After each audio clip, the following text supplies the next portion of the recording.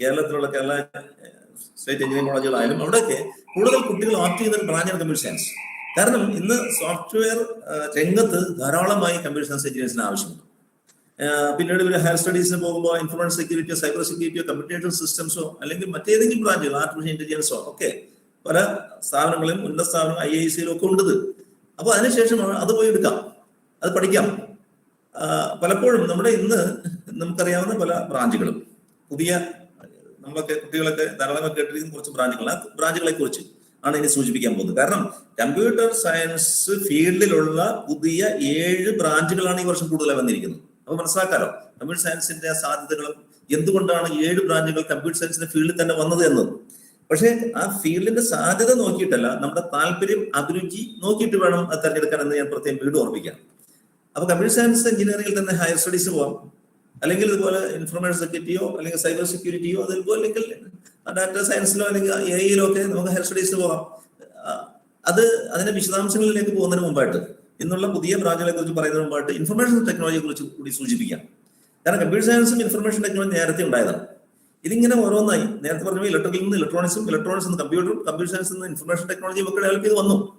ഇവിടെ ഇൻഫർമേഷൻ ടെക്നോളജിയും കമ്പ്യൂട്ടർ സയൻസും തമ്മിലുള്ള വ്യത്യാസം എന്താണെന്ന് ചോദിച്ചാൽ പലപ്പോഴും പലർക്കും അത് കൃത്യമായ ഒരു ധാരണ ഉണ്ടാവാറില്ല.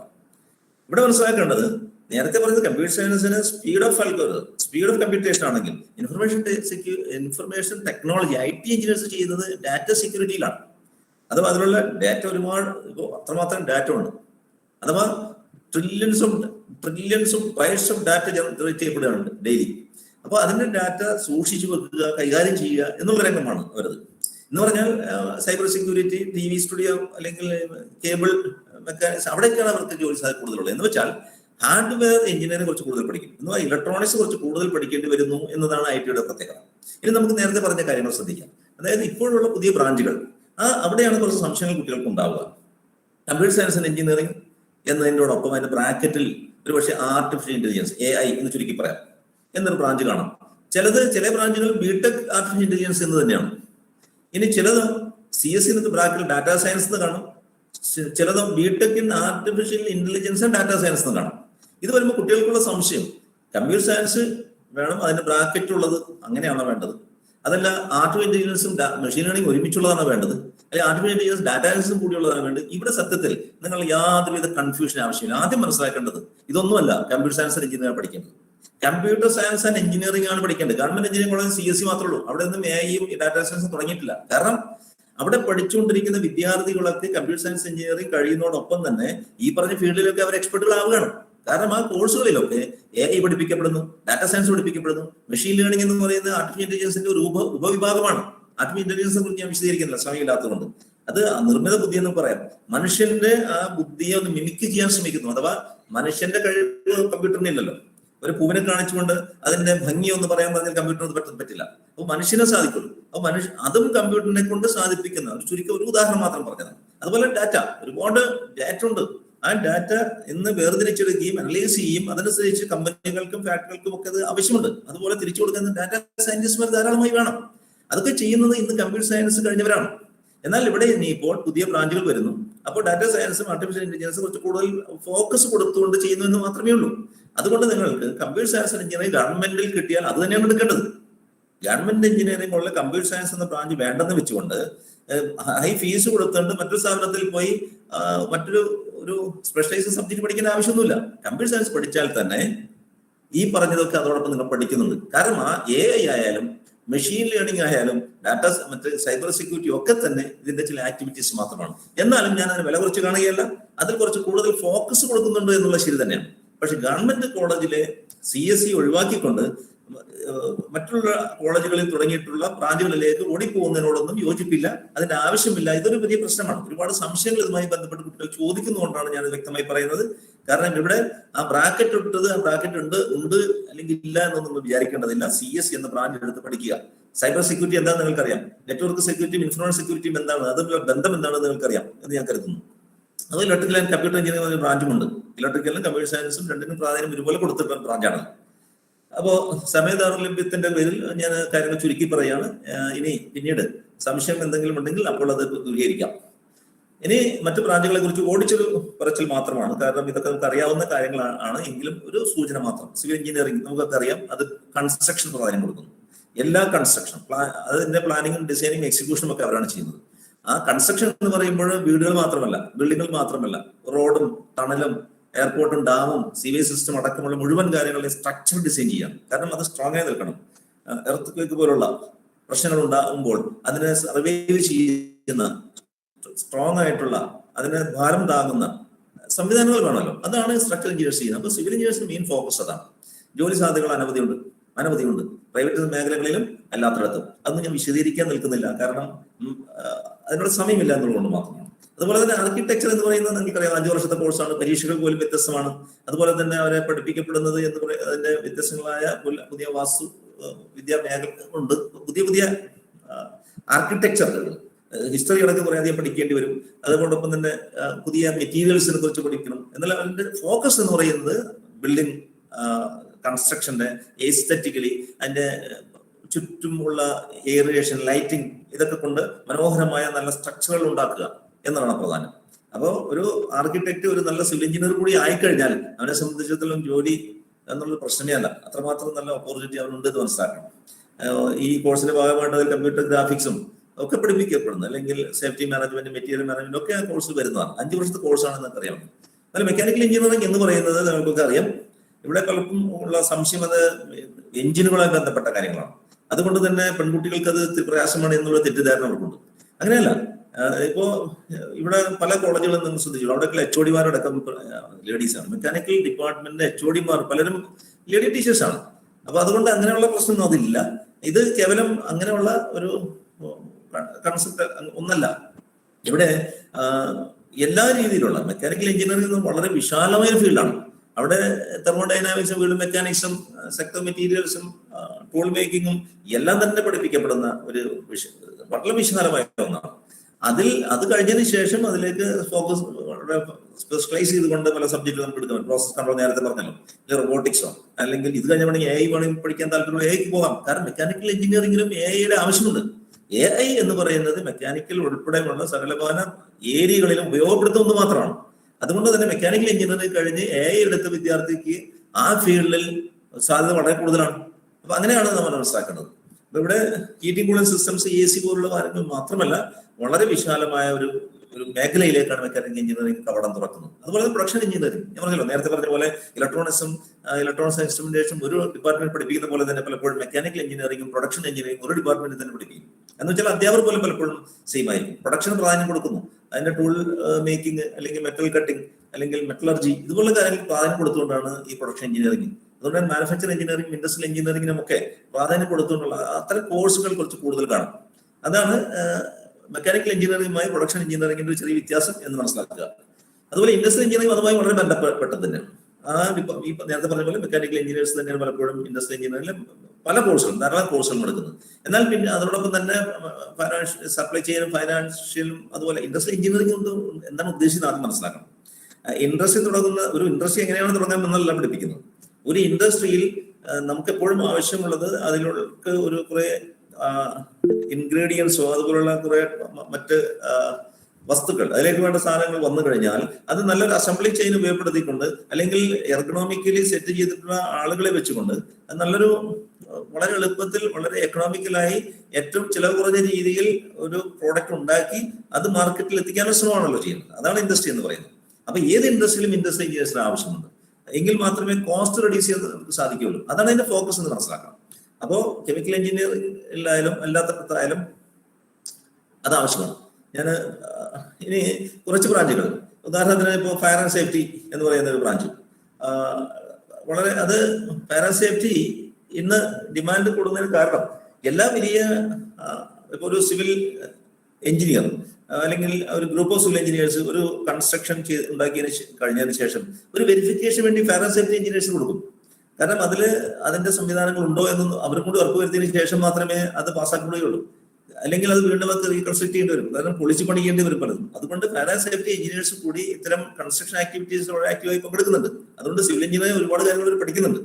പ്രധാനമായും ഒരു ഫോക്കസ് എന്ന് പറയുന്നത് ഒരു ഫയർ അതുപോലെ ഒരു ഹസാർഡസ് അറ്റ്മോസ്ഫിയറിൽ വളരെ സൈക്കോളജിക്കലി അത് നമ്മൾ അതിൽ അകപ്പെട്ടു പോകുന്ന ആളുകളെ അവരുടെ മനസ്സനുസരിച്ച് അവരുടെ അവസ്ഥ അനുസരിച്ച് അവർ രക്ഷപ്പെടുത്തിയെടുക്കാനുള്ള എക്യുപ്മെന്റ് ഒക്കെ ഡിസൈൻ ചെയ്യുന്നൊക്കെ അവരെ പണിയിൽ വരും. ഇവരാണ് പിന്നെ ഡിമോളിഷൻ എഞ്ചിനീയേഴ്സ് എന്നൊക്കെ പറഞ്ഞുകൊണ്ട് അല്ലെങ്കിൽ എക്സ്പ്ലോസീവ് എക്സ്പെർട്ടുകളൊക്കെ ആയി മാറുന്നത്. അഥവാ ഹയർ സ്റ്റഡീസിന്റെ സ്കോപ്പുള്ള ആ ഫീൽഡാണ്. ഈയടുത്ത് മരടിൽ നടന്ന ഒരു എക്സ്പ്ലോറേഷനും അതുപോലെ അത് തകർക്കലും ഒക്കെ നമുക്കറിയാമല്ലോ. അവിടെയൊക്കെ ഫയർ ആൻഡ് സേഫ്റ്റി എഞ്ചിനീയേഴ്സും അതുപോലെ ഡിമോളിഷൻ എഞ്ചിനീയേഴ്സും ഒക്കെയാണ് അതിൽ ഉണ്ടായിരുന്നത്. അതുപോലെ ഈ കെമിക്കൽ എക്സ്പെർട്സുകളും ഒക്കെ ഉള്ള ജോയിന്റ് ആയിട്ടുള്ള ഒരു വെഞ്ചർ ആയിരുന്നു അത്. അതുപോലെ പ്രിന്റിംഗ് ആൻഡ് ടെക്സ്റ്റൈൽ, ഇത് രണ്ടും ഏതാണ്ട് ഒരുപോലെ IIT-കളിലൊക്കെ ഉള്ള കോഴ്സുകളാണ്. ടെക്സ്റ്റൈൽ എഞ്ചിനീയറിംഗ് എന്ന് പറഞ്ഞാൽ നല്ല ടെക്സ്റ്റൈൽ അഥവാ തുണികളിൽ നിന്ന് നല്ല ഫാബ്രിക് ഉണ്ടാക്കിയെടുക്കാനുള്ള നല്ല മെഷീൻ ഡെവലപ്പ് ചെയ്യുക എന്നുള്ളതാണ്. നല്ല മെഷീനറി ഉണ്ടാക്കുക എന്നുള്ളതാണ് അവരുടെ ഫോക്കസ്.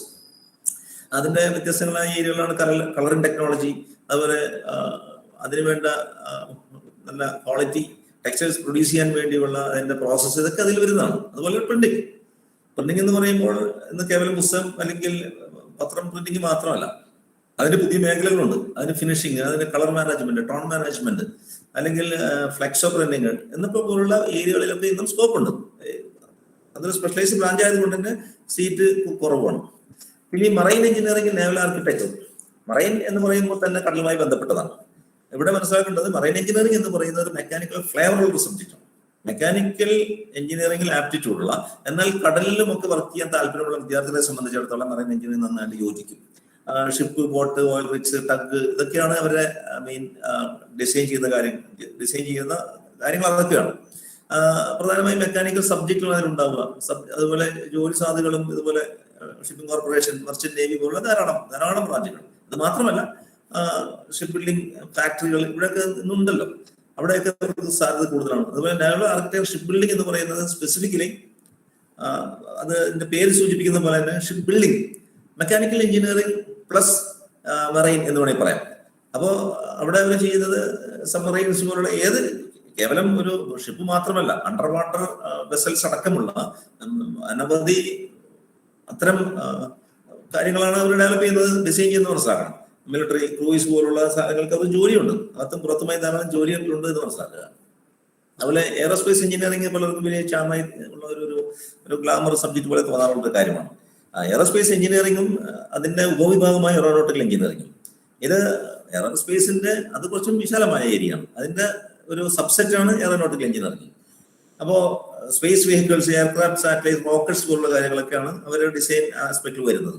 അവർ പഠിക്കുന്ന വിഷയങ്ങളിൽ അഥവാ കോഴ്സുകളിൽ മെക്കാനിക്കൽ എഞ്ചിനീയറിംഗ്, കമ്പ്യൂട്ടർ സയൻസും ഇലക്ട്രോണിക്സും ഇലക്ട്രിക്കലും ഒക്കെ പഠിക്കുകയും വേണം. ഈ പറഞ്ഞ ബ്രാഞ്ചുകളിലൊക്കെ തന്നെ ഇലക്ട്രിക്കൽ ലബോറട്ടറി പ്രാക്ടീസ് ഉണ്ട്, ഇലക്ട്രോണിക്സ് ലബോറട്ടറി പ്രാക്ടീസ് ഉണ്ട് എന്നൊക്കെ മനസ്സിലാക്കണം. മെക്കാനിക്കൽ എഞ്ചിനീയറിംഗിൽ ഉദാഹരണത്തിന് ഇലക്ട്രോണിക്സ് കുറച്ച് കുറയും എന്ന് മാത്രമേ ഉള്ളൂ. പക്ഷെ പൊതുവെ ഈ പറഞ്ഞ സബ്ജക്റ്റുകളൊക്കെ തന്നെ എല്ലാവരും പഠിക്കുന്നുണ്ട്. എയറോനോട്ടിക്കൽ ആകുമ്പോൾ വളരെ അതിൽ തന്നെ മെക്കാനിക്കൽ എയറോനോട്ടിക്കൽ ഒക്കെ ഉണ്ട്. എയറോനോട്ടിക്കൽ എഞ്ചിനീയറിംഗിൽ അത് വളരെ പ്രധാനമായും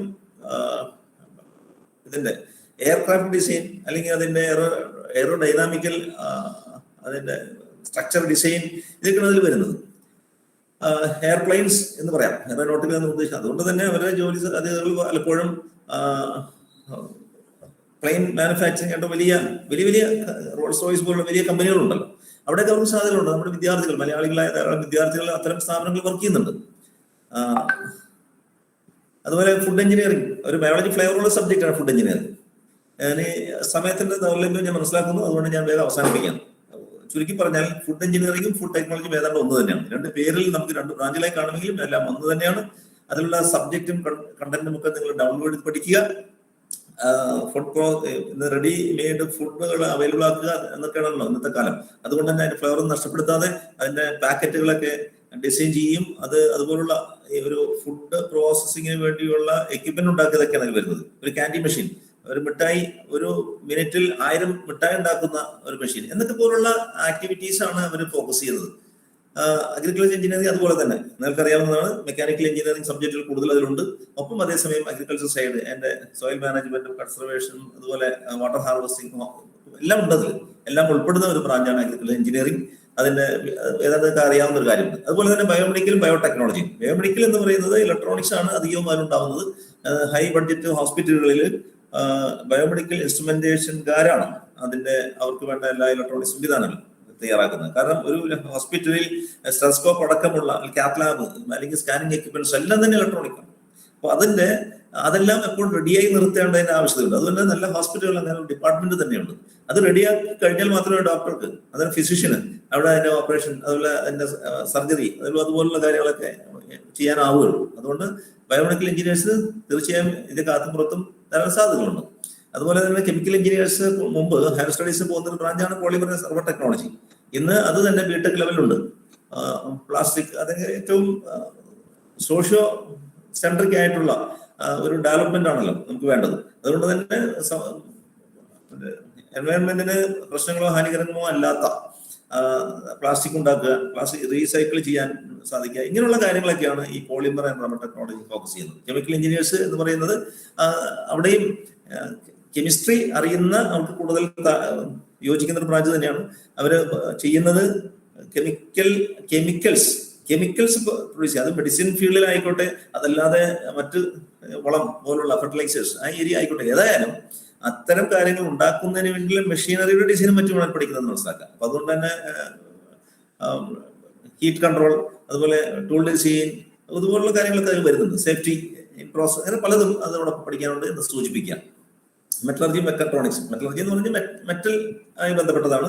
എല്ലാ കാര്യങ്ങൾക്കും ഇപ്പോൾ ബൈസൈക്കിൾ മുതൽ എയർക്രാഫ്റ്റ് അടക്കം എയറോസ്പേസ് വെഹിക്കിൾസിനടക്കം നല്ല മെറ്റൽസ്, അതിന് സൂട്ടബിൾ ആയ മെറ്റലുകൾ ആവശ്യമുണ്ട്. അപ്പോൾ സൂട്ടബിൾ ആയ മെറ്റലുകളെ കുറിച്ച് ഫോക്കസ് ചെയ്യുന്ന ഒരു പ്രോഗ്രാമാണത്. മെറ്റൽ അതിന്റെ അതിൽ നിന്ന് എങ്ങനെ വേർതിരിക്കും, അതിന്റെ പ്രോസസ് എങ്ങനെയാണ്, അത് ഉപയോഗിച്ചുള്ള ടൂൾ മേക്കിംഗ് എങ്ങനെയാണ്, വ്യത്യസ്തങ്ങളായ മെറ്റലുകളുടെ പ്രോസസ്, ഇതെല്ലാം തന്നെയാണ് മെറ്റലർജിയിൽ വരുന്നത്. മെക്കട്രോണിക്സ് എന്ന് പറയുന്നത് ശരിക്കും നമുക്കറിയാലോ, ഒരു റോബോട്ടിക്സ് എന്ന ഒരു ഫീൽഡ് എടുത്താൽ അതിൽ ഇലക്ട്രോണിക്സും ഒപ്പം തന്നെ മെക്കാനിക്കൽ എഞ്ചിനീയറിംഗ് ഒരുപോലെ വർക്ക് ചെയ്യുന്നുണ്ട്. കാരണം മൂവ്മെന്റ് മെക്കാനിക്കൽ സെറ്റപ്പ് ആവശ്യമുണ്ട്. അതിനകത്ത് അത് വർക്ക് ചെയ്യുന്ന ഇലക്ട്രോണിക്സ് വേണം. അതുപോലെ അത് കൺട്രോൾ ചെയ്യുന്നതിന് കമ്പ്യൂട്ടർ സയൻസ് അറിയുന്നവർ വേണം. ഇതെല്ലാം ഉൾപ്പെടുന്ന ഒന്നാണ് മെക്കട്രോണിക്സ്. അതൊക്കെ ഉൾപ്പെടുന്ന ഒരു ബ്രാഞ്ചാണ് അത്. ഓട്ടോമൊബൈൽ എഞ്ചിനീയറിംഗ് എന്ന് പറയുന്ന മെക്കാനിക്കൽ എഞ്ചിനീയറിംഗ് ഒരു ഉപവിഭാഗമാണ്. അവിടെ ഒരു സംശയം കുട്ടികൾക്കുള്ളത് മെക്കാനിക്കൽ ഓട്ടോമൊബൈലിനും ഓട്ടോമൊബൈലിനും പേരുള്ള രണ്ടെണ്ണം കാണാം. അതിൽ വലിയ സംശയം വേണ്ട. നേരത്തെ EIയും AEയും പറഞ്ഞ പോലെയാണ്. രണ്ടും ഏതാണ്ട് ഒരേപോലെയൊക്കെ തന്നെയാണ്. ചെറിയ സിലബസ്, ചെറിയ വ്യത്യാസങ്ങളൊക്കെ ഉണ്ട് എങ്കിലും അത് ഒന്ന് തന്നെയാണ്. പ്രത്യേകിച്ചും വെഹിക്കിൾസിന്റെ ഗിയർ, ബ്രേക്ക്, എയറോഡൈനാമിക്സ്, ടയർ പോലുള്ള കാര്യങ്ങളൊക്കെ കൂടുതൽ പഠിപ്പിക്കുന്ന ഒരു വിഷയം തന്നെയാണ്. കാറിനോടും ബസ്സിനോടും ഒരു ക്രേസ് ഉണ്ട് എന്നതുകൊണ്ട് മാത്രം ഓട്ടോമൊബൈൽ എഞ്ചിനീയറിംഗ് എടുക്കേണ്ടതില്ല. ഓട്ടോമൊബൈൽ എഞ്ചിനീയറിംഗ് അതിന്റെ മെക്കാനിക്കൽ ആസ്പെക്ട്സും അതുപോലുള്ള കാര്യങ്ങളൊക്കെയാണല്ലോ പഠിപ്പിക്കുന്നത്. അതുകൊണ്ട് അതിനോട് താല്പര്യമുണ്ടെങ്കിൽ മാത്രമേ അത് ജോയിൻ ചെയ്യാവൂ എന്നുള്ളതാണ് ഞാൻ പറയാനുള്ളത്. ഇൻഡസ്ട്രിയെ കുറിച്ച് നേരത്തെ സൂചിപ്പിച്ചതാണ്. ഞാൻ സമയമില്ല എന്നതുകൊണ്ട് ഇവിടെ അവസാനിപ്പിക്കുകയാണ്. വളരെ കാരണം കുറെ പേർക്ക് ഇനി കാര്യങ്ങൾ പറയാനുണ്ട്. ഈ ഫീൽഡിലൊക്കെ അഗ്രഗണ്യരായ, അതിൽ എക്സ്പെർട്ടുകളായ, പ്രത്യേകിച്ചും പെൺകുട്ടികൾ എന്ന സക്സസ്ഫുൾ ആയ ധാരാളം പേര് ഇതിൽ നമ്മളോട് സംസാരിക്കുന്നതുകൊണ്ട് ഞാൻ ഇവിടെ വെച്ച് അവസാനിപ്പിക്കുകയാണ്. ഇനി പൊതുവായുള്ള ഒരു ഡിസ്കഷൻ പാനലിൽ എന്തെങ്കിലും സംശയങ്ങൾ നമുക്ക് ഡിസ്കസ് ചെയ്യാം. എനിക്ക് അവസരം തരികയും അങ്ങനെ ഇങ്ങനെ കേൾക്കാൻ എല്ലാം കാത്തിരിക്കുകയും ചെയ്ത എല്ലാവർക്കും നന്ദി, നമസ്കാരം. Thank you so much, sir, for your informative session. So moving on to the next segment of the event, let me call upon Meghna to handle the session. Thank you, Sankita. So now let's move on to the next part of our session to inspire and ignite all the young engineering aspirants. But before that, all the participants, please make sure the mic is muted. And if you have any questions to the speaker or for the Q&A panel, apart from those entered in the registration form, you may post that in the chat section or WhatsApp group. So today we have a panel of wonderful speakers who are shining in various domains after pursuing engineering. First off, we have Dr. Nikita Hari, PhD holder in electrical engineering from the University of Cambridge. She was a gold medalist for both her master's and undergraduate in engineering. She was listed in the top 50 women in engineering in UK in 2017, and she is currently a lecturer in electronics at Dyson Institute of Engineering and Technology. I'm extremely pleased to welcome Dr. Nikita Hari to share her wonderful journey with the young energetic minds out there. Over to you, ma'am.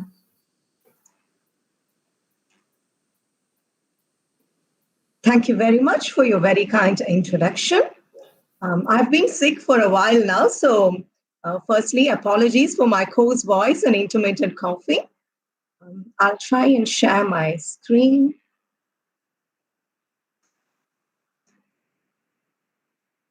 Is my screen visible? Yes, ma'am, it's visible.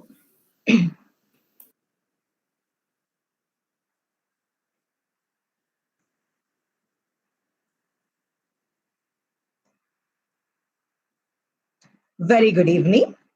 I'm very delighted to be here with you all virtually.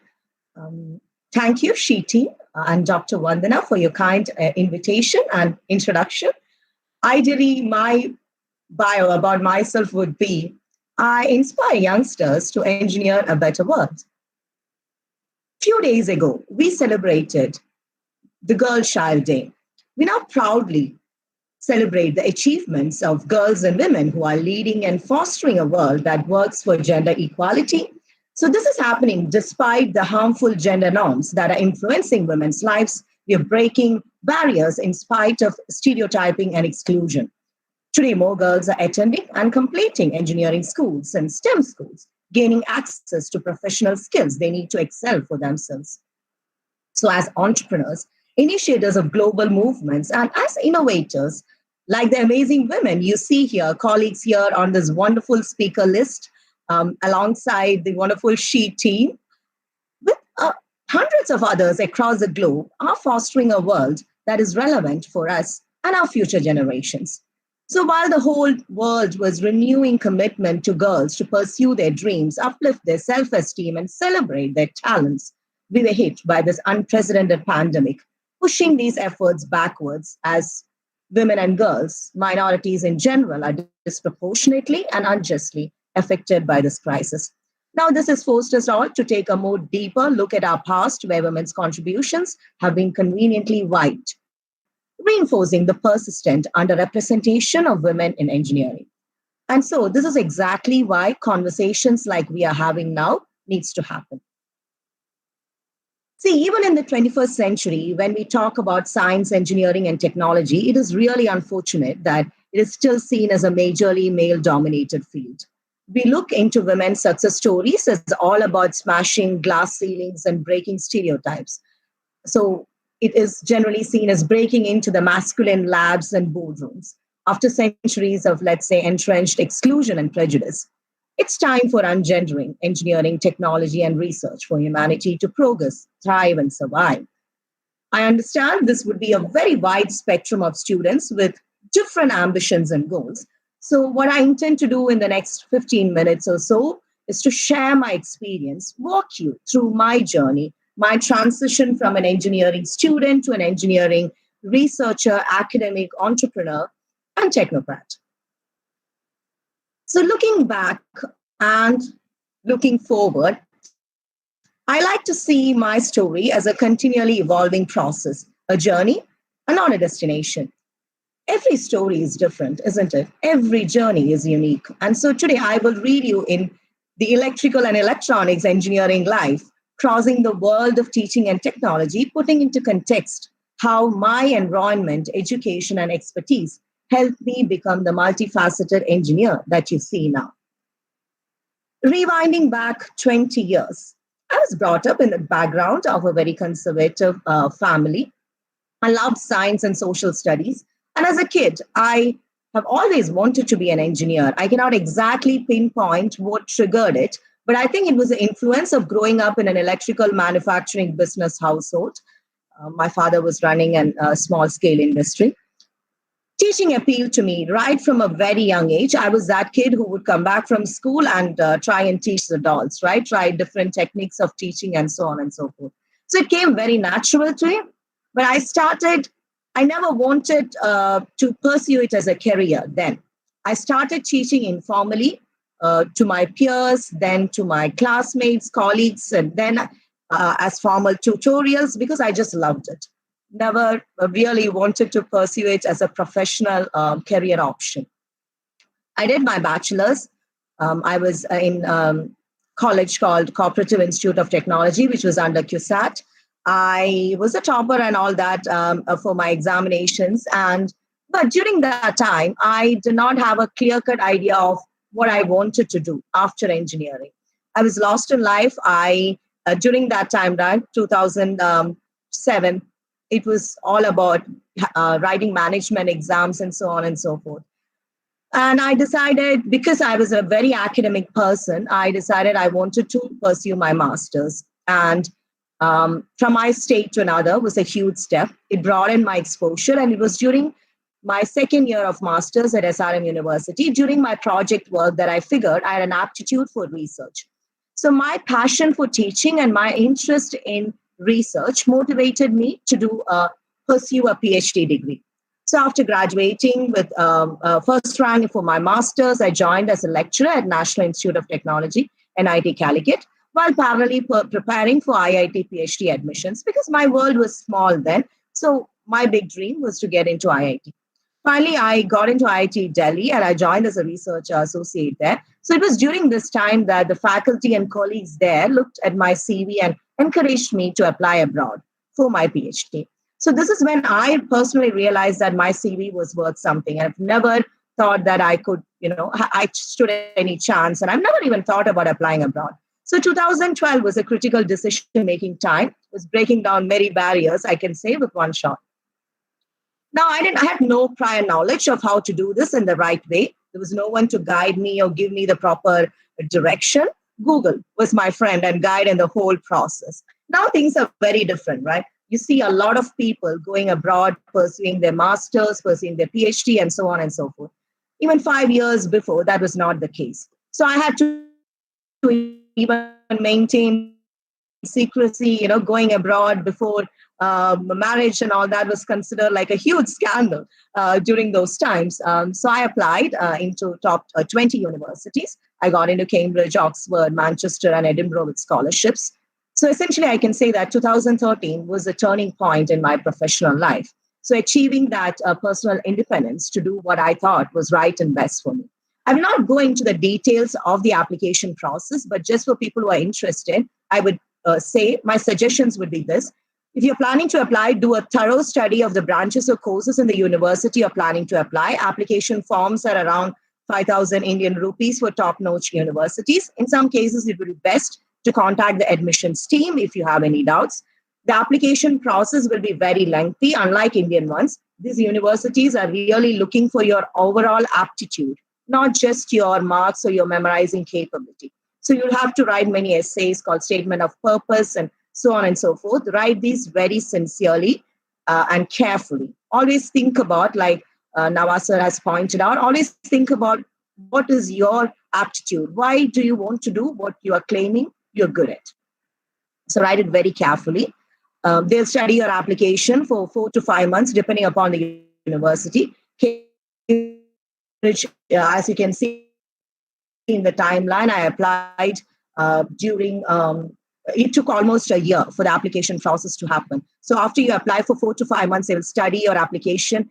They'll get back to you for interviews if there's there. They will look at your academic merit, which should be generally consistent, your research aptitude, your extracurricular activities, and so on and so forth. Nothing small is insignificant. So make sure that you convey your narrative and your story in the best convincing manner possible. Universities like Cambridge and Oxford, it takes a year-long process. I had 8 to 9 stages. It lasted over a year. I applied in September, and by the time I got my entire process sorted, it was almost July next year. Now, I apply in top 10 universities. Only you have very brilliant and consistent academic merit or other credentials which will help you gain admission. So once you start seeing applications form, you will get to know whether you need to apply for stuff like GRE, TOEFL, all other things that will be parallelly you will have to do for the sake of the process as well. It will change. So always make sure that you give yourself considerable time to do the application process. Now, scholarships are extremely important and highly competitive. A thorough research about funding facilities in the universities needs to be done before applying, as studies abroad is an incredibly costly affair. So make sure that you know what you are getting into before you start doing this. So take really good care while preparing your CV. Now, in September 2013, I landed in Cambridge. I don't have to say, it was like living a dream. I cannot put those emotions into words. Traveling abroad for the first time, and that itself 5 years with phenomenal ups and traumatic loss as well.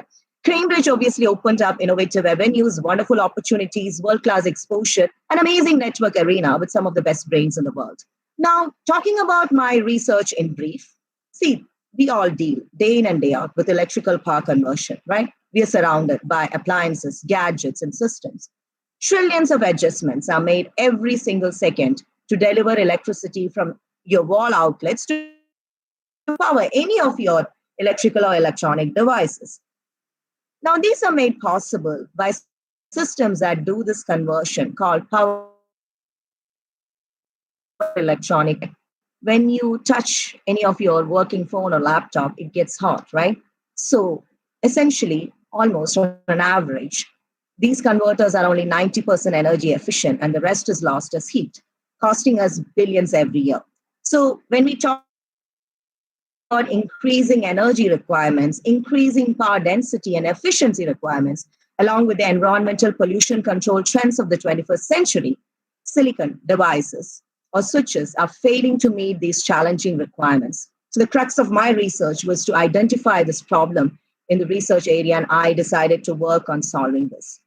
So my work aimed to address this problem of electrical power by exploring a better way of converting electrical power using devices made of this novel material called gallium nitride, abbreviated GaN. In 2013, GaN LEDs won the Nobel Prize in Physics. See, GaN devices are expected to jumpstart the next generation of smaller, faster, denser, cheaper, and hence efficient power converters, a high contender for electric vehicles, for example. So my work essentially looked into bridging the gap between the laboratory phase and the commercialization of gallium nitride using machine learning. I'll not go into the technical details of it, but that's essentially what I did. So summing up my technical research, this is what it looks like, timeline-wise, finally making it through the famous or rather infamous door of Cambridge University. So in the course of 5 years, I've published, I've given numerous keynotes, I got numerous scholarships, including from Google, British Federation for Women Graduates, IET, etc., collaborated with multinational corporations, MIT, California Institute, and so on and so forth, all independently. So this is a story that people generally see, right, that you call as success. But what's the actual story behind the scenes? I started all right in my research group. I decided to work on gallium nitride power electronics. I initiated collaborations, all of which I did very enthusiastically. I'm a very driven person in general. But unfortunately, my supervisor left in my second year. So as you can all imagine, coming from a country like ours or a state like ours, we have struggled, sacrificed, and survived my not so easy journey to Cambridge. And I was not ready to give up due to change in external circumstances beyond my control. So I decided to stay back. So I had to battle a lot of issues during this time, be it financial, emotional. There's so many things playing out to survive in a different world, different weather, different culture, particularly challenging for someone with very less exposure. So I would say that my route to independent living and learning started in my late 20s at Cambridge. Now, right from my school days, I was very active in extracurricular activities. I had a very good aptitude for meta skills. And it was during 2014-15 when my supervisor left that I decided that I will try and navigate my issues. So I started getting involved in societies at Cambridge, like IEEE, Beyond Profit, Power Electronics Forum, etc. So I stumbled upon a friend who invited me to join him for a competition about social startups. And that eventually led to my first startup, which was called Fawzia. So I realized I loved being in a team, sharing the same vision with people having complementary skill sets. And this later motivated me to co-found another startup with my brother called Woody, which is an AI-based talent and skill discovery platform. So during this time, like I mentioned, I was battling many issues. I felt so helpless and hopeless at some point, but giving up was generally never on my agenda of things. Now, I was running into my fourth year, which obviously will not have scholarships. To sustain in my year, I ran for the Graduate Union Vice President post because it's fully paid. So I ran a campaign for accountable and responsible PhD supervisions and got the University of Cambridge to review the code of practice and guidelines and rules. So walking from a small town like Parangav, where I hail from, in Kerala, to help revise the age-old research supervision guidelines of Cambridge is something that I'm very pleased about. So I was able to change a catastrophe in my life to something productive and useful for other students, which actually gave me more meaning to my Cambridge life. But more than that, it was during this time that I discovered my interest in policy and its utmost significance in changing societies, work in and beyond the boundaries of your learning and lab. So now tying this back to my school days, as I already mentioned, I was interested in social studies. I was really good at essay writing and so on and so forth. So you can see that my intersectional interest in engineering, education, and policy, all that coming full circle. So this is exactly the reason why we should all be very careful about the skills that we have an aptitude for, because there's nothing outstanding that you will achieve in life by just cramming knowledge. This is something that you need to be always aware of. So in short, I would say Cambridge offered me wonderful opportunities, which came with its baggage of challenges, which actually always opened up doors to other possibilities. So during my PhD, I had the opportunity to tutor Cambridge engineering students. I was an interviewer for Cambridge undergraduate admissions. I was the secretary of IEEE Cambridge. I was the director of Beyond Profit. I was the first chairperson of the UK EPSRC Power Electronics Forum. So additionally, all this helped me establish a network with prominent researchers, academics, policymakers to establish a strong foothold, a space in the UK academic scene.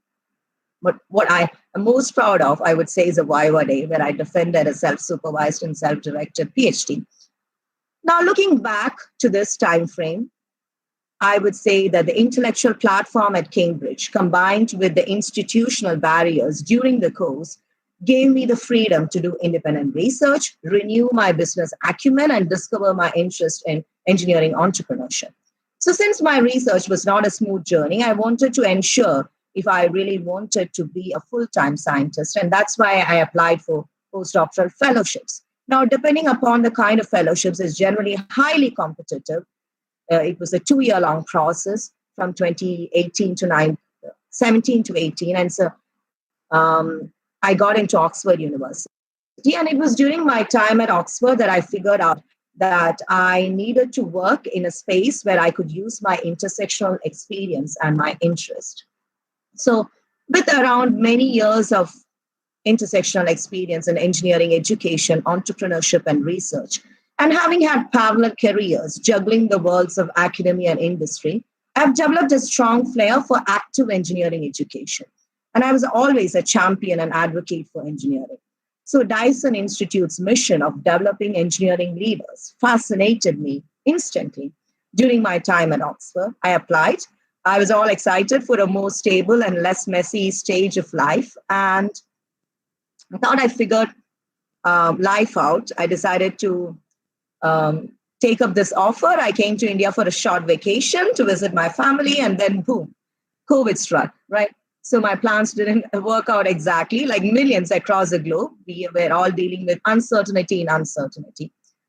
See, though it is with deep sense of sadness that we all look at the colossal loss of life and livelihoods during this unusually precedented times that we are currently living in. As an engineer, if you look at these times, you can see that the immediate effect and the continuing effect of this pandemic on the engineering sector was to drive global innovation through collaboration and sharing of knowledge, from making ventilators to PPE kits, test kits, life-saving medical devices, medicines, and vaccines. So basically, I would say the world finally woke up to realize the importance of engineering and engineers during this crisis. It was engineering innovations, right, left, and center, if you look at it very clearly. So bringing together my values, training, and aspirations, I'm currently trying to design and develop an engineering education based on how engineers think. So my philosophy of engineering education has always been that being an engineer to me is more than just a degree or having a work experience. It's a way of thinking and a way of life. So I base my teaching on the belief that engineering thinking needs to be cultivated, nurtured, and encouraged to help students to become a holistic, futuristic engineer. So I'm trying to use the engineering habits of mine to help understand how can we help students or support students to think, reflect, and learn to be engineers, helping them evolve and grow your engineering identities so that you can be an engineer of value to society. So these are all the different initiatives that I'm involved in.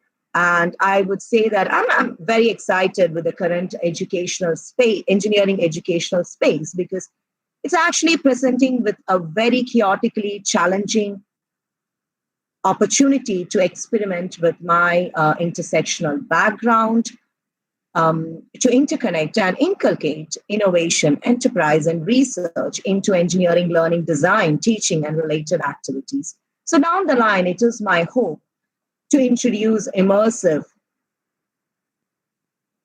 integrated, and interdisciplinary problem and challenge-based learning, focusing on empathy, ethics, and emotional intelligence, underpinning engineering issues that are of personal and societal relevance in the real world. So if you ask me, this is what I've been doing now. So my life, I would say, is a culmination of all my experiences and expertise converging, diverging, branching, and expanding at certain junctures of my life. While I was being introduced, there were some achievements and recognition that is being mentioned. And I've been, involved in multiple leadership roles and in many organizations and initiatives, all of which has come about very organically.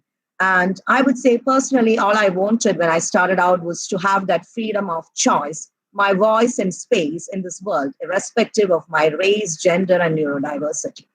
So in short, I would say engineering offered me many opportunities, which came with its baggage of challenges, which always opened doors to other wonderful possibilities. So as a student fascinated by physics and maths, I was drawn into engineering. As an engineer interested in specialization, I got into power electronics, during which time frame my aptitude in research and teaching motivated me to pursue a PhD. Now, the institutional and systemic barriers during the course gave me the freedom to use my meta skills, be it in leadership, team management, and communication, to discover my interest in business and entrepreneurship. So all this ultimately helped me turn my passion in education and technology into a purpose, making an impact in society. So alongside all these, it's my personal journey as a female or as a woman in engineering that motivated me to start mentorship, public engagement, as is happening now, as part of paying forward to the next generation of girls. So now, how can I integrate my education expertise and experience, my passion for teaching and technology, my empathy and drive into a purpose? So that's what's on my agenda now. So I find that my own personal and professional journeys are heavily intertwined. My experience has helped me forge my value system, the person, the empathetic engineering educator I am today. And that ethos drives all that I do and want to do now. So as for me, engineers are people who make things work, and who make things work better for society. So it's really hard to overstate the importance of engineers. Right from Archimedes and his hydraulics to Brunel and his railways, engineers have made the modern day world possible. So we need engineers to solve almost all of world's problems, from farming and energy to automation. There's a fascinating world of engineering life. Engineers essentially brings ideas to life and turns dreams into reality. So if you look at it, we are on the brink of a period of irreversible change in technology, with new ways and engineering expertise made available to society. So the exponential growth and fusion of emerging breakthroughs, be it in sensor technology, artificial intelligence, robotics, Internet of Things, bioengineering, etc., all of these are converging because of the hyper-connectedness of the digital world. So this revolution, as it is transforming our lives, a world of business and global economy as we know them today. So technology, the domain of engineers and engineering scientists, is an essential component in making these innovations possible. So you graduates will be at the heart of this revolution. By 2040, the students of today will be halfway through their career and operate as specialists, integrators, and innovators of ideas and technology, across the public, private, and academic sector. But tomorrow's engineers will be called upon to perform an increasing amount of what-to-do functions and engage with experts from multiple fields. So you people will be these new breed of engineers if you are selecting engineering, who will not only need to be comprehensive problem solvers, but also problem definers and finders, leading multidisciplinary teams and setting agendas and fostering innovation, adding value to all aspects of society. So engineering will be crucial, and so will be engineers in helping build a sustainable future in an increasingly complex, volatile, ambiguous, and uncertain world. So engineers, as movie makers to code breakers, music shapers, globe and space trotters, are bringing engineering to life for a better world. So whether you are into sports or arts, fashion or festivals, trainers or teaching, there is a place in engineering for you. So be the engineer, I would say, and be the difference you want to make in this world. Now, in conclusion, I'll just touch upon something a bit more personal. See, never to give up has always been the running theme of my life, and it comes with its caveats and terms and conditions for sure. So I would say, in hindsight, I can clearly see that I think with my heart and not always with my brains. So as I move ahead in life, I acknowledge that there is no such thing as perfect job, perfect degree, perfect partner. So as an electronics engineer developing a career circuit, I accept there are trade-offs to make. So it depends on each person, what your priorities, passions, and risks that you're willing to take in your life, and how you can achieve your balance and fulfillment and happiness. So this is unique to each one of us, shaped by our background, personal and professional, values, interest, and character. So what are we willing to do to live our dreams? What motivates us to get up every day? And what satisfies us to have a comfortable sleep at night is unique to each one of us. So in conclusion, I would say try to understand yourself better. What do you want from life is a continuous question that you should be asking. Why do you want to do engineering? You will have different answers at different time frames of your life, and that's totally fine. It will give you the voice and space to own up to your own actions and aspirations, charting a career that fits in with you and your world. So thank you very much for your patient listening and for having me today. Have a productive rest of the evening. Keep safe and well. I wish you all that you happily engineer a better world around you. Thank you very much. Thank you so much, ma'am. It was very inspiring and informative. Thank you so much. Thank you. So next, we have our second speaker, Shabina Bhaskaran, Scientific Officer at Nuclear Power Corporation of India Limited. She is an alumni of our college. She completed her engineering in civil engineering from Government College of Engineering, Kannur, and done her master's in geotechnical engineering from IISc Bangalore. I welcome you, ma'am, to share your experience. Thank you for your kind words, Meghna. Yeah. Hello, everyone. A very good evening to all.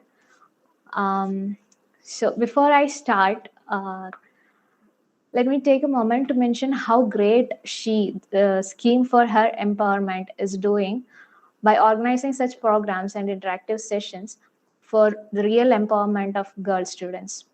As a female engineer, today I feel honored and I'm grateful for having given a chance to talk to these young engineering aspirants.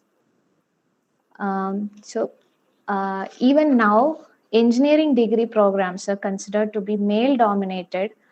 And now if I just ask you people to close your eyes and imagine an engineer in your minds, I'm sure not even a few of you would imagine a female engineer.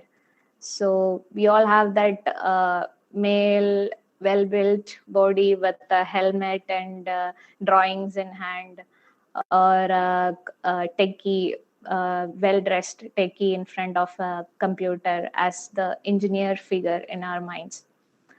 But however, luckily in our state, Kerala, there are comparable or equal number of female students in engineering, unlike other states or countries of the world. But we often lag in building a career out of it. Sometimes I feel like engineering degree has become just a meme material in our country. So Now I'll take you through my story real quick. It is a common practice or quite natural way to move forward in academics for a student who gets all A plus in 10th standard to go choose science as their major for high secondary schooling in our state. So I was one of them 11 years back. Then again, once you score well in 12th exams, next question is medical or engineering. So it is given that once you perform well in secondary and higher secondary schools, you will be going to either of these fields, engineering or medical. So as a child, as a school student, I didn't have much idea of what to choose or which career option to choose or anything. So all I knew was I was equally interested in physics, maths, and biology. So it was uh, quite a task for me to decide which career option to choose. Then I decided, since I was interested in both maths and biology, I decided to write both entrance exams. Then I secured a decent rank in engineering, while I had to take a gap year and prepare if I had to choose medical field. And again, at that time, I wasn't confident enough to take a gap year. And to be honest, in our society, it is a little frowned upon taking a gap year after school and preparing for exams and all. So, anyways, I got into GCEK, Government College of Engineering, Kannur, uh, in civil engineering major. So again, choosing civil engineering as a major was again a big task. I did not have much idea as in what exactly different engineers do.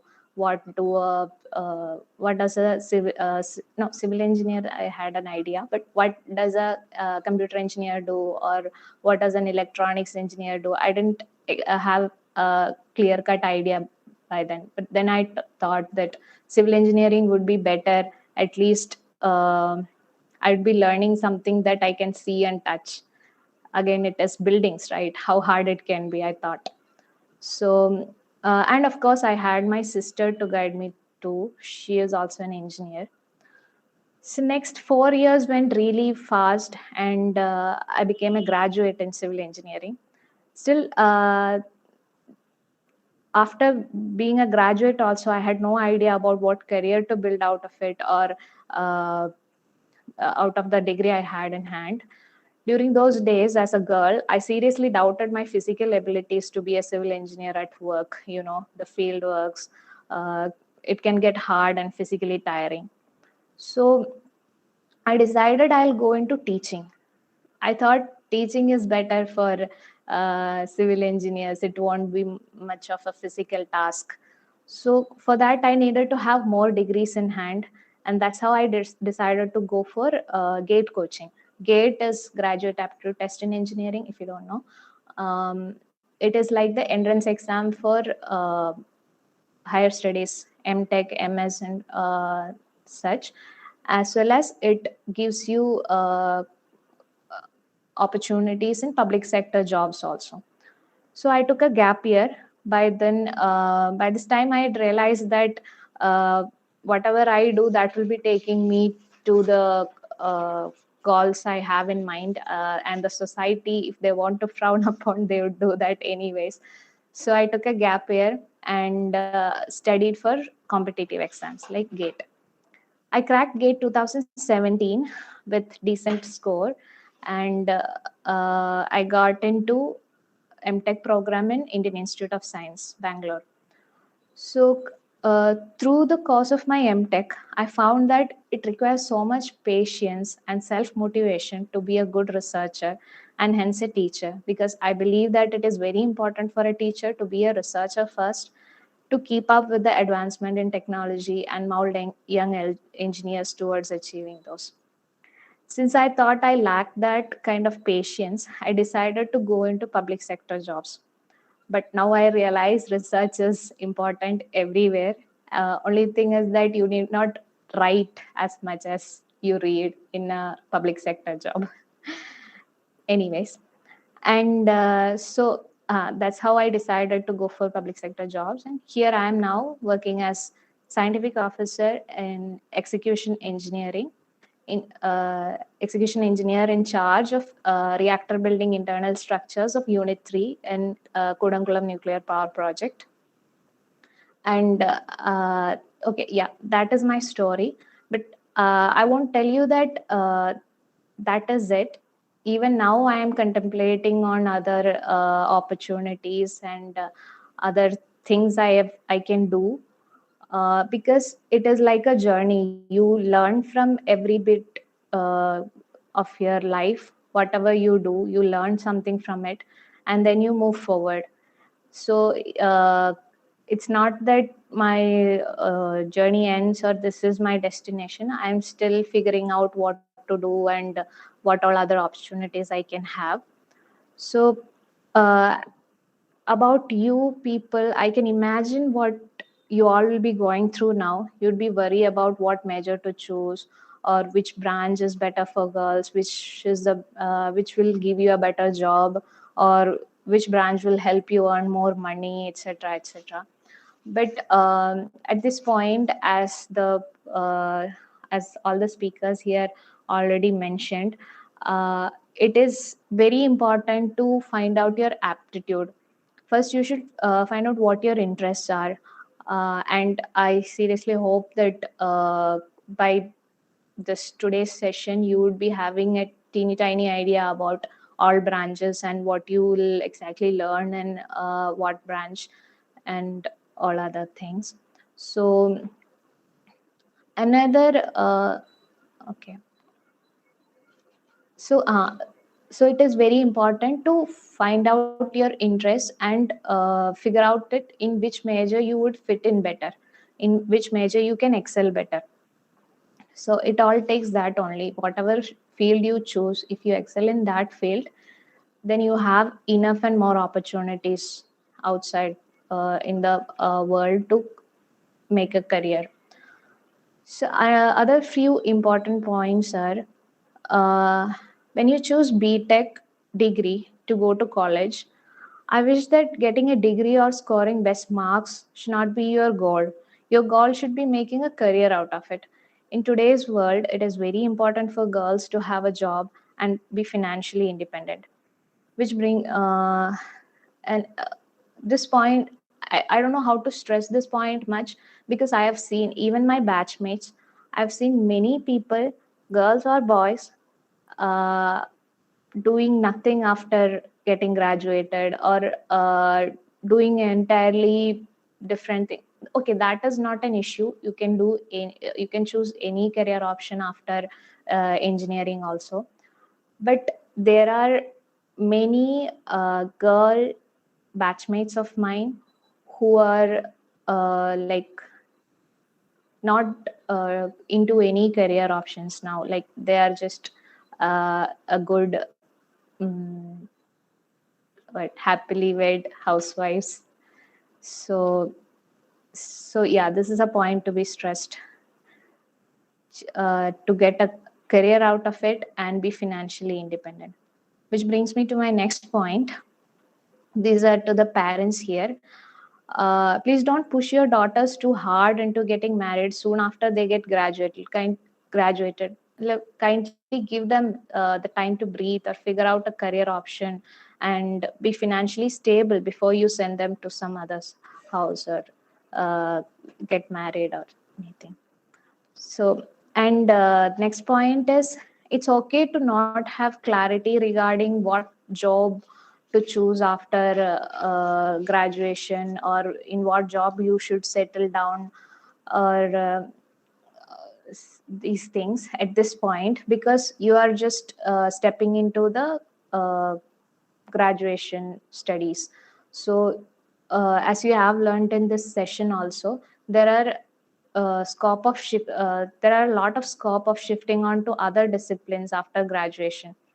uh, it is very easy nowadays also, as the courses are more of interdisciplinary type. For example, you can shift gears to management profile after engineering, or data science or artificial intelligence after mechanical or computer science engineering. So these aspects, as Dr. Nawaz sir has already mentioned, you might be having a little idea about it already. So hence your major goal during your graduate studies should be in acquiring skills, like whatever be the branch, you learn coding, robotics, project management, etc. Because these skills will stay with you even after graduation, or whatever career you choose, you will be able to shift to other opportunities later on also. So during your graduation, most important thing, other than more than gaining good marks in the courses or anything, it should be in learning skills. Acquire as much skill as you can during your 4 years of graduation. And as far as public sector is concerned, in public sector there are a lot of opportunities for engineers. It's that you just have to be updated with the syllabus and dates of exams that these central and state government conducts from time to time. So with that and wishing you all very bright future as engineers, I conclude, and thank you, She and Ignite 2020. Thank you so much, ma'am. It was really amazing listening to you, and I'm wishing you a great future ahead. So, thirdly, we have our next speaker, Fawzia Aman, Senior Technical Manager at Mobius Labs. She was building things hands-on as a developer, serving in the Android and artificial intelligence space. And from the past 3+ years, she has been living as a technical product manager. She has gained experience in hardware and software development. She has done her engineering from Model Engineering College in Electrical and Electronics Engineering. I'm so happy to welcome Ms. Fawzia Amal to share her experience. Over to you, ma'am. Hi, everyone. First of all, thank you so much for inviting. I'm really honored to be speaking here. എല്ലാവർക്കും ഒരു നല്ല intro ഒക്കെ കിട്ടി തോന്നുന്നു. So I am to give a disclaimer first. I am very much of not a academic person at all. So I will start off with some snippets from how I got to where I am, and also share experience as in how it feels like to be where I am. So that's what I'm going to cover. Appo brief intro ആയിട്ട് പറയുകയാണെങ്കിൽ ഞാനിപ്പോ Mobius labs എന്ന് പറഞ്ഞ ഒരു കമ്പനിയിൽ senior product manager ആയിട്ടാണ് work ചെയ്യുന്നത്. Basically അതൊരു AI ആസ് എ സർവീസ് ആണ് product. Basically image processing, video analysis, audio analysis, ഇങ്ങനത്തെ 3 ഡൊമെയിൻസിലാണ് നമ്മൾ വർക്ക് ചെയ്യുന്നത്. And so basically what we do is, if you R A company who needs AI onto your platform, we give a plugin that you plug our set of code and your particular product is AI enabled. So that's the thing that I work on. Coming back to my background, ഞാൻ ഭയങ്കര clueless ആയിട്ടുള്ള ഒരു അത്യാവശ്യം പഠിക്കുന്ന ഒരു കുട്ടിയായിരുന്നു. So 12th വരെ നല്ല ക്ലാസ് ടോപ്പർ ഒക്കെ ആയിട്ട് നല്ല ഗ്ലോറിഫൈഡ് ആയിട്ടുള്ള ഒരു അക്കാഡമിക് ബാക്ക്ഗ്രൗണ്ട്, ആ ഒരു സ്കൂളിംഗ് ഒക്കെ ഉണ്ടായിരുന്ന ഒരു കൂട്ടത്തിലാണ്. പിന്നെ എന്റെ ഫാമിലി പറയുന്നത് ഭയങ്കര കൺസർവേറ്റീവ് ആയിട്ടുള്ള ഒരു മുസ്ലിം ഫാമിലിയാണ്. ഇപ്പൊ ഇങ്ങനെ ഇരിക്കുന്ന കാക്കോലം കണ്ട് തെറ്റിദ്ധരിക്കൊന്നും വേണ്ട, നല്ല കൺസർവേറ്റീവ് ഫാമിലിയാണ്.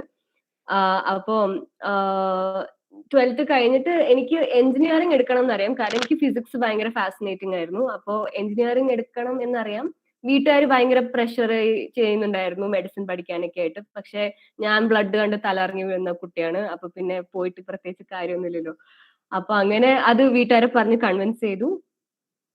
അങ്ങനെ എഞ്ചിനീയറിംഗ് എടുക്കണം എന്നറിയാം, പക്ഷെ ഏത് എഞ്ചിനീയറിംഗ് എടുക്കാന്ന് എനിക്ക് തീരെ ക്ലൂ ഇല്ലായിരുന്നു. കാരണം എന്റെ ഫാമിലിയിൽ ആരും എഞ്ചിനീയറിംഗ് ബാക്ക്ഗ്രൗണ്ട് ഒന്നല്ല. ലൈക്ക് ഫാമിലിയിൽ തന്നെ പ്രൊഫഷണൽ ഡിഗ്രി എടുത്ത ആൾക്കാരിൽ പ്രൊഫഷണൽ ഡിഗ്രി എടുത്ത ഞാൻ മാത്രമേ ഉള്ളൂ. സോ ആ ഒരു ബാക്ക്ഗ്രൗണ്ടിനാണ് ഞാൻ വരുന്നത്. അപ്പോ ഈ എഞ്ചിനീയറിംഗ് ഫീൽഡ് ഏതെടുക്കണം നോക്കിയപ്പോഴത്തേക്കും ഞാൻ ഇങ്ങനെ സ്വയം ആലോചിച്ചു, ഞാൻ അത്യാവശ്യം പഠിക്കുന്ന കുട്ടിയല്ലേ, അപ്പൊ പിന്നെ ഏറ്റവും ടഫ് ആയിട്ടുള്ള എഞ്ചിനീയറിംഗ് കോഴ്സ് ചെയ്താ അതെടുത്ത് പഠിക്കാം. അപ്പൊ ഇങ്ങനെ ഇപ്പൊ സാറൊക്കെ പറഞ്ഞില്ല ഇങ്ങനെ നമ്മൾ കോഴ്സ് വർക്ക് ഒക്കെ നോക്കാം. അപ്പൊ അങ്ങനെ എടുത്ത് എല്ലാ CS ഇതാണ്, EC ഇതാണ്, ഇലക്ട്രിക്കൽ എഞ്ചിനീയറിംഗ് ഇതാണ്. അപ്പൊ ഇങ്ങനെ വായിച്ചു നോക്കിയാൽ കുറച്ചിങ്ങനെ ടഫ് ആയിട്ട് തോന്നിയത് ഇലക്ട്രിക്കലാണ്. അങ്ങനെയാണ് ഞാൻ ഇലക്ട്രിക്കൽ എടുത്തത്. പ്രത്യേകിച്ച് അതിന് ലോജിക് ഒന്നുമില്ല, ടഫ് ആയിട്ടുള്ള സാധനം പഠിക്കാമെന്നും പറഞ്ഞിട്ട് ഇലക്ട്രിക്കൽ എടുത്ത കൂട്ടത്തിലാണ് ഞാൻ. പിന്നെ അതിനുശേഷം ഒരു ഫസ്റ്റ് ഇയർ ആയപ്പോഴാണ്, so I was in biology background. ഞാൻ +1 +2 ബയോളജി ആണ് പഠിച്ചത്. അതിനുശേഷം ഇലക്ട്രിക്കലാണ് എടുത്തത്. പിന്നെ എനിക്ക് first exposure to computer programming was first ഇയറിൽ നമുക്കൊരു C പ്രോഗ്രാമിംഗ് പേപ്പർ ഉണ്ടാവുമല്ലോ, കോമൺ ആയിട്ടുള്ളതെന്ന്. സോ ആ പേപ്പറിലാണ് എനിക്ക് ലോജിക് ആണ് എനിക്ക് കുറച്ചും കൂടെ കത്തുന്നത്, ഇതാണ് എനിക്ക് കുറച്ചും കൂടെ ഹാപ്പിനെസ് തരുന്നത്, ആ ഒരു റിയലൈസേഷൻ വന്നു. അപ്പോൾ I couldn't switch the course, unfortunately, but I continued learning electrical engineering. പക്ഷെ സെക്കൻഡ് ഇയർ ആയപ്പോഴത്തേക്കും I started getting myself involved onto tech communities. അപ്പൊ ആ ഒരു സമയത്ത്, ഇതിപ്പോ 2014 സമയത്തൊക്കെ മൊസില്ല ഫയർഫോക്സിന്റെ ക്ലബ്ബ് കുറച്ച് പ്രോമിനന്റ് ആയിട്ടുള്ള സമയമായിരുന്നു. അപ്പോ ഇതിനെക്കുറിച്ച് എങ്ങനെയോ അറിഞ്ഞു, ലൈക്ക് എനിക്ക് തന്നെ ഈ സ്കില്ല് പഠിക്കണം, എവിടെന്നോ കേട്ടിട്ടുണ്ട് ലൈക്ക് കമ്പ്യൂട്ടർ സയൻസ് സ്കിൽസ് നമുക്ക് പിന്നീട് അക്വയർ ചെയ്തെടുക്കാൻ പറ്റുന്നതാണ്. ഇപ്പോ നോക്കിക്കഴിഞ്ഞു കഴിഞ്ഞാൽ പല ബാക്ക്ഗ്രൗണ്ടിൽ നിന്നുള്ള ആൾക്കാർ any skill for that matter, if you spend time on it, you can acquire it, provided you have a knack, you find a knack for it. So അപ്പോ അങ്ങനെ ഒരു കോൺഫിഡൻസ് തോന്നിയിട്ട് ഞാൻ സ്വന്തമായിട്ട് ഇങ്ങനെ ടെക് കമ്മ്യൂണിറ്റീസിലൊക്കെ പോവാൻ തുടങ്ങി. അപ്പോഴാണ് കുറെ ഇത് ആ ഒരു, so if you involve yourself in interacting with people in the industry, getting to know people who work on different things, അപ്പോ ഇങ്ങനെ കുറെ നമുക്ക് ക്ലാരിറ്റി വരും. അതായത് ഞാൻ ടെക് കമ്മ്യൂണിറ്റിയിൽ പോയിട്ട് ഇങ്ങനെ കുറെ ഇൻഡസ്ട്രിയിൽ വർക്ക് ചെയ്യാൻ സോഫ്റ്റ്വെയർ എഞ്ചിനീയേഴ്സിനെ പരിചയപ്പെട്ടു, കുറെ വേറെ കോളേജിൽ ടെക് ഓറിയന്റഡ് ആയിട്ടുള്ള കുറെ ആൾക്കാരെ പരിചയപ്പെട്ടു. അപ്പോഴാണ് എനിക്ക് മനസ്സിലായത് കമ്പ്യൂട്ടർ സയൻസ് പഠിക്കണം എന്ന് പറഞ്ഞു ഇരുന്നു കഴിഞ്ഞാല് അതൊരു വാസ്റ്റ് ടോപ്പിക് ആണ്. Like I thought computer science വെച്ചാൽ നമ്മൾ C പ്രോഗ്രാമിൽ ഇരുന്ന ഇത് മാത്രമേ ഉള്ളൂ എന്നൊക്കെ. അതായത് ഒരാളിരുന്ന് വെബ്സൈറ്റ് ഉണ്ടാക്കുന്നു, ഇതൊക്കെയാണ് എൻ്റെ ഒരു കോൺസെപ്റ്റിൽ അന്നുണ്ടായിരുന്നത്. പിന്നെ മനസ്സിലായത് കമ്പ്യൂട്ടർ സയൻസ് എന്ന് പറയുമ്പോൾ ഒരു വെബ്സൈറ്റിന് ഫ്രണ്ട് എൻഡ് ഉണ്ട്, അതിന്റെ ബാക്ക് എൻഡ് ഉണ്ട്. അതായത് നമ്മൾ കാണുന്ന ബട്ടണും സാധനങ്ങളൊക്കെയാണ് ഫ്രണ്ട് എൻഡ്, അതിന്റെ ബാക്കിൽ നടക്കുന്ന പ്രോസസ്സിനെ ബാക്ക് എൻഡ് എന്ന് വിളിക്കും. ഇതെല്ലാം 2 പേരാണ് ഉണ്ടാക്കുന്നത്. ഇതല്ലാതെ ഈ കാണുന്ന ഇന്റർഫേസ് ഡിസൈൻ ചെയ്യാനായിട്ട് ഒരു UI UX ഡിസൈനർ ഉണ്ട്. ഈ പേജ് ക്ലിക്ക് ചെയ്താൽ അടുത്ത ഏത് പേജിലോട്ട് പോകണം എന്നൊക്കെ തീരുമാനിക്കുന്നത് ആ UI UX ഡിസൈനർ ആണ്. ഇങ്ങനത്തെ കുറെ ഓപ്ഷൻസ് ഉണ്ട്. ഇതല്ലാതെ machine learning, data science, understanding numbers, all of those are different things എന്നുള്ളൊരു ഐഡിയ എനിക്ക് കിട്ടി. അതിനുശേഷം like I started exploring on my own. So since I didn't have any clue as to what I should be doing, first thing that I did was, എൻ്റെ കോളേജിലെ alumni startup ഉണ്ടായിരുന്നു. So I reached out to them. അതായത് എനിക്ക് പഠിക്കാൻ താല്പര്യമുണ്ട്, നിങ്ങൾ computer സയൻസിലുള്ള startup അല്ലേ, എനിക്ക് എന്തെങ്കിലും പണി പഠിപ്പിച്ചു തരുമോ, അല്ലെങ്കിൽ എന്തെങ്കിലും ഞാൻ ചെയ്തോട്ടെ എന്നുള്ള മാതിരി ഐ അപ്രോച്ച് ദെം. അങ്ങനെ അപ്പൊ ഞാൻ കുറച്ചൊരു ആർട്ടിലോട്ട് ഇൻക്ലിനേഷൻ ഉള്ള കൂട്ടത്തിലാണ്. അപ്പൊ ഞാൻ എന്നാ ഡിസൈൻ ട്രൈ ചെയ്തേക്കാം, UI UX ഡിസൈൻ ട്രൈ ചെയ്തേക്കാം എന്ന് വെച്ച് അവിടെ UI UX ഡിസൈനർ ആയിട്ട് ഇന്റേൺ ചെയ്തു. അങ്ങനെ ഇന്റേൺ ചെയ്തതിന് ശേഷം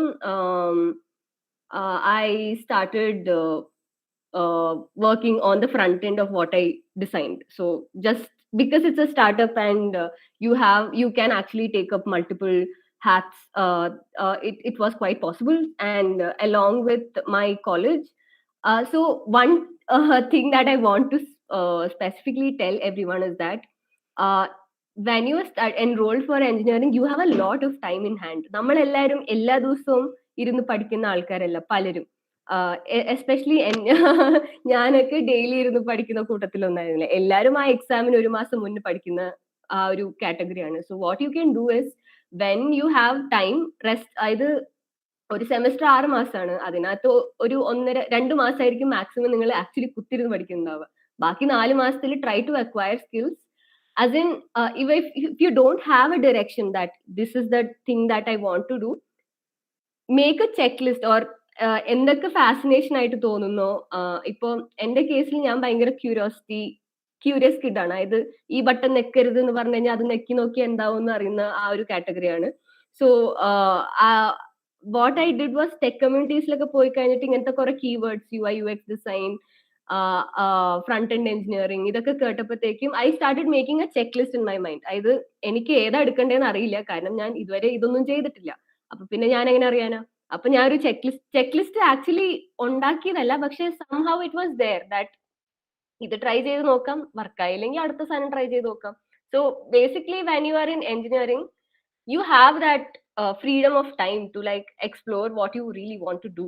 So I would say like whatever you feel fascinated about. ഇപ്പോ എനിക്ക് റിലേറ്റബിൾ ആയിട്ട് തോന്നിയത് എനിക്ക് റിലേറ്റ് ചെയ്യാൻ പറ്റുന്ന കമ്പ്യൂട്ടർ സയൻസ് ആയതുകൊണ്ടാണ് ഞാൻ കുറച്ച് ആ ഒരു ആംഗിൾ പറയുന്നത്. But anything for that matter, say if you have to be a VLSI engineer or a embedded engineer, try building out ചെറിയ ചെറിയ പ്രോജക്ട്സ്. ആസ് ഇൻ നിങ്ങൾ നിങ്ങളുടെ ഫൈനൽ ഇയർ പ്രോജക്റ്റിന് വേണ്ടി അല്ലെങ്കിൽ തേർഡ് ഇയർ പ്രോജക്റ്റിന് വേണ്ടി കാത്തിരിക്കുകയൊന്നും വേണ്ട. അതിനേക്കാളും മുന്നേ ചെറിയ projects like line following Roberto അല്ലെങ്കിൽ റാസ്ബെറി പൈ വെച്ച് എന്തെങ്കിലും ബിൽഡ് ചെയ്യുക, ആർഡിനോ വെച്ച് എന്തെങ്കിലും ബിൽഡ് ചെയ്യുക. സോ അങ്ങനത്തെ കുട്ടി കുട്ടി പ്രോജക്ട്സ് എടുത്ത് നോക്കുക. Sometimes you will realise that this is not a thing that I want to do.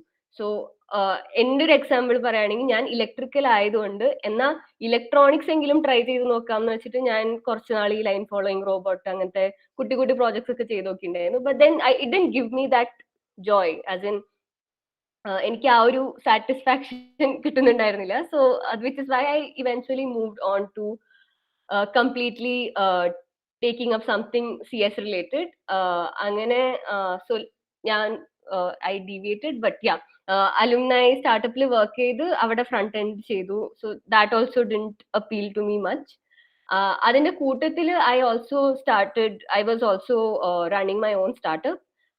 Basically tech കമ്മ്യൂണിറ്റീസിൽ work ചെയ്യുന്ന സമയത്ത് ഒരു ഗ്യാപ്പ് തോന്നി. അതായത് നമുക്ക് കുറെ ഇവന്റ്സ് ഹോസ്റ്റ് ചെയ്യാനുണ്ട്, പക്ഷെ അതിന് വെന്യൂ അവൈലബിൾ അല്ല. അപ്പോ എന്നാ ഞാനും എന്റെ ഫ്രണ്ടും കൂടെ ഒരു ആപ്പ് ഉണ്ടാക്കി. കൊച്ചിയിലുള്ള എല്ലാ വെന്യൂസും കൂടെ ലിസ്റ്റ് ചെയ്ത് ഒരു ആപ്പ് ആയിരുന്നു അത്. അത് എന്നിട്ട് ബുക്കിംഗ് ഇന്റഗ്രേഷൻ ചെയ്തു. So basically if you are trying to run a conference or something, you can use the app to book the venue. അതായിരുന്നു സിമ്പിൾ സാധനം. അതായിരുന്നു എന്റെ brief entrepreneurial stint. So that kind of gave me the feeling that I like building things, as in I want to be in the process of building. അതായത് ഇപ്പൊ ഒരു idea ഒരു product ഉണ്ടാക്കുകയാണെങ്കിൽ അതിന്റെ എല്ലാ സ്റ്റെപ്പിലും എനിക്ക് ഇൻവോൾവ് ആയിരിക്കണം.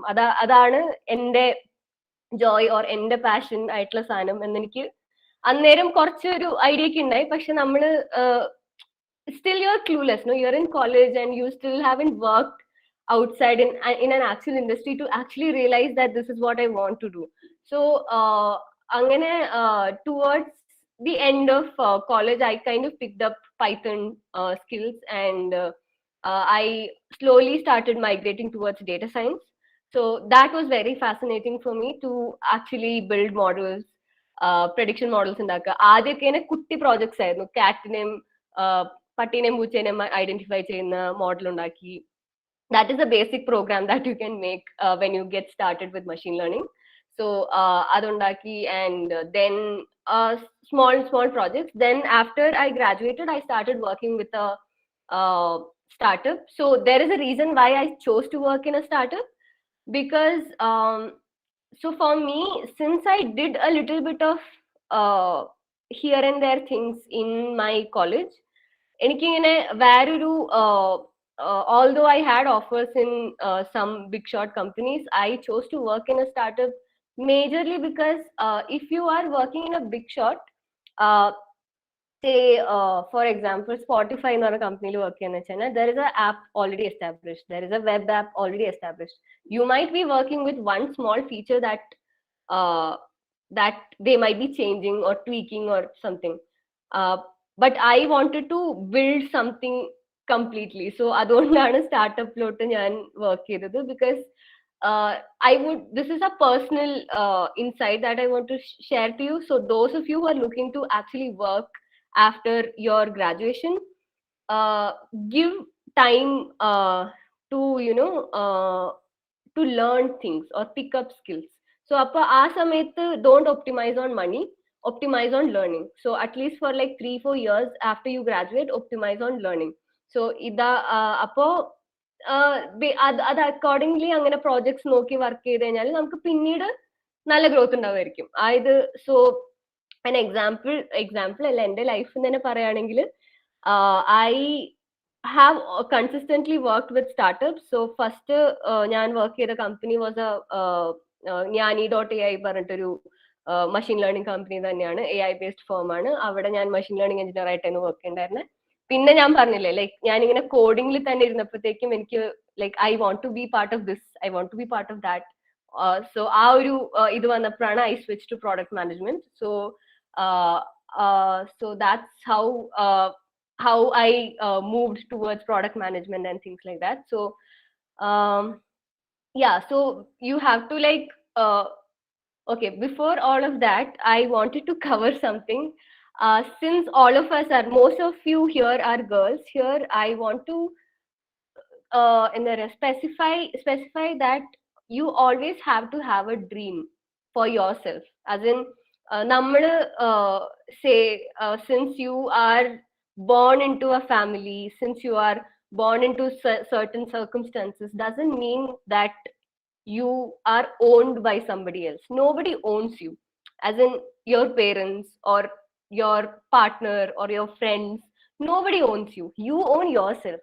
So you have to define what you want in your life. As in ജീവിതത്തിൽ എന്തൊക്കെയാണ് എനിക്ക് എന്റേതായിട്ട് വേണ്ടത് എന്നുള്ള സാധനങ്ങൾ ഓൾറെഡി ഡിഫൈൻ ചെയ്യാം. It can be very minor things. So എനിക്ക് കോളേജ് പഠിക്കുന്ന സമയത്തുള്ളൊരു ആഗ്രഹം എന്താണെന്ന് വെച്ചാൽ, ഞാൻ ഒരു എന്നെ ആരും അറിയാത്തൊരു സിറ്റിയിൽ ഒരു സ്വന്തമായിട്ടൊരു അപ്പാർട്ട്മെന്റ്, അവിടെ എന്റെ ചെടികൾ, അവിടെ എന്റെ പെറ്റ്, ഇങ്ങനത്തെ അതായിരുന്നു എന്റെ ഒരു ചെറിയൊരു ആഗ്രഹം. ആസ് ഇൻ അങ്ങനെ ഒരു വീട് വേണം, അവിടെ താമസിക്കണം, കുറെ ബുക്കുകൾ വായിക്കണം, എന്റേതായിട്ടുള്ള ബുക്ക് ഷെൽഫ് വേണം, അവിടെ കുറെ ചെടികൾ ഉണ്ടായിരിക്കണം.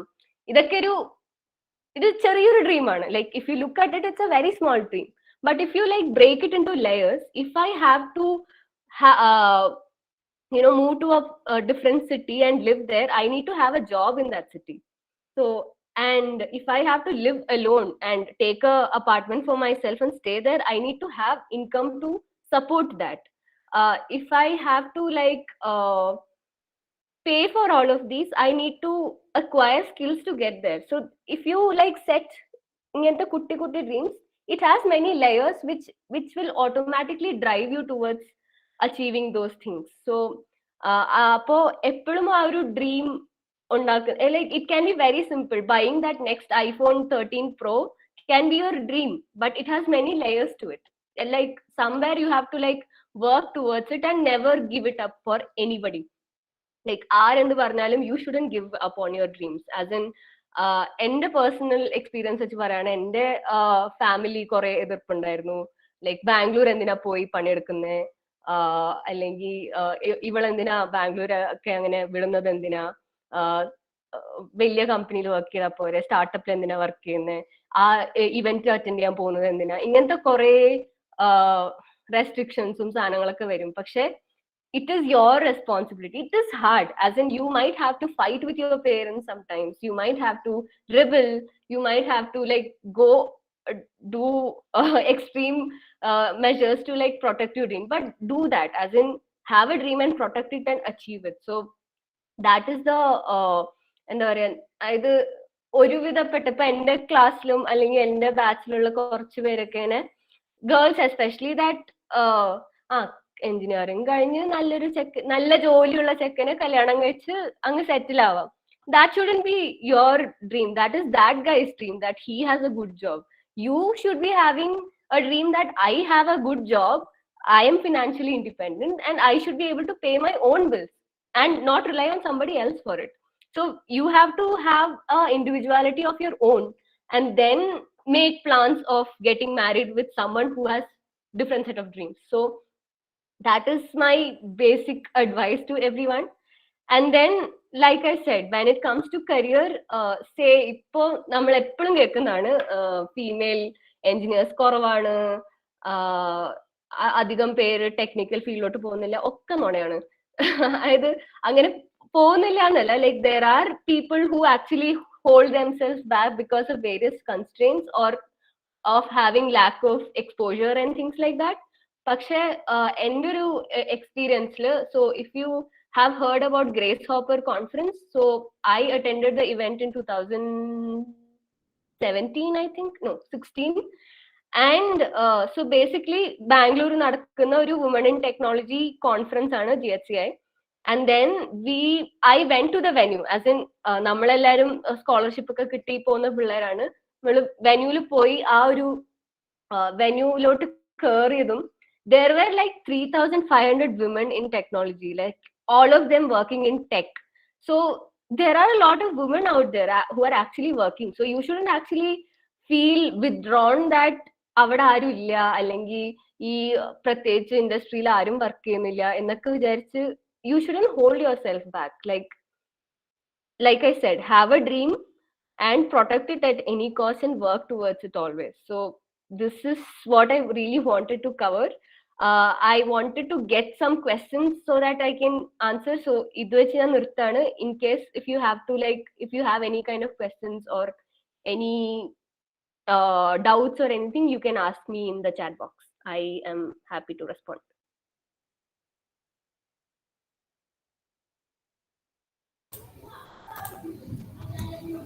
Well, it was awesome listening to you and the way you explored things. Thank you so much, ma'am. And participants, if you have any queries, you can drop it in the chat box. You can call me Fawzia, by the way. Don't call me ma'am. You should practice it right now, because industry learning kind of you don't call anybody ma'am or sir. Yeah. Meghna, we can have the questions at the end, I think. But now we'll move on to the next speaker, please. Yeah, sure. Running behind time. Okay. So thank you, Fawzia. So we have our next speaker, Infor George, a graduate research assistant at the University of Arizona. She has co-founded a national non-profit organization, Pehia Foundation, as a community that empowered thousands of women, especially college students in technology. A TEDx speaker at the age of 19, and she was also awarded the Google Woman Techmaker Scholarship in 2019. She has done her engineering in information technology from Rajagiri School of Engineering and Technology. I welcome you to share your journey. Hi, Meghna. Thank you for the invite. എവിടുന്നാ തുടങ്ങാം? മേഘന ഇപ്പം എന്നെക്കുറിച്ച് കുറച്ച് കാര്യങ്ങളൊക്കെ പറഞ്ഞാണ്. But for the purposes of this talk, എൻ്റെ പേര് എൻഫ, എൻ്റെ വീട് പരിയാരത്താണ്, ഞാനൊരു കണ്ണൂരുകാരിയാണ്. ആൻഡ് കറൻ്റ്ലി എനിക്ക് ഒത്തിരി ഇഷ്ടമുള്ള, എന്നെ ഒത്തിരി ഹാപ്പി ആക്കുന്ന ഒരു ഡിഗ്രി, ഒരു ജോലി ഇപ്പം പെർസ്യൂ ചെയ്യുന്നു. അത്രയും ആ ഒരു കോണ്ടെക്സ്റ്റിൽ ഇപ്പം ഞാൻ പറയുന്നതെല്ലാം ആ ഒരു കോണ്ടെക്സ്റ്റിൽ എടുത്താൽ മതി. The first idea that I would say, that I would like to share with you today is a change of perspective. അല്ലേ? ഇപ്പം ഞാൻ sheet നോക്കായിരുന്നു, and I saw that high school students ഉണ്ടാവും, undergraduate students ഉണ്ടാവും, parents ഉണ്ടാവും. അപ്പം ഈ ഒരു പൂളിൽ നിന്നിട്ട് the first thing that I want to say is a change of perspective. അപ്പം when I was back in my +2, I used to think that ഒരു ജോലി കിട്ടുക, ഐ മീൻ ഫോർ മീ പണ്ട് അന്ന് ഒരു കമ്പ്യൂട്ടർ സയൻസ് എഞ്ചിനീയർ ആയിട്ട് ഒരു ജോലി കിട്ടുക, and then I made it. മനസ്സിലായോ? ഒരു ഫൈനൽ ഡെസ്റ്റിനേഷൻ ഉണ്ടായിരുന്നു. I think that's a wrong place to start with. I would say +2 കഴിഞ്ഞ് കഴിഞ്ഞാൽ then I think the rest of the education or the career you should probably see it as ഈ ലോകം ചുറ്റാൻ പോണ പോലെ. അപ്പൊ ഈ എന്താ പറയാ, ലോകം ചുറ്റാൻ പോവാന്ന് പറഞ്ഞാൽ അതൊരു ജേർണി ആണല്ലേ. അതിനൊരു എക്സാക്ട് ഡെസ്റ്റിനേഷൻ ഇല്ല. ഒത്തിരി ഡെസ്റ്റിനേഷൻസ് ഉണ്ട്, പക്ഷെ ഒരു എക്സാക്ട് വൺ ഫൈനൽ ഡെസ്റ്റിനേഷൻ അല്ലെങ്കിൽ ഒരു പോയിന്റിൽ എത്തിക്കഴിഞ്ഞാൽ തീർന്നു എന്ന് പറയാൻ പറ്റില്ല. ഐ തിങ്ക് കരിയറിനെ അങ്ങനെ കാണണം അല്ലെ. ഒരു ഡിഗ്രി എടുക്കുമ്പോൾ അല്ലെങ്കിൽ ഒരു ഡിഗ്രി പെർസ്യൂ ചെയ്തുകൊണ്ടിരിക്കുമ്പം rather than seeing it as a means to an end, ഒരു കാര്യം ചെയ്ത് തീർക്കാൻ വേണ്ടിയിട്ട് ഞാൻ ചെയ്യുന്നതിന് പകരമായിട്ട് ഒരു ബ്യൂട്ടിഫുൾ ജേർണിയുടെ ഒരു ഭാഗം. അപ്പൊ അങ്ങനെ നമ്മള് നമ്മുടെ എഡ്യൂക്കേഷനെയും നമ്മുടെ ജോലിനെയും കാണാൻ തുടങ്ങി കഴിയുമ്പോൾ വേറെ കുറെ കാര്യങ്ങൾ ഇപ്പം ഇന്നത്തെ ഓരോ സ്പീക്കേഴ്സും പറഞ്ഞ പല കാര്യങ്ങളും വുഡ് മേക്ക് മോർ സെൻസ്. അപ്പം the first idea that I would like to leave with you is to see whatever you pursue, may that be education or may that be in terms of job, not to see it as a means to an end, but to see it as a journey. അല്ലെ, എൻ്റെ ആവശ്യങ്ങൾക്കും അല്ലെങ്കിൽ പണത്തിനോ വേണ്ടി മാത്രം പണം കിട്ടാൻ വേണ്ടി ഒരു വഴി എന്നതിനപ്പുറം ഒരു ബ്യൂട്ടിഫുൾ ജേർണി ആണ് ഞാൻ നോക്കുന്നത്. ആ ഒരു പെർസ്പെക്റ്റീവ് എന്ന് വേണം I think if you see ഇന്നത്തെ ഓരോ സ്പീക്കേഴ്സ് പറഞ്ഞ പല കാര്യങ്ങളും കാണാൻ തുടങ്ങി കഴിയുമ്പോൾ it would make a lot more sense. The second idea is that you don't have to have it figured out so early, right? ഇപ്പൊ ലോകം ചുറ്റാൻ പോവാണ്, അതാണ് നമ്മുടെ പ്ലാൻ എന്ന് വെച്ച് കഴിഞ്ഞാൽ ഒരു ഫസ്റ്റ് ഡെസ്റ്റിനേഷൻ, ഇപ്പൊ കുത്തബ് മിനാറാന്ന് എടുത്തിക്കോ. ഫസ്റ്റ് ഡെസ്റ്റിനേഷനിലേക്ക് പോവാൻ വേണ്ടിയിട്ട് ഇവിടുന്ന് വിടുമ്പോഴേ എക്സാക്ട്ലി എവിടാ കുത്തബ് മിനാർ എന്ന് എക്സാക്ട്ലി കണ്ടുപിടിക്കേണ്ട ആവശ്യമില്ല, അല്ലെ? ഫസ്റ്റ് അറിയേണ്ടത് നോർത്തിലേക്കാണ് പോകേണ്ടതെന്ന് മനസ്സിലാക്കുക, പിന്നെ ഡൽഹിയിലേക്ക് പോകാനുള്ള വഴി കണ്ടുപിടിക്കുക, ഡൽഹിയിൽ എത്തിക്കഴിയുമ്പം എക്സാക്ട്ലി ആ സ്ഥലത്തിലേക്കുള്ള കണ്ടുപിടിക്കുക, ആ സ്ഥലം കഴിഞ്ഞ് കഴിയുമ്പോൾ കുത്തബ് മിനാർ എക്സാക്ട്ലി എന്ന് കണ്ടുപിടിക്കുക. അപ്പം ഇവിടുന്ന് ലൈക്ക് നാട്ടിൽ നിന്ന് വിടുമ്പോ തന്നെ എക്സാക്ട്ലി കുത്തബ് മിനാറിന്റെ ലാറ്റിറ്റ്യൂഡ് ലോഞ്ചിറ്റ്യൂഡ് അറിയണം നിർബന്ധമില്ല, അല്ലെ? അവിടേക്ക് എക്സാക്ട്ലി എങ്ങനെ എത്തണമെന്ന് നിർബന്ധമില്ല, പോകുന്ന വഴിക്ക് അങ്ങ് ഫിഗർ ഔട്ട് കഴിച്ചാൽ മതി. മനസ്സിലായോ? അപ്പം do not feel the pressure. This is something I especially want to emphasise to students who are about like +1 +2 നിൽക്കുന്ന സ്റ്റുഡൻസിനോട്, you don't have to have it all figured out right now, പക്ഷെ have some idea, അല്ലെ? എന്തെങ്കിലും ഒരു idea ആണ്, അല്ലെ? എങ്ങോട്ടാ പോകണ്ടേന്ന് അറിയത്തില്ലെങ്കിൽ ഒന്നും ചെയ്യാൻ പറ്റില്ല, അവിടെ നിന്ന് പോകും, അല്ലെ? സ്റ്റക്കായി പോകും. അപ്പം the second idea that I would like to leave you with is to understand that you don't need to have it all figured out at any point in your life, right? Since career is a journey, you have got time to figure it out as time passes by. അപ്പൊ ഞാൻ കുറച്ചു മുമ്പ് പറഞ്ഞു എന്തെങ്കിലും ഒരു idea ഉണ്ടാവണം എങ്ങോട്ടാ പോകണ്ടേ. എക്സാക്ട് മനസ്കൂൾ ഡീറ്റെയിൽ അറിയത്തില്ലെങ്കിലും എന്തെങ്കിലും ഒരു ഐഡിയ ഉണ്ടാവണം എന്ന് പറഞ്ഞില്ലേ? അപ്പം sometimes that is also difficult, right? ചില സമയത്ത് എങ്ങോട്ടാ തിരിയണ്ടേന്ന് അറിയാത്ത ഒരാളാണ് നിങ്ങളെങ്കിൽ നിങ്ങളോട് എനിക്ക് സംസാരിക്കാനുള്ളത്. This part is a lot like choosing a cake for an event, for example, right? ഒരു ഇവന്റിന് ഒരു കേക്ക് വാങ്ങാന്ന് പറഞ്ഞ ഒരു വലിയ കമ്മിറ്റ്മെന്റാ, അതൊരു കുറച്ചൊരു വലിയ ഡിസിഷനാ. അപ്പം നമ്മള് കടയിൽ ചെന്നിട്ട് കാണുന്ന ആദ്യത്തെ കേക്ക് പോയി ഓർഡർ ചെയ്യില്ല, അല്ലെ? നമ്മളെന്താ ചെയ്യാ? എല്ലാ കേക്കും ഒന്ന് ടേസ്റ്റ് ചെയ്ത് നോക്കും, ഒരു ഇച്ചിരി ടേസ്റ്റ് ചെയ്ത് നോക്കും. അല്ലെങ്കിൽ കുറച്ചുകൂടി ഒരു another example would be marriage, right? കാണുന്ന ഫസ്റ്റ് ചെക്കനെ പോയി നമ്മൾ കെട്ടില്ല, വിൽ ലുക്ക് അറൗണ്ട്, റൈറ്റ്? കുറച്ചു നേരമൊക്കെ കാണും, കുറച്ച് കാര്യങ്ങളൊക്കെ നോക്കും, എത്ര മാച്ച് ഉണ്ട് എന്നൊക്കെ നോക്കും, ഒന്ന് സംസാരിച്ച് നോക്കും. ചിലപ്പോൾ സംസാരിച്ച് കഴിയുമ്പോൾ വൈബ് ആവുന്നില്ല എന്ന് കഴിഞ്ഞാൽ വിട്ടുങ്ങളെ, അല്ലെ? അപ്പം I would say each step in your journey or each step in your career is a lot like making a decision to buy a cake or to buy a large bakery item for an event. Try it out. If എന്താ വാങ്ങണ്ടേന്ന് ഒരു idea ഇല്ലെങ്കിൽ എല്ലാം ഒരു ഇച്ചിരി taste ചെയ്ത് നോക്കാം. From personally എൻ്റെ ലൈഫിൽ നിന്ന് ഒരു എക്സാമ്പിൾ പറയുകയാണെങ്കിൽ, എഞ്ചിനീയറിംഗ് സ്റ്റാർട്ട് ചെയ്ത് കഴിഞ്ഞപ്പം ഇൻഫർമേഷൻ ടെക്നോളജിയിലേക്ക് കയറി കഴിഞ്ഞപ്പം അവിടുന്ന് പിന്നെ എന്താ ചെയ്യേണ്ടതെന്ന് അറിയില്ല. ഇതിപ്പോ ഡൽഹി ടൗണിൽ എത്തിയിട്ട് ഇനിയിപ്പോ എങ്ങോട്ടാ പോകണ്ടേന്ന് അറിയാത്ത പോലെ, മനസ്സിലായോ? ഞാൻ നോക്കുമ്പം അല്ലെ ഞാൻ സംസാരിക്കുമ്പം ഒത്തിരി ഓപ്ഷൻസ്, അല്ലെ? ഒത്തിരി റൂട്ടുകൾ, അല്ലെ? ഒത്തിരി different career paths to take, പല വഴികളുണ്ട്. അപ്പൊ എന്താ എടുക്കേണ്ടതെന്ന് അറിയാത്തപ്പോൾ ഞാൻ പേഴ്സണലി ഫസ്റ്റ് ഇയർ ചെയ്തത് എല്ലാം ഒരു ഇച്ചിരി ട്രൈ ചെയ്തു. ഞാൻ കുറച്ചു നേരം ഇച്ചിരി പോയി ആർഡിനോ പോയി ട്രൈ ഔട്ട് ചെയ്തു, കുറച്ചു നേരം പോയി എംബഡഡ് സിസ്റ്റംസിന്റെ കൂടെ കുറച്ചു നേരം പ്ലേ ചെയ്തു, കുറച്ചു നേരം മറ്റേ UI ഒക്കെ ബിൽഡ് ചെയ്യാൻ കൂടി. അങ്ങനെ പല സാധനങ്ങൾ ഒരു ഇച്ചിരി ടെസ്റ്റ് ചെയ്തു. അതിനായിട്ട് ഇപ്പം ഫസ്റ്റ് ഇയർ ഒത്തിരി വർക്ക്ഷോപ്സ് ഉണ്ടായിരുന്നു എൻ്റെ കോളേജിലും. ഇൻ ജനറൽ കൊച്ചിയിൽ ഒത്തിരി വർക്ക്ഷോപ്സ് ഉണ്ടായിരുന്നു. കണ്ണൂർ ഗവൺമെന്റ് കോളേജിൽ അതൊരു പ്രോബ്ലം ആണെന്ന് എനിക്ക് തോന്നുന്നില്ല. എൻ്റെ അനിയൻ നിങ്ങളുടെ കോളേജിലാണ് പഠിക്കുന്നത്, അപ്പം ഒത്തിരി പറയാറുണ്ട് that you the college as well as the different organizations within the college really try to put in the maximum effort to give maximum exposure to all different types of technology. അപ്പം make maximum use of it, അല്ലെ? ഒരു ഇച്ചിരി എല്ലാം try ചെയ്യുക. Then follow the dopamine. അപ്പം dopamine is the hormone that makes you happy. നമ്മുടെ ബോഡിയിൽ നമ്മൾ ഹാപ്പി ആക്കുന്ന ഹോർമോണാണ് dopamine. When you start trying out stuff, follow the dopamine. What exactly makes you happy? ഞാൻ ഇങ്ങനെ പറയുമ്പം ചില കുറുമ്പന്മാരെ പറയും, അങ്ങനെയാകുമ്പോ വീട്ടിൽ ചുമ്മാ കുത്തിയിരിക്കുന്നതായിരിക്കുമല്ലോ ഏറ്റവും കൂടുതൽ happy. When you really think about it, ലൈഫിൽ എല്ലാ ദിവസവും വീട്ടില് ചുമ്മാ ടി വി കണ്ട് ഇരിക്കലാന്ന് കരുതിയോ. അപ്പം രാവിലെ തൊട്ട് വൈകുന്നേരം വരെ ടി വി കണ്ട് ഭക്ഷണം കഴിച്ച് ഇരിക്കലാണെങ്കിൽ അത് സത്യം പറഞ്ഞ ഒരു ഹാപ്പിനെസ് അല്ല, അല്ലെ? അത് റിലാക്സിങ് ആണ്, പക്ഷെ ഒത്തിരി നാളായി കഴിയുമ്പം അതൊരു ബോർഡാണ്, അല്ലെ?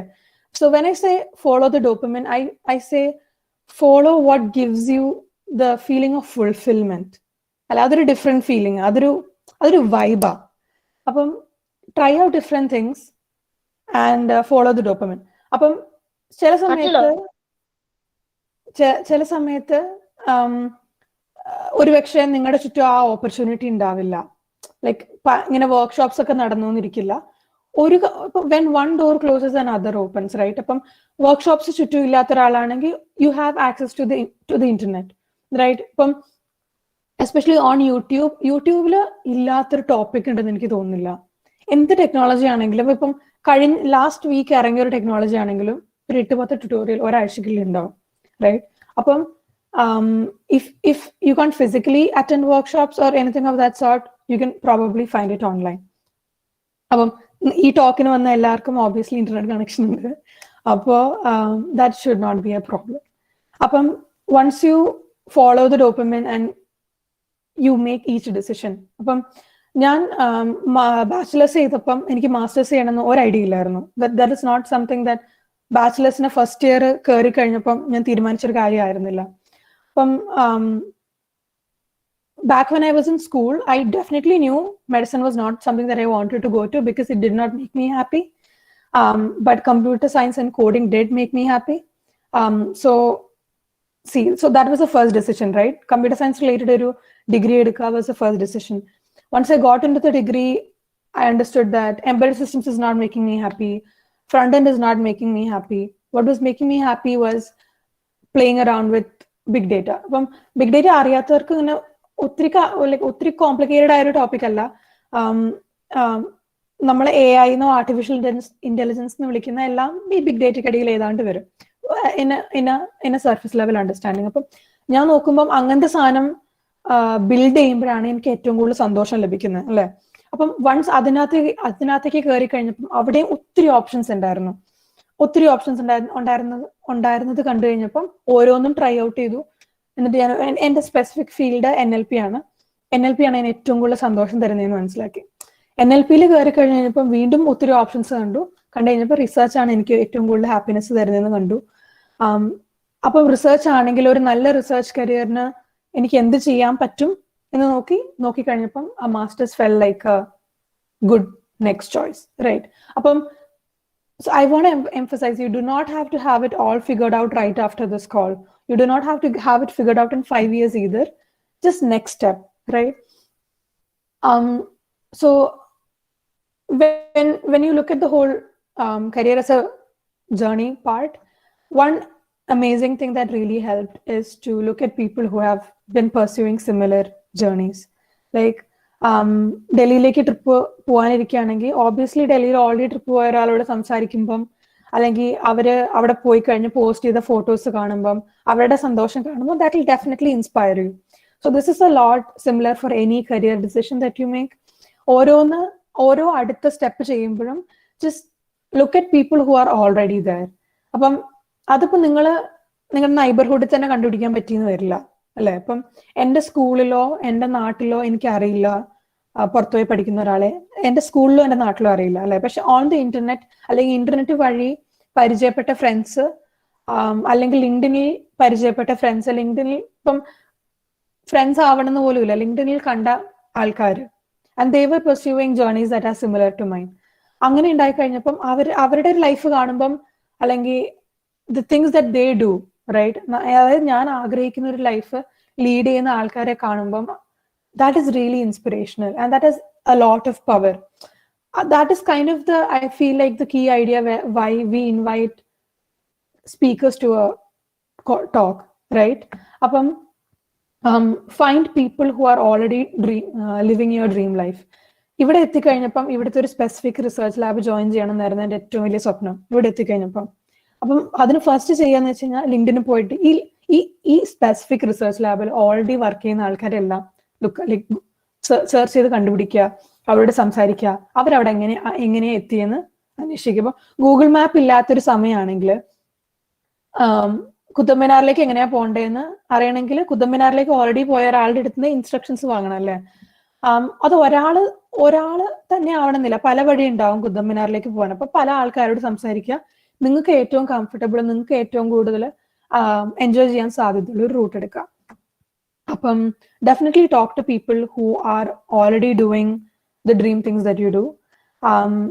Sometimes ചിലപ്പോൾ അവരോട് സംസാരിച്ച് കഴിയുമ്പം you might recognize that okay, maybe this is not exactly what I thought it was, and you might have to take one step back, like വഴിതെറ്റി പോവാം ഇടയ്ക്ക്, but it's a journey again. It's not time bound, it's a journey again. അപ്പം you can always find a way back അല്ലെ. Google maps use ചെയ്യുന്ന ഒരാളാണെങ്കിൽ റീറൗട്ട് അടിക്കാം. It's absolutely okay.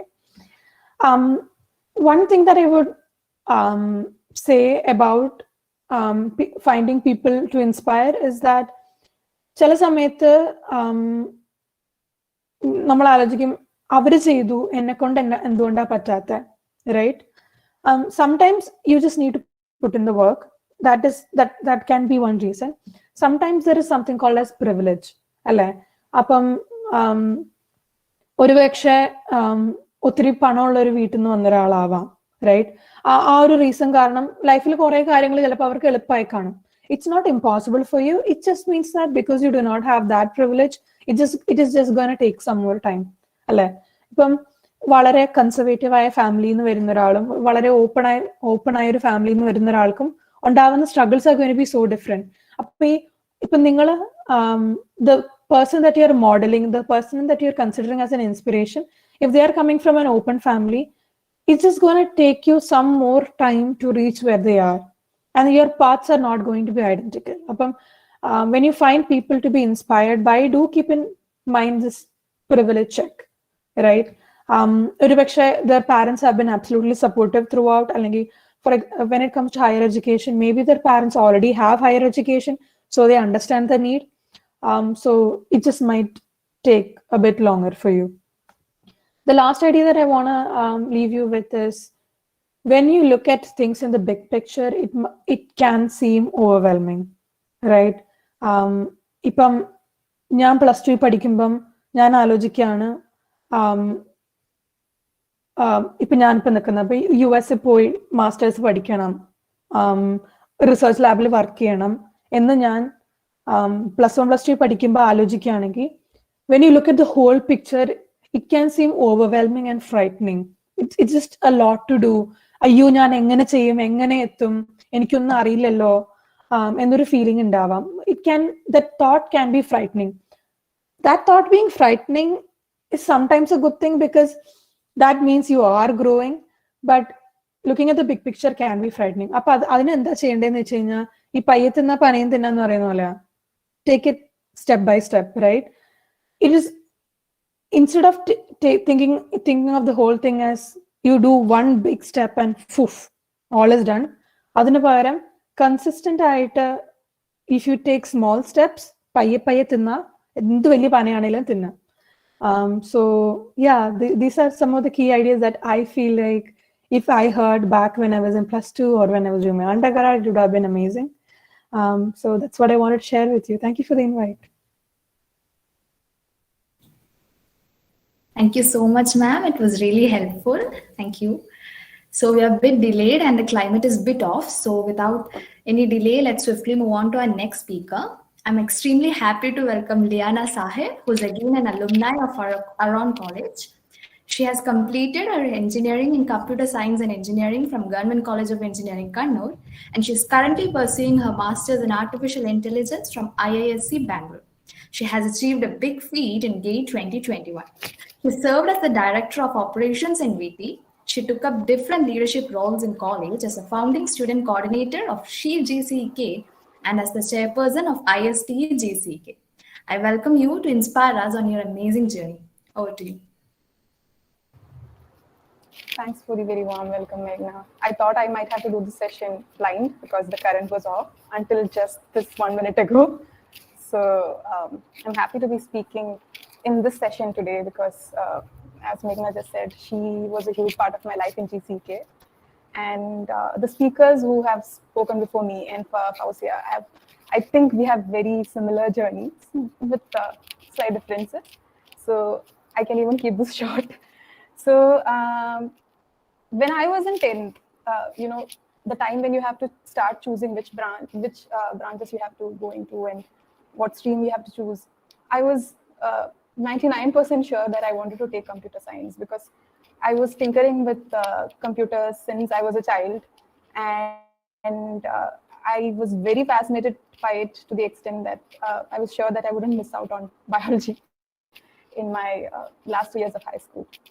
And my very first class in 11th grade, sitting in my computer science class and learning Python, I knew that this was one of the best decisions that I've made so far in my life at that point in time.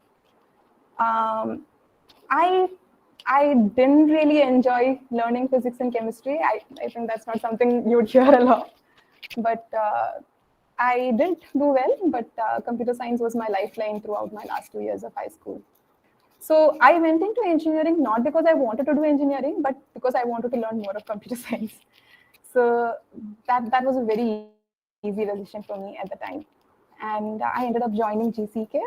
And so since I was so fascinated by computer science, I wanted to, be coding for the rest of my life.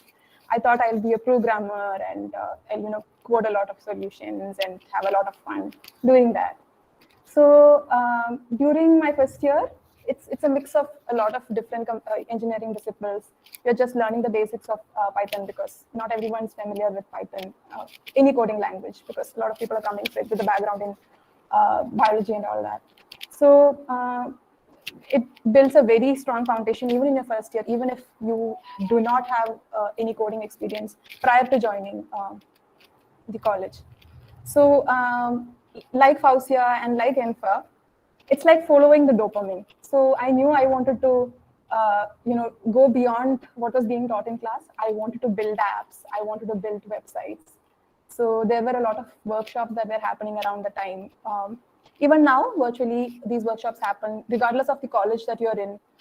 Almost all of them have all these additional programs that happen so that you can explore other fields of interest. I tried out web development, I tried out app development, and I found them fun for a while. I built all those applications, but then by the end of my second year, I felt like there was something missing.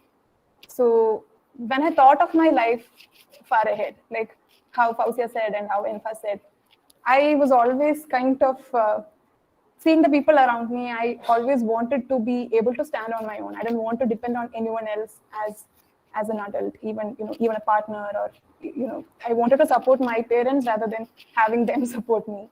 So, but even when you think of that in terms of you want a good career, so it should also be something that you enjoy doing for the rest of your life. So when I thought about coding websites or apps for the rest of my life, I suddenly felt like that wouldn't be something that I personally would find challenging enough or exciting enough to keep doing. It was fun, but I couldn't imagine my rest of my life.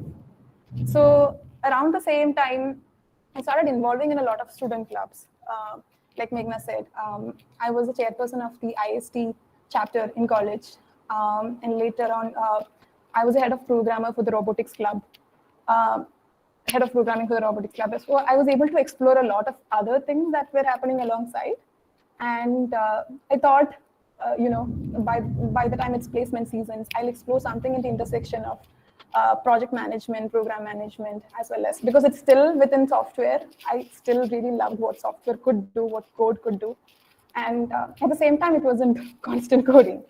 So as Fawzia has already explained what project management is like, and I'm sure Nikita Malia would also be explaining about, I'll not go much into that. So, okay, the current has gone again. All right, I'll switch my camera off for now. Sorry about the noise, but I'm guessing you'll be having the same weather right now. So, maybe, yeah. So, so this was around the time that it was by the end of my third year, I was exploring final year in the project to change. What sort of issue should I take up and what should I be working on? So at the same time, I was also part of a startup that was building solutions using AI. AI, you say that the problems in solve problems that certain clients that approach saying this is something that we need a solution for. So as a member, as a programming member of the team, I was also building projects using AI. Upon AI, I think for those who are not really familiar with the field, AI or artificial intelligence feels like, it kind of feels like something that's like, talking robots or something that is a very intelligent system, but the area of AI is very vast.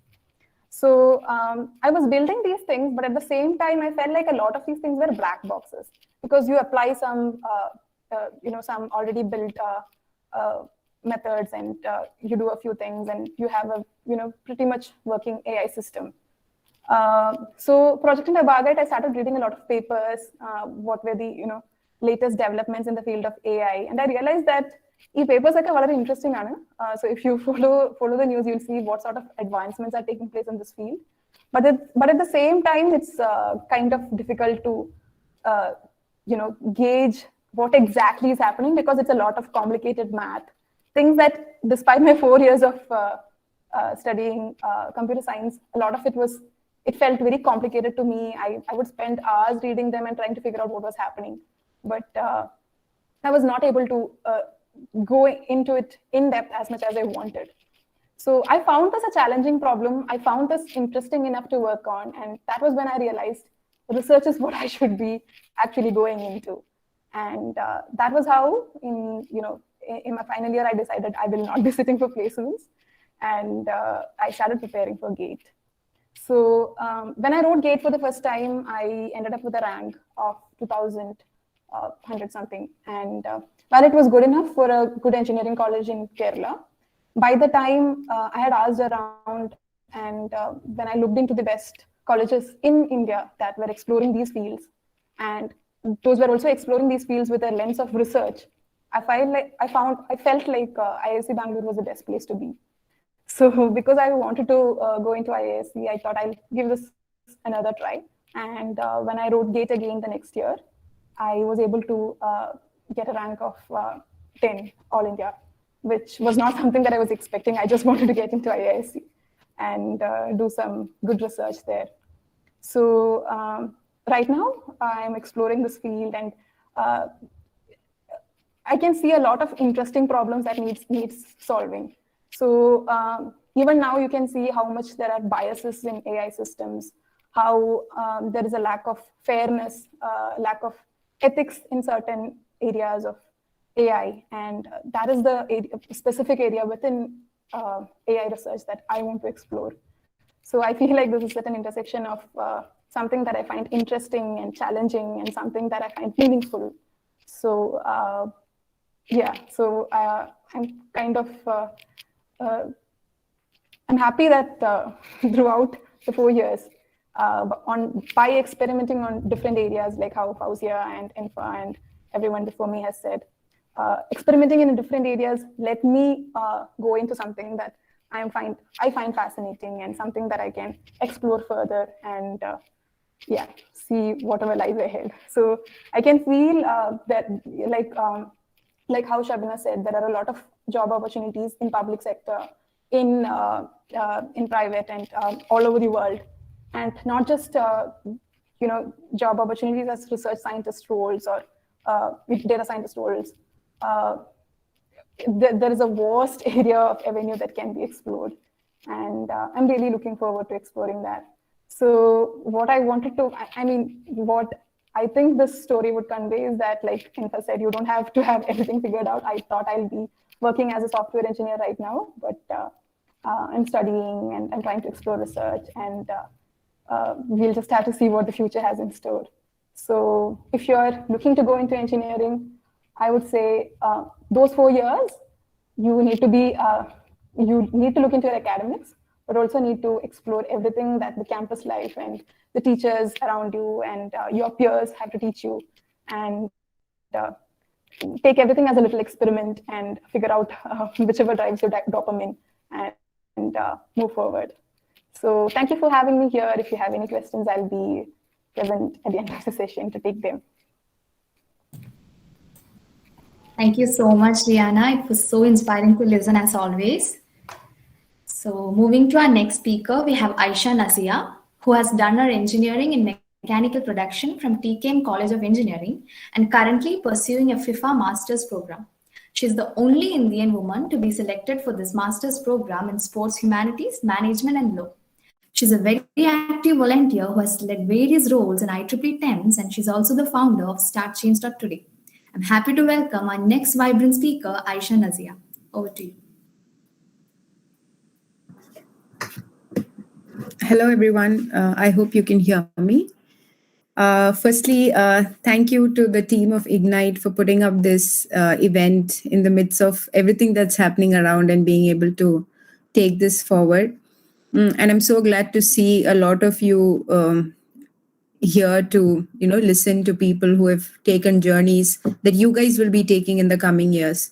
So, I mean, just to add to everything that the other people would have said is that, we are always taught in the Indian schooling system that there has to be a path, right? Like you do your undergrads and then you do your masters and then you either go for a job, you get married. Like people have defined the different things, and that you can't really blame anybody for that, but that's like part of the whole system that we are in. Like just take India as general case. I think our state, being Kerala, I feel because of the higher literacy rate, because of higher exposure, because of a lot more people going abroad for studies and doing research, there is a change in the thought process. But, in either ways, the whole thing is people keep telling you that you have to do this, you have to do this, or basically, ഇപ്പൊ സ്കൂളാണെങ്കിൽ നമുക്കറിയാം LKG തൊട്ട് +2 വരെ ഒരു systematic progress ഉണ്ട്. ഇത് ചെയ്യണം, അടുത്തത് ചെയ്യണം. പക്ഷെ അത് കഴിഞ്ഞിട്ടാണെങ്കിലും ഇൻഡയറക്ട്ലി സൊസൈറ്റി നമ്മളോട് എവിടേക്കോ പറയുന്നുണ്ട് ദാറ്റ് ഓക്കെ 12ാം ക്ലാസ് കഴിഞ്ഞാൽ എന്തെങ്കിലും ഒന്നെങ്കിൽ MBBS അല്ലെങ്കിൽ എഞ്ചിനീയറിംഗ് അല്ലെങ്കിൽ ഹ്യൂമാനിറ്റീസ്, ആർട്സ്, ലൈക്ക് ഒരു എല്ലാവർക്കും അറിയുന്ന ഒരു 20 സെഗ്മെന്റ്സ് ഉണ്ടാവും. അപ്പൊ ആ 20 സെഗ്മെന്റിൽ എന്തെങ്കിലും ഒന്ന് ചെയ്യണം. അത് ചെയ്ത ഉടനെ ജോബിന് നോക്കണം. ഇനിയിപ്പോ ജോബ്, കുറെ ആൾക്കാർ മാസ്റ്റേഴ്സിന് പോകുന്നത് നല്ലൊരു ജോബ് കിട്ടാത്തോണ്ടാണ്. അങ്ങനത്തെ ഒക്കെ കുറെ എന്താ പറയാ വർത്താനം എന്ന് പറയാം. സത്യം പറഞ്ഞാൽ അത് റിയാലിറ്റി ആണോ എന്ന് ചോദിച്ചു കഴിഞ്ഞാൽ ടെക്നിക്കലി അതല്ല. പക്ഷെ അങ്ങനെ ഒരു സെറ്റ് പാത്ത് നിങ്ങൾ മൾട്ടിപ്പിൾ ടൈംസ് കേൾക്കും നിങ്ങളുടെ ചുറ്റിലും. ഞാൻ പറഞ്ഞ പോലെ അത് ഒരു ആരെയും ബ്ലെയിം ചെയ്യാൻ പറ്റുന്ന ഒരു കാര്യമല്ല. പക്ഷെ 1.4 ബില്യൺ പീപ്പിൾ ഉള്ള ഒരു രാജ്യത്തില് എല്ലാവർക്കും ഒരു സിസ്റ്റമാറ്റിക് രീതിയിൽ മുന്നോട്ട് പോകണമെങ്കിൽ അങ്ങനത്തെ സിസ്റ്റം വേണം താനും. ഇപ്പൊ എല്ലാരോടും നിങ്ങൾ സ്കൂളിൽ പോകണ്ട, നിങ്ങൾക്ക് ഇഷ്ടമുള്ളത് ചെയ്താൽ മതി, അല്ലെങ്കിൽ നിങ്ങൾ സ്കൂളിങ് കഴിഞ്ഞിട്ട് കോളേജിൽ പോകണ്ട, നിങ്ങൾക്ക് മ്യൂസിക് ഇഷ്ടമെങ്കിൽ ജസ്റ്റ് മ്യൂസിക് എടുത്തോളൂ, അല്ലെങ്കിൽ നിങ്ങൾക്ക് സ്പോർട്സ് ഇഷ്ടമെങ്കിൽ സ്പോർട്സിന് പൊക്കോളൂ എന്ന് പറയാൻ പറ്റുന്ന ഒരു സൊസൈറ്റിയും അല്ല ഇന്ത്യ ആസ് എ കൺട്രി നോക്കുകയാണെങ്കിൽ, in terms of economic growth, in terms of work possibilities ഒക്കെ. ഇപ്പൊ ഒരു മ്യൂസിഷ്യൻ ആണെങ്കിലും അല്ലെങ്കിൽ ഇപ്പൊ സ്പോർട്സിൽ എക്സലന്റ് ആയിട്ടുള്ള ആൾക്കാരാണെങ്കിലും അവർക്കുള്ള ഓപ്പർച്യൂണിറ്റീസ് ഭയങ്കര കുറവാ. ബിക്കോസ് നമ്മളെ കൺട്രി അവിടെ എത്തി വരുന്നേ ഉള്ളൂ. അപ്പൊ അതുകൊണ്ട് എല്ലാരോടും ലൈക്ക് ഇപ്പം UK അല്ലെങ്കിൽ US ഉള്ള പോലെ go choose what ever you want അങ്ങനെ പറഞ്ഞിട്ടും മേജർ ഒരു എന്താ പറയാ ഒരു ഓപ്പർച്യൂണിറ്റി ഇല്ലാത്തോണ്ടും കൂടിയാണ് അങ്ങനെ ഒരു സിസ്റ്റം ഉള്ളത്. എനിക്ക് ടെക്നിക്കലി എന്നോട് ചോദിച്ചു കഴിഞ്ഞാൽ +2 എത്തുന്നത് വരെ സ്കൂൾ ഡേയ്സ് തൊട്ട് എനിക്ക് തോന്നുന്നു 1ാം ക്ലാസ്സിലോ 2ാം ക്ലാസ്സിലോ പഠിക്കുമ്പോൾ തൊട്ട് we are often asked in our school to write what do you want to become when you grow up, right?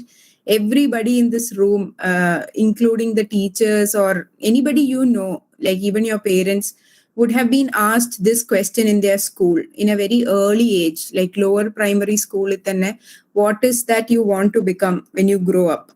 And they ask this question at an age where we don't know what these things are. നമുക്കിങ്ങനെ പുറത്തൊന്നും കണ്ടിട്ട് മാത്രം എൻ്റെ anti ഡോക്ടറാ, അല്ലെങ്കിൽ എൻ്റെ അപ്പുറത്തെ വീട്ടിലെ പുള്ളിക്കാരൻ പൈലറ്റാ, അങ്ങനെ മാത്രമേ നമുക്ക് അറിയുള്ളൂ. അല്ലാണ്ട് ആ ജോലിയിൽ എന്താ അവർ ചെയ്യുന്നത് ഒന്നും നമുക്കറിയില്ല. പക്ഷെ ഈ ഒരു ക്വസ്റ്റ്യൻ എപ്പോഴും ബാക്ക് എൻഡിൽ ഇങ്ങനെ ആൾക്കാര് ഇൻഡയറക്ട്ലി ഇങ്ങനെ പുഷ് ചെയ്യുന്ന ഒരു ഫീലിംഗ് ആണ്. ബിക്കോസ് എല്ലാവർക്കും അറിയണം എന്തിലാണ് താല്പര്യം. ഇപ്പൊ നമ്മള് സയൻസ് സബ്ജക്ട്സ് എനിക്ക് തോന്നുന്നു 7th 8th ഒക്കെ ആകുമ്പോഴത്തേക്ക് we get science subjects in our school and people will be like physics ഇഷ്ടപ്പെടുന്നുണ്ടോ, മാത്സ് ആണോ ഇഷ്ടം, എന്താണ് ഇഷ്ടം. ഇപ്പൊ നമ്മൾ മാത്സ് ആ ഇഷ്ടം എന്ന് പറഞ്ഞു കഴിഞ്ഞാൽ അപ്പത്തേക്ക് ഇത് കേൾക്കുന്ന ആൾക്കാർ പറയും എന്നാ ഇന്നത് എടുത്തോളൂ, അല്ലെങ്കിൽ എഞ്ചിനീയറിംഗ് എടുത്തോളൂ, ഫിസിക്സ് ആണ് താല്പര്യമെങ്കിൽ അതിലാണോ മാർക്ക് കിട്ടുന്നത് കുട്ടിക്ക്, അപ്പൊ അങ്ങനെയാണെങ്കിൽ ഇതിന് പൊക്കോളൂ. അങ്ങനെ കുറെ കാര്യങ്ങൾ നമ്മൾ കേൾക്കും. ഇൻ എ വേ കുറെയൊക്കെ എന്താ പറയുക ഇൻഡയറക്റ്റ് ഗൈഡൻസും കൂടിയാണ് സേയിങ് ദാറ്റ് ഓക്കെ നിങ്ങൾക്ക് ഇത് ഇഷ്ടമല്ലെങ്കിൽ വെറുതെ അതിലോട്ട് പോയിട്ട് കാര്യമില്ല. ഇപ്പൊ ഒരു നെയിം സേക്കിന് ഇപ്പൊ എന്റെ അമ്മയ്ക്ക് ഞാൻ ഡോക്ടർ ആവണം എന്ന് വിചാരിച്ച് പക്ഷെ എനിക്ക് ബയോളജിയിൽ തീരെ താല്പര്യം ഇല്ലെങ്കിൽ ഞാൻ വെറുതെ പോയി ഡോക്ടറായിട്ട് കാര്യമില്ലല്ലോ. So what I'm trying to tell is ഇങ്ങനത്തെ സിസ്റ്റംസ് ഒക്കെ തന്നെ അൺഅവോയ്ഡബിൾ ആണ്. ലൈക്ക് ഇതൊക്കെ ഉണ്ടാവും. ബിക്കോസ് ഞാൻ നേരത്തെ പറഞ്ഞ പോലെ നമ്മൾ മറക്കാൻ പാടില്ലാത്തൊരു കാര്യം, നമ്മൾ 1.4 ബില്യൺ പീപ്പിൾ ജീവിക്കുന്നുള്ള ഒരു കൺട്രിയിലും എക്കണോമിക്കലി ഭയങ്കര പ്രോഗ്രസീവ് അല്ലാത്തൊരു കൺട്രിയിലും കൂടിയാണ്. അപ്പം അത്രയും വലിയൊരു മാസ് പോപ്പുലേഷനെ മുന്നോട്ട് കൊണ്ടുപോകണമെങ്കിൽ സ്ട്രിക്റ്റ് സിസ്റ്റംസ് വേണം. പക്ഷെ നമ്മൾ സത്യം പറഞ്ഞാൽ പ്രിവിലേജ്ഡ് കാറ്റഗറി ഓഫ് പീപ്പിൾ ആണ്. ഇപ്പൊ ഈ റൂമിനകത്തുള്ള 51 പേർക്കും ഇന്റർനെറ്റ് ഉണ്ട്, ലാപ്ടോപ്പോ മൊബൈൽ ഫോണിലോ ഇത് കേൾക്കാൻ പറ്റുന്നുണ്ട്, കോളേജിൽ പോകാൻ പറ്റുന്നുണ്ട്, നല്ല സ്കൂളിൽ പഠിക്കാൻ പറ്റുന്നുണ്ട്. അപ്പം in a way we have reached A certain level of privilege. അപ്പൊ ഈ പ്രിവിലേജിന്ന് എന്താ നമുക്ക് മുന്നോട്ട് വേണ്ടത് എന്ന് അറിയണമെങ്കിൽ ഞാൻ മനസ്സിലാക്കിയത് എന്തൊക്കെയാണ് ഓപ്ഷൻസ് എന്ന് ആദ്യം അറിയണം. നമ്മൾ കരിയർ ഗൈഡൻസോ അല്ലെങ്കിൽ ഈവൻ നമ്മളുടെ തന്നെ റിലേറ്റീവ്സ് അല്ലെങ്കിൽ സീനിയേഴ്സ് ഇങ്ങനത്തെ ആൾക്കാരോട് സംസാരിക്കുമ്പോൾ നമുക്ക് അവർക്ക് അറിയാവുന്ന അത്ര ഇൻഫർമേഷൻ അല്ലേ കിട്ടുള്ളൂ. ഇപ്പം ഞാൻ ഒരാളോട് ചോദിക്കുകയാണ് ഇപ്പൊ എഞ്ചിനീയറിംഗ് കഴിഞ്ഞാൽ എന്തൊക്കെ ആവാൻ പറ്റും, അല്ലെങ്കിൽ ഡോക്ടർ ആയി കഴിഞ്ഞാൽ എന്തൊക്കെയാണ് എന്റെ ഓപ്ഷൻസ് എന്ന് പറഞ്ഞാൽ അവർക്ക് അറിയുന്ന അത്ര ഇൻഫർമേഷനെ അവർക്ക് നമുക്ക് തരാൻ പറ്റുള്ളൂ. അത് ഒരു നല്ല കാര്യമാണ്. അവരുടെ ജേർണി, അവരെങ്ങനെ നമ്മളോട് സിമിലാരിറ്റി ഉള്ള ആൾക്കാരാണ് അല്ലെങ്കിൽ നമ്മളെ പോലത്തെ ഫാമിലി ബാക്ക്ഗ്രൗണ്ട്സ് വരുന്ന ആൾക്കാരാണെങ്കിൽ അവരുടെ ജേർണിയിൽ നിന്ന് നമുക്ക് മനസ്സിലാക്കാൻ പറ്റും ഓക്കെ അവരെങ്ങനെയാണ് വീട്ടിൽ കൺവിൻസ് ചെയ്തത് പുറത്തു പോയി പഠിക്കണം, അല്ലെങ്കിൽ അവരെങ്ങനെ വീട്ടുകാരോട് പറഞ്ഞു എനിക്ക് ഡോക്ടർ ആവേണ്ട, എഞ്ചിനീയറിംഗിലാണ് താല്പര്യം, അല്ലെങ്കിൽ എനിക്ക് എഞ്ചിനീയറിംഗ് വേണ്ട എനിക്ക് ജേർണലിസത്തിലാണ് താല്പര്യം, അല്ലെങ്കിൽ എനിത്തിങ് റൈറ്റ് മ്യൂസിഷ്യൻ ആവണം, അല്ലെങ്കിൽ വേറെ എന്തെങ്കിലും ആകണം, അല്ലെങ്കിൽ സൗണ്ട് എഞ്ചിനീയർ ആവണം. ആ ഒരു ജേർണി ഇമ്പോർട്ടന്റ് ആണ്. പക്ഷെ ഇതിലൊക്കെ ഉപരി നമ്മൾ സെൽഫായിട്ട് ചെയ്യുന്ന റിസർച്ച് റൈറ്റ് അതാണ് ഏറ്റവും ഇമ്പോർട്ടന്റ് എന്നാണ് എനിക്ക് മനസ്സിലായിട്ടുള്ളത്. നമുക്ക് എന്ത് ചെയ്യണമെങ്കിലും ഇപ്പം എനിക്ക് തോന്നുന്നു നേരത്തെ എൻഫോ ആരോ മെൻഷൻ ചെയ്ത പോലെ എല്ലാം യൂട്യൂബിലും ഇന്റർനെറ്റിലും ഗൂഗിളിൽ തന്നെ എനിക്ക് തോന്നുന്നു ലോകത്തിന്റെ ഒരു 80% സാധനം ഗൂഗിളിൽ അവൈലബിൾ ആണ്.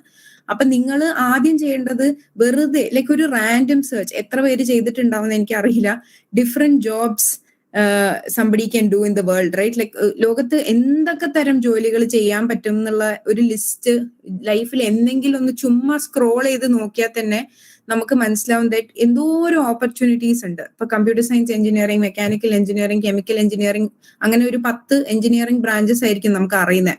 പക്ഷെ ആ എഞ്ചിനീയറിംഗ് ബ്രാഞ്ചസ് പഠിച്ചു കഴിഞ്ഞാൽ ഒരു 100 തരം ജോലികൾ ചെയ്യാൻ പറ്റും. പക്ഷെ ഇത് നമുക്കറിയോ? ഇല്ല. ഇത് നമ്മളെ ആരെങ്കിലും സ്കൂളിൽ പഠിപ്പിക്കുന്നുണ്ടോ? ഇല്ല. അത് അവർ പഠിപ്പിക്കണം എന്നല്ല ഞാൻ പറയുന്നത്, പക്ഷെ നമ്മളുടെ ആ സിസ്റ്റത്തിന്റെ ഭാഗമല്ല ഇങ്ങനത്തെ കാര്യങ്ങൾ നമ്മൾക്ക് എക്സ്പോസ് ചെയ്ത് തരുന്നത്. അപ്പൊ ഞാൻ മനസ്സിലാക്കിയ ഒരു കാര്യം, ഒന്ന് നമ്മളുടെ എഡ്യൂക്കേഷൻ സിസ്റ്റം സത്യം പറഞ്ഞാൽ ഭയങ്കര കോൺക്രീറ്റാ. എസ്പെഷ്യലി ഞാനിപ്പം UK വന്ന് പഠിക്കുന്നതുകൊണ്ടും എന്റെ ക്ലാസ്സിൽ ഞാൻ ഇരിക്കുന്നത് 26 വേറെ കൺട്രികളിൽ നിന്ന് വന്ന ആൾക്കാരെ കൂടെയാണ്. So basically it's a class of 30 people coming from 26 countries. അപ്പൊ എനിക്ക് അവരെ കൂടി ഇരിക്കുമ്പം ഒരു മാസ്റ്റേഴ്സ് ഡിഗ്രിക്ക്, അപ്പൊ അവരുടെ കൂടി ഇരിക്കുമ്പോൾ എനിക്ക് മനസ്സിലാവുന്നത് എന്താന്ന് വെച്ചാൽ നമ്മളുടെ എഡ്യൂക്കേഷൻ സിസ്റ്റം സത്യം പറഞ്ഞാൽ സോളിഡ് ആണ്.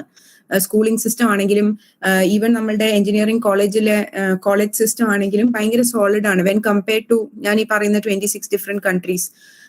സോളിഡ് ആണെന്ന് പറയാൻ കാരണം, ഒന്ന്, നമ്മൾ ഭയങ്കര റിഗറസ് എഡ്യൂക്കേഷൻ സിസ്റ്റത്തിൽ കൂടി പോകുന്നതുകൊണ്ട് നമ്മളുടെ ലാംഗ്വേജ്, ലൈക്ക് നമ്മളുടെ ബേസിക് ഇംഗ്ലീഷ് അല്ലെങ്കിൽ നമ്മളുടെ റൈറ്റിംഗ് സ്കിൽസ്, നമുക്ക് ആൾക്കാരോട് സംസാരിക്കാനുള്ള സ്കിൽസ്, നമുക്ക് ബേസിക് റിസർച്ച് ചെയ്യാനുള്ള സ്കിൽസ് ഒക്കെ ഇൻബിൽഡ് ആയിട്ടുണ്ട്. അതിപ്പോ ഇങ്ങനെ റെസ്യൂമേൽ എഴുതാൻ പറ്റുമോ എന്ന് ചോദിച്ചാൽ എനിക്ക് അറിയില്ല, അത് അങ്ങനെ ഒരു ഡെഫിനിഷൻ ഉണ്ടോ. പക്ഷെ ഒരു എഞ്ചിനീയറിംഗ് കോളേജിൽ പോയി 4 വർഷം ഇന്ത്യയിലെ ഏതെങ്കിലും ഒരു എഞ്ചിനീയറിംഗ് കോളേജിൽ പഠിച്ചിട്ടുണ്ടെങ്കിൽ ഒരു basic understanding of how to do any kind of work or studies എന്നുള്ള ഒരു സാധനം നമ്മൾ പ്രിപ്പയർഡ് ആണ്. അപ്പം എനിക്ക് മനസ്സിലായത്, നമ്മളിപ്പോ സ്കൂളിൽ തന്നെ പഠിക്കുന്ന കാലത്ത് തന്നെ നമ്മൾ ഇവൻച്വലി ഇപ്പൊ 4ാം ക്ലാസ് വരെ മാത്സ് എനിക്ക് ഭയങ്കര ഇഷ്ടമായിരുന്നു. കുറച്ച് ആൾക്കാർക്ക് 8ാം ക്ലാസ് എത്തുമ്പോഴത്തേക്ക് കുറച്ച് ഇൻട്രസ്റ്റ് കുറയും. പിന്നെ ആൽജിബ്രയും അങ്ങനത്തെ സാധനങ്ങളൊക്കെ പഠിച്ചു തുടങ്ങുമ്പോഴത്തേക്ക് കുറച്ചും കൂടി ഇൻട്രസ്റ്റ് കുറയും. ചില ആൾക്കാർക്ക് സ്റ്റാറ്റിസ്റ്റിക്സും പ്രോബബിലിറ്റിയും അങ്ങനത്തെ ചാപ്റ്റേഴ്സ് ഭയങ്കര ഇൻട്രസ്റ്റിംഗ് ആയിരിക്കും, ബിക്കോസ് അത് ഫണ്ണാണ്. പക്ഷെ ബാക്കി എന്താ പറയാ, മെയിൻ സ്ട്രീം മാത്തമാറ്റിക്സ് ഇഷ്ടം ഉണ്ടാവില്ലായിരിക്കും. ചില ആൾക്കാർക്ക് കെമിസ്ട്രി ഇഷ്ടം, പക്ഷെ ഫിസിക്സ് ഭയങ്കര ടഫായിരിക്കും. അപ്പം ഇങ്ങനത്തെ കോമ്പിനേഷൻസ് ഭയങ്കര പേഴ്സണൽ ആണ്. ഇപ്പൊ ഈ റൂമിലുള്ള എല്ലാവർക്കും അവരുടേതായ ഒരു ഡിഫറെന്റ് പേഴ്സണൽ കോമ്പിനേഷൻ ഉണ്ടാവും, എവിടൊക്കെ എന്തൊക്കെ ഇഷ്ടമാണെന്ന്. അപ്പൊ അങ്ങനത്തെ ഒരു ഇഷ്ടം മനസ്സിലാക്കി കഴിഞ്ഞിട്ട് വെറുതെ ഗൂഗിളിൽ പോയിട്ടൊന്ന് സെർച്ച് ചെയ്ത് നോക്കാം, നിങ്ങളുടെ താല്പര്യങ്ങൾ ഇതൊക്കെ ആണെങ്കിൽ അതനുസരിച്ച് എന്തൊക്കെ ജോലികൾ ചെയ്യാൻ പറ്റും എന്ന്. At the end of the day നമുക്ക് ഇഷ്ടം അല്ലാത്തൊരു ജോലി നമ്മൾ ചിലപ്പം എടുത്തുനിന്ന് വരും. ബിക്കോസ് നമുക്കൊരു ജോലി ആവശ്യം ഉണ്ടാവും, നമുക്ക് പൈസയുടെ ആവശ്യം ഉണ്ടാവും, നമുക്ക് ഫൈനാൻഷ്യലി സ്റ്റേബിൾ ആവണം. പക്ഷെ അതിന്റെ പ്രശ്നം എന്താ വെച്ചാൽ അവിടെ നമുക്ക് ലാസ്റ്റ് ചെയ്യാൻ പറ്റില്ല. ഇവരെല്ലാരും മെൻഷൻ ചെയ്ത പോലെ ഡോപ്പമിൻ ആണെങ്കിലും ഇൻ ജനറൽ നമ്മളുടെ ഒരു സാനിറ്റി അല്ലെങ്കിൽ mental health, right, like you should be happy to wake up every day morning and go to work. When I say nobody wants to wake up early and go to work, that's a different thing. But I'm just saying that when you go to work, you should not be like, oh my god, I'm here just because I need this money to survive. So aa oru point nu porthe iranganengil you should always do something that excites you, interests you. അങ്ങനെ അല്ലാത്ത എന്ത് ചെയ്താലും, അത് പഠിത്തമാണെങ്കിലും professional ജോലികളാണെങ്കിലും at some point it will take a toll on you.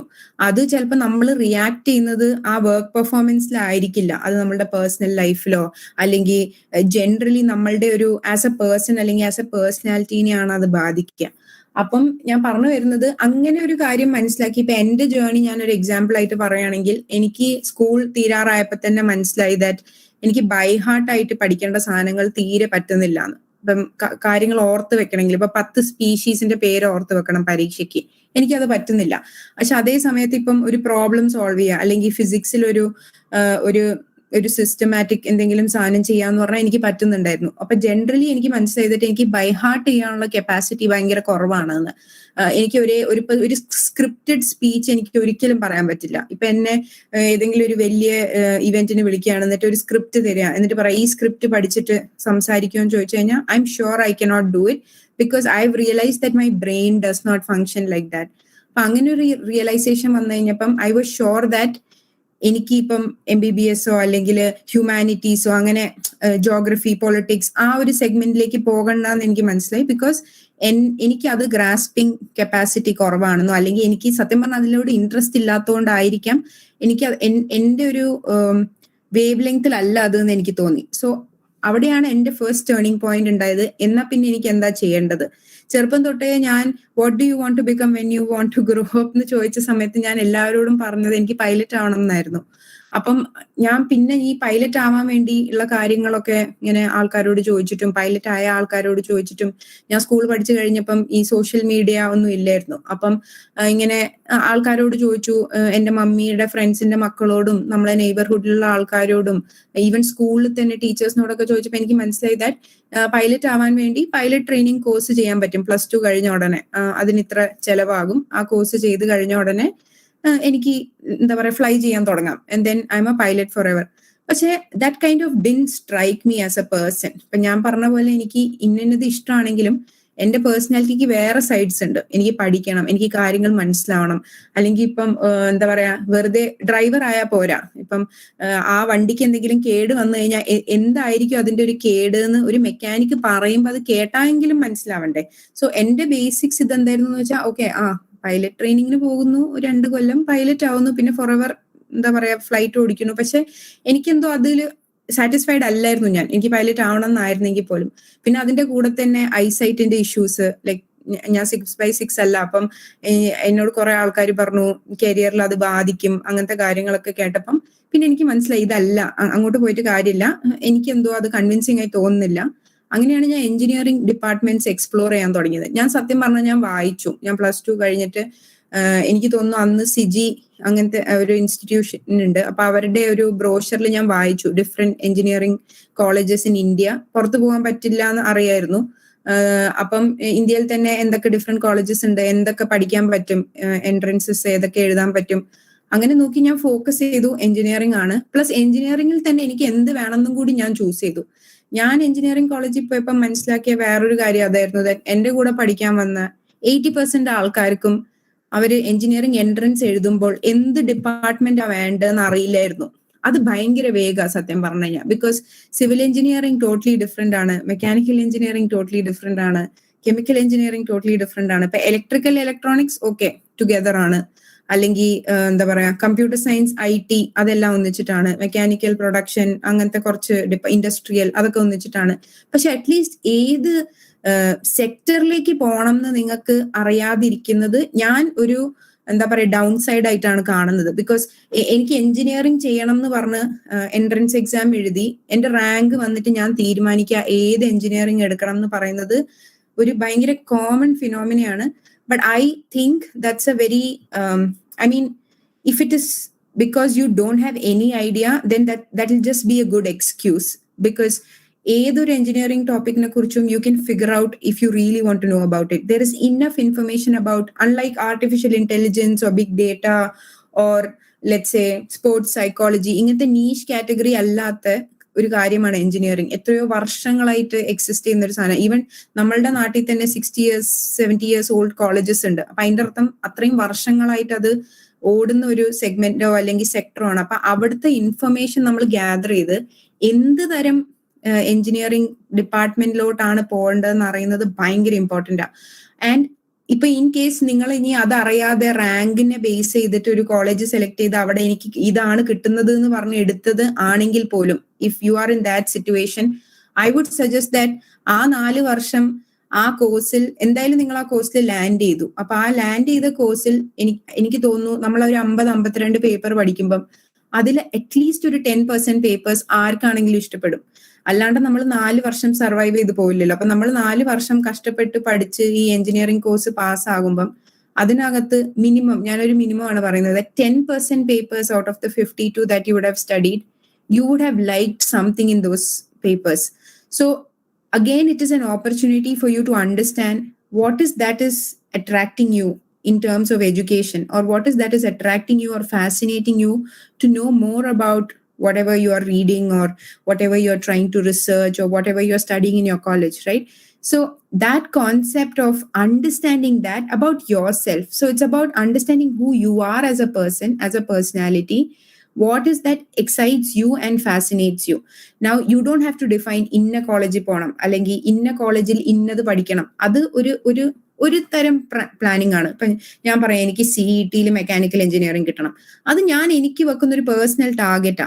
പക്ഷെ എന്റെ actual thought processes okay, എനിക്ക് mechanical engineering ചെയ്യണം because എനിക്ക് അതിലാണ് താല്പര്യം. എന്തുകൊണ്ടാണെന്ന് ചോദിച്ചു കഴിഞ്ഞാൽ എനിക്ക് പിന്നീട് വേണമെങ്കിൽ എയറോനോട്ടിക്കൽ എഞ്ചിനീയർ ആവാം, പൈലറ്റ് ആകാം, എനിക്ക് കാറുകൾ ഇഷ്ടമുള്ളതുകൊണ്ട് എനിക്ക് കാർ കമ്പനീസിന് വേണ്ടി വർക്ക് ചെയ്യാം. ജനറലി എനിക്ക് വേറെ ഏത് എഞ്ചിനീയറിംഗ് സെഗ്മെന്റ്സിനേക്കാളും എനിക്ക് താല്പര്യം കുറച്ചും കൂടി മെക്കാനിക്കൽ എഞ്ചിനീയറിംഗ് സെഗ്മെന്റിലാണ്. അപ്പം എനിക്ക് മെക്കാനിക്കൽ എഞ്ചിനീയറിംഗിനെ കുറിച്ച് എല്ലാം അറിയുമെന്ന് ചോദിച്ചു കഴിഞ്ഞാൽ ഇല്ല. പക്ഷെ എനിക്ക് അറ്റ്ലീസ്റ്റ് അറിയാം ദാറ്റ് ഓക്കെ എനിക്ക് കെമിക്കൽ എഞ്ചിനീയറിംഗ് ചെയ്യണ്ട ബിക്കോസ് എനിക്ക് കെമിസ്ട്രി അത്ര താല്പര്യമുള്ള ഒരു സ്ഥലമല്ല. എനിക്ക് സിവിൽ എഞ്ചിനീയറിംഗ് ചെയ്യണ്ട ബിക്കോസ് എനിക്ക് വീട് പണിയണ്ട, അല്ലെങ്കിൽ ജനറലി ആ ഒരു സെഗ്മെന്റ് എന്നെ എക്സൈറ്റ് ചെയ്യാറില്ല. എനിക്ക് ഇലക്ട്രിക്കൽ ഇലക്ട്രോണിക്സ് വേണ്ട ബിക്കോസ് എനിക്ക് സ്കൂളിൽ പഠിക്കുമ്പോൾ തന്നെ current moves from A to B എന്ന് പറയുമ്പം എനിക്ക് അത് ഇമാജിനേറ്റ് ചെയ്ത് അല്ലെങ്കിൽ അതിനെ കുറിച്ച് ഡീപ്പറായി പഠിക്കാനുള്ള ഒരു എന്തൂസിയാസം ഒരിക്കലും ഉണ്ടായിട്ടില്ല. അപ്പൊ ഞാൻ ബേസിക്കലി എലിമിനേഷൻ ബേസ്ഡ് സെലക്ഷൻ ആ ചെയ്തത്. ദാറ്റ് ഇസ് 10 സാധനം ഉണ്ടെങ്കിൽ അതിൽ ഏതൊക്കെയാ എനിക്ക് വേണ്ടാത്തത് എന്ന് കട്ട് ചെയ്ത് അവസാനം ഓക്കെ മെക്കാനിക്കൽ എഞ്ചിനീയറിംഗ് ആണ് എനിക്ക് വേണ്ടതെന്ന് തീരുമാനിച്ചിട്ട് സെലക്ട് ചെയ്ത ഒരാളാണ്. അപ്പം അങ്ങനെ സെലക്ട് ചെയ്ത് കഴിഞ്ഞ് ഞാൻ എഞ്ചിനീയറിംഗ് പഠിക്കുന്ന കാലത്ത് ഞാൻ ഭയങ്കര ഷുവർ ആയിരുന്നു ദാറ്റ് ഓക്കെ എനിക്ക് മെക്കാനിക്കൽ എഞ്ചിനീയർ ആയിട്ട് തന്നെ വർക്ക് ചെയ്യണം ബിക്കോസ് എഞ്ചിനീയറിംഗ് ഭയങ്കര ഒരു ഹെക്ടിക് കോഴ്സ് ആണ്. 4 വർഷം, ഒരു ലോഡ് പരീക്ഷകൾ, അതിൻ്റെ ഇടയിൽ അസൈൻമെന്റ്സ്, എക്സാംസ്, സെമിനാർ, പ്രോജക്റ്റ്. അപ്പൊ ഞാൻ വിചാരിച്ചു നമ്മൾ ഇത്രയും എഫേർട്ട് എടുത്ത് പഠിക്കുകയാണ്, നമ്മളുടെ പേരൻസ് നമ്മളിൽ ഇൻവെസ്റ്റ് ചെയ്യാണ് സമയം. അല്ലെങ്കിൽ നമ്മളിപ്പോ ഞാൻ സ്കോളർഷിപ്പ് എടുത്തിട്ടാണ് പഠിച്ചത്, പക്ഷെ എന്നാൽ പോലും ഗവൺമെന്റ് എനിക്ക് സ്കോളർഷിപ്പ് തരികയാണെങ്കിൽ ഗവൺമെന്റ് അവരുടെ പൈസ എന്നിൽ ഇൻവെസ്റ്റ് ചെയ്യാണ് in one way or the other. അപ്പം അത്രയും കഷ്ടപ്പെട്ട് ഞാൻ പഠിച്ചു കഴിഞ്ഞാൽ എനിക്ക് ഉറപ്പായിരുന്നു that എനിക്ക് മെക്കാനിക്കൽ എഞ്ചിനീയറിംഗിൽ തന്നെ വർക്ക് ചെയ്യണം എന്ന്. പക്ഷേ മെക്കാനിക്കൽ എഞ്ചിനീയറിംഗ് ഞാൻ നേരത്തെ പറഞ്ഞ പോലെ ഈ 52 പേപ്പറിൽ എനിക്കൊരു 15 പേപ്പർ അല്ലെങ്കിൽ മാക്സ് പോയ ഒരു 20 പേപ്പർ എനിക്ക് താല്പര്യമുള്ളായിരുന്നു. ബാക്കി 30 പേപ്പർ ഞാൻ ഈ കോഴ്സിന്റെ ഭാഗമായി പഠിച്ചു എന്നേ ഉള്ളൂ. അതാണോ എനിക്ക് ഇഷ്ടമുള്ളതെന്ന് ചോദിച്ചു കഴിഞ്ഞാൽ അല്ല. അങ്ങോട്ട് ഞാൻ പെർസ്യൂ ചെയ്തു എന്ന് ചോദിച്ചു കഴിഞ്ഞാൽ ഇല്ല. പക്ഷെ എനിക്കറിയായിരുന്നു ഓക്കെ ഈ സെഗ്മെന്റ്സ് എനിക്ക് ഇഷ്ടമായി. അപ്പൊ പിന്നെ ഞാൻ നോക്കിയത് ഈ സെഗ്മെന്റിൽ എനിക്ക് എന്താ ഇനി ചെയ്യാൻ പറ്റുക, വർക്ക് ചെയ്യണോ അതോ ഹയർ സ്റ്റഡീസിന് പോകണോ. അപ്പം അവിടെയും ഞാൻ ഇനി എന്റെ പേഴ്സണൽ ചോയ്സ് ആണ് നോക്കുന്നത്. എനിക്ക് ഹയർ സ്റ്റഡീസിന് പോകണമെങ്കിൽ കുറെ പൈസ ചെലവുണ്ട്, എന്റെ പേരൻസിന് അത് സപ്പോർട്ട് ചെയ്യാൻ പറ്റുമോ, അല്ലെങ്കിൽ എനിക്കൊരു ലോൺ കിട്ടുമോ, എനിക്കിത് സപ്പോർട്ട് ചെയ്യാൻ പറ്റുമോ, അല്ലെങ്കിൽ ഇപ്പൊ തന്നെ ഹയർ സ്റ്റഡീസിന് പോകുന്നതാണോ അതിന്റെ ഒരു റൈറ്റ് എന്താ പറയാ അപ്രോച്ച്. അങ്ങനെ കുറെ കാര്യങ്ങൾ ഞാൻ നോക്കിയപ്പം എനിക്ക് പേഴ്സണലി തോന്നി ദാറ്റ് ഓക്കെ ഞാൻ പഠിച്ചു കഴിഞ്ഞ് കുറച്ചു കാലം വർക്ക് ചെയ്യണം, ബിക്കോസ് എനിക്ക് സെൽഫ് സഫീഷ്യന്റ് ആവണം അല്ലെങ്കിൽ ഫൈനാൻഷ്യലി ഇൻഡിപെൻഡന്റ് ആവണം എന്ന് എനിക്ക് ഭയങ്കര ഇമ്പോർട്ടന്റ് ആയിരുന്നു. അപ്പൊ ഞാൻ അതിന് പ്രയോറിറ്റി കൊടുത്ത് ഞാൻ വർക്കിന് പോയി. വർക്കിന് പോയപ്പം എനിക്ക് തോന്നി ഓക്കെ 4-5 കൊല്ലം വർക്ക് ചെയ്ത് ഞാൻ ഫൈനാൻഷ്യലി ഒന്ന് സ്റ്റേബിൾ ആയി കഴിയുകയാണെങ്കിൽ ഞാൻ പിന്നെ ഹയർ സ്റ്റഡീസിന് അപ്ലൈ ചെയ്തിട്ട് പോകുന്നു. അപ്പൊ ഈ പ്രോസസ് ഒക്കെ മാറി മാറി വരികയാണ്. അല്ലാണ്ട് ഞാൻ ഫസ്റ്റ് ഇയർ എഞ്ചിനീയറിംഗ് കോളേജിൽ ജോയിൻ ചെയ്തപ്പോൾ ഉണ്ടായിരുന്ന പ്രോസസ് അല്ല 4th ഇയറിൽ എത്തുമ്പോൾ ഉള്ളത്. പക്ഷെ ഈ ഇൻറ്റ്യൂട്ടീവ്നെസിന്റെ ഒക്കെ ബാക്ക് സൈഡില് ഒരു ക്ലാരിറ്റി ഉണ്ട്. ഈ ക്ലാരിറ്റി ഇപ്പൊ എന്റെ ക്ലാരിറ്റിയാ, അല്ലാണ്ട് ഞാനിതിപ്പോ ഒരാളോട് പറഞ്ഞു കഴിഞ്ഞാൽ ആ ആൾക്ക് ഇതിനോട് റിലേറ്റ് ചെയ്യാൻ പറ്റുമോ എന്ന് ചോദിച്ചു കഴിഞ്ഞാൽ ഇല്ല. ബിക്കോസ് ഞാൻ എന്റെ ഇഷ്ടങ്ങളും എന്റെ ഈസ് ഓഫ് സ്റ്റഡി അല്ലെങ്കിൽ technically my approach to how I want to study things or who do I want to become in life, right? Like in life എന്ന് പറയുമ്പം I'm not talking about becoming the CEO of Google someday. I'm talking about what kind of work do I want to do? What kind of impact do I want to do? Like if you ask me, I want to build customer based products, or I want to work in the automobile industry where someday I will end up working with one of the big car companies. അല്ലെങ്കിൽ now I'm in a different sector, right? Which I'll talk about. So like wherever I am looking at what do I want to do? അല്ലെങ്കിൽ what is the kind of impact I want to do? And meanwhile, when I'm working and impacting the way I want, how much do I earn? That is also important. Nobody goes for a job and works 9 to 5 just because they want to have fun. Everybody goes for work because at the same time you also want to earn money. If I had the option of getting paid by just studying, I will study all my life because I like studying. So the concept there was I had some clarity within me about myself. എന്ത് പഠിക്കണം, എവിടെ പോയി പഠിക്കണം എന്നല്ല, പക്ഷെ ഇതൊക്കെയാണ് എനിക്ക് ഇഷ്ടം. ആ ഒരു ബേസിക് എന്താ പറയാ സ്പൈൻ ഓഫ് മൈ കരിയർ എന്നാണ് ഞാൻ അതിനെ വിളിക്കുന്നത്. എനിക്ക് അറിയാതെ എന്റെ സ്പൈനൽ കോഡ് ഇതാണ് എന്റെ ബേസിക് ഇൻട്രസ്റ്റ് ഏരിയാസ്. ഇതിലേതിലെങ്കിലും വർക്ക് ചെയ്തിട്ടേ കാര്യമുള്ളൂ, അല്ലെങ്കിൽ ഇതിലേതെങ്കിലും റിസർച്ച് ചെയ്താലേ എനിക്ക് അത് എക്സൈറ്റിംഗ് ആയി തോന്നുള്ളൂ. അപ്പം അങ്ങനെ ഒരു കാര്യം ഉള്ളത് കൊണ്ട് എനിക്ക് ഓൾമോസ്റ്റ് ഒരു അണ്ടർസ്റ്റാൻഡിങ് ഉണ്ടായിരുന്നു ദാറ്റ് ഓക്കെ ഇങ്ങനെയാണ് ഇത് പോകേണ്ടത്. അപ്പം ഇവിടുന്ന് പിന്നെ ബ്രാഞ്ച് ഔട്ട് ചെയ്യാണ്. പിന്നെയാണ് നമ്മൾ എൻട്രൻസ് എക്സാം എഴുതുന്നത്, റാങ്ക് കിട്ടുന്നു, റാങ്ക് അനുസരിച്ചിട്ടുള്ള കോളേജേ നോക്കാൻ പറ്റുള്ളൂ. അപ്പൊ ആ റാങ്കിൽ ഏതൊക്കെ കോളേജിൽ മെക്കാനിക്കൽ എഞ്ചിനീയറിംഗ് പഠിക്കാൻ പറ്റുന്നു നോക്കുന്നു, ഏതൊക്കെ വീട്ടിൽ നിന്ന് എത്ര ദൂരെയാണ്, എവിടെയൊക്കെ ജീവിക്കാൻ എളുപ്പമാണ്, അങ്ങനെ നോക്കി ഒരു കോളേജ് സെലക്ട് ചെയ്യുന്നു, അവിടെ പഠിക്കുന്നു. അവിടെ പഠിച്ചു കഴിയുമ്പം ഉറപ്പാണ് മെക്കാനിക്കൽ എഞ്ചിനീയറിംഗ് ഇത്രയും കഷ്ടപ്പെട്ട് പഠിച്ച് മാർക്കൊക്കെ വാങ്ങിയതുകൊണ്ട് മെക്കാനിക്കൽ എഞ്ചിനീയർ ആയിട്ട് തന്നെ വർക്ക് ചെയ്യണം. അങ്ങനെ വർക്ക് ചെയ്യുന്നതിന്റെ ഇടയിലാണ് എനിക്ക് സ്പോർട്സിനോട് എപ്പോഴും താല്പര്യം ഉണ്ടായിരുന്നു. അപ്പൊ സ്പോർട്സിനോട് താല്പര്യം ഉള്ളത് കൊണ്ട് ഞാൻ കുറെ വോളണ്ടിയറിങ് ചെയ്യലുണ്ടായിരുന്നു. ഇപ്പൊ IEEE എല്ലാവർക്കും അറിയാവുന്നതുകൊണ്ട് പറയാണ്, IEEE പോലെ തന്നെ NSS, IECT അങ്ങനെ കുറെ ഞങ്ങളുടെ കോളേജസിൽ സൊസൈറ്റീസ് ഉണ്ടായിരുന്നു. അപ്പം ഈ സൊസൈറ്റീസിന് വേണ്ടിയിട്ടൊക്കെ വോളണ്ടിയർ ചെയ്ത് പരിചയമുള്ളത് കൊണ്ട് ഞാൻ കോളേജിൽ പഠിക്കുമ്പോൾ തന്നെ നാഷണൽ ഗെയിംസ് എന്ന് പറഞ്ഞൊരു ഇവന്റ് കേരളത്തിൽ നടന്നപ്പം വോളണ്ടിയറിങ് ഓപ്ഷൻ ഉണ്ടായിരുന്നു. ഞാനപ്പോൾ അവിടെ വോളണ്ടിയർ ചെയ്യാൻ പോയപ്പോഴാണ് ഞാൻ ആദ്യമായിട്ട് ഈ സ്പോർട്സ് ഇൻഡസ്ട്രി കാണുന്നത്, പ്രൊഫഷണൽ സ്പോർട്സ് ഇൻഡസ്ട്രി. നമ്മൾ സ്കൂളിലെ ആനുവൽ ഡേയും കോളേജിലെ ആനുവൽ സ്പോർട്സും അല്ലാത്ത രീതിയിൽ പ്രോപ്പർ പ്രൊഫഷണൽ സ്പോർട്ടിംഗ് ഇൻഡസ്ട്രി. അത് കണ്ടപ്പോൾ എനിക്ക് ഭയങ്കര എക്സൈറ്റിംഗ് ആയി തോന്നി. ഞാൻ സാധാരണ എന്റെ സ്കിൽ സെറ്റ്സ് യൂസ് ചെയ്ത് എനിക്ക് അവിടെ വർക്ക് ചെയ്യാൻ പറ്റിയിട്ടുണ്ടായിരുന്നു. പിന്നെ ഞാൻ വിചാരിച്ചു ഇത് സൈഡായിട്ട് IEEE ഒക്കെ ചെയ്യുന്ന പോലെ എപ്പോഴും വോളണ്ടിയർ ആവാം, പക്ഷെ മെയിൻ സ്ട്രീം ആയിട്ട് ഞാൻ മെക്കാനിക്കൽ എഞ്ചിനീയർ ആയിരിക്കും, എഞ്ചിനീയറിംഗ് ചെയ്യാം, അങ്ങനെയൊക്കെ. ഞാൻ ഒരു 2.5 കൊല്ലം മെക്കാനിക്കൽ എഞ്ചിനീയർ ആയിട്ട് ഒരു oil and gas company, Indian oil പോലത്തെ ഒരു കമ്പനിയിൽ വർക്ക് ചെയ്തപ്പം ഞാൻ ഹാപ്പി ആയിരുന്നു. Technically I was A happy woman mechanical engineer in A company like Indian oil Adani gas. ഞാൻ അവിടെ ഭയങ്കര ഹാപ്പി ആയിട്ട് കാര്യങ്ങൾ ചെയ്യുന്നുണ്ടായിരുന്നു. എനിക്ക് ഭയങ്കര ഇഷ്ടമായിരുന്നു ചെയ്യാൻ. ഭയങ്കര ഹാർഷ് കണ്ടീഷൻസ് ആണ് വർക്കിംഗ്. ഞാൻ എൻ്റെ ഓഫീസിലെ ഏക പെൺകുട്ടിയായിരുന്നു. പക്ഷെ എന്നാൽ പോലും എനിക്ക് ഭയങ്കര എക്സൈറ്റിങ്ങും ഇഷ്ടമുള്ള ഒരു വർക്കും ആയിരുന്നു അത്. പക്ഷെ അതേ സമയത്താണ് ഇന്ത്യയിൽ ഫിഫ അണ്ടർ-17 വേൾഡ് കപ്പ് ആദ്യമായിട്ട് വരുന്നത്. അപ്പൊ ഞാൻ അതിനെക്കുറിച്ച് പേപ്പറിൽ വായിച്ചപ്പം വെറുതെ എന്റെ മനസ്സിന് ഇങ്ങനെ തോന്നി, എന്നാ പിന്നെ ഒന്ന് ചുമ്മാ ഗൂഗിൾ ചെയ്ത് നോക്കാം. അപ്പൊ ഞാൻ ന്യൂസ് കണ്ടിട്ട് ഗൂഗിളിൽ വെറുതെ ഫിഫ അണ്ടർ-17 വേൾഡ് കപ്പ് സെർച്ച് ചെയ്തപ്പം ഇങ്ങനെ അവർ ഇന്ത്യയിലാണ് നടത്താൻ പോകുന്നത്. 6 വെന്യൂസ് ഉണ്ട് ഇന്ത്യയിൽ. അതിലൊരു വെന്യൂ കൊച്ചിയാണ്. അപ്പൊ ഞാൻ കൊച്ചിയിലാണ് ഇന്ത്യൻ ഓയിലിൽ വർക്ക് ചെയ്യുന്നത്. അപ്പൊ ഞാൻ വെറുതെ കൊച്ചി ക്ലിക്ക് ചെയ്തു. അവിടെ പോയപ്പോ ഫിഫയുടെ റിക്രൂട്ട്മെന്റ് വെബ്സൈറ്റ് ആയിരുന്നു. അപ്പൊ അവിടെ വോളണ്ടിയേഴ്സിന് ഓപ്ഷൻ ഉണ്ടായിരുന്നു, ജോബ് ആപ്ലിക്കേഷൻസും ഉണ്ടായിരുന്നു. അപ്പൊ ഞാൻ ആ വെബ്സൈറ്റിൽ ടെക്നിക്കലി വോളണ്ടിയർ ആവാൻ വേണ്ടിയിട്ടായിരുന്നു പോയത്. അപ്പൊ ഞാൻ വോളണ്ടിയറിന് അപ്ലൈ ചെയ്തു, അത് ആദ്യം ചെയ്തു. പക്ഷെ പിന്നെ ആ വെബ്സൈറ്റിൽ നിൽക്കുമല്ലോ എന്തായാലും. അപ്പൊ ഞാൻ വെറുതെ ഈ ജോബൊക്കെ ചെയ്യുന്ന ആൾക്കാരുടെ JD എന്താണെന്ന് നോക്കാൻ വേണ്ടി വെറുതെ കയറിയതായിരുന്നു. അപ്പൊ ഞാൻ ആ ജോബ് ഡിസ്ക്രിപ്ഷൻ നോക്കുമ്പം എന്താ പറയാ, ലൈക്ക് എന്താ പറയാ, ഭയങ്കര ഒരു ഡിഫിക്കൾട്ട് സാധനം ഒന്നും അല്ലായിരുന്നു. ഈ venue management, event management, IEEE നമ്മളൊരു മേജർ ഇവന്റ് ചെയ്യുമ്പം ചെയ്യുന്നത്ര കാര്യങ്ങളൊക്കെ ഉള്ളായിരുന്നു.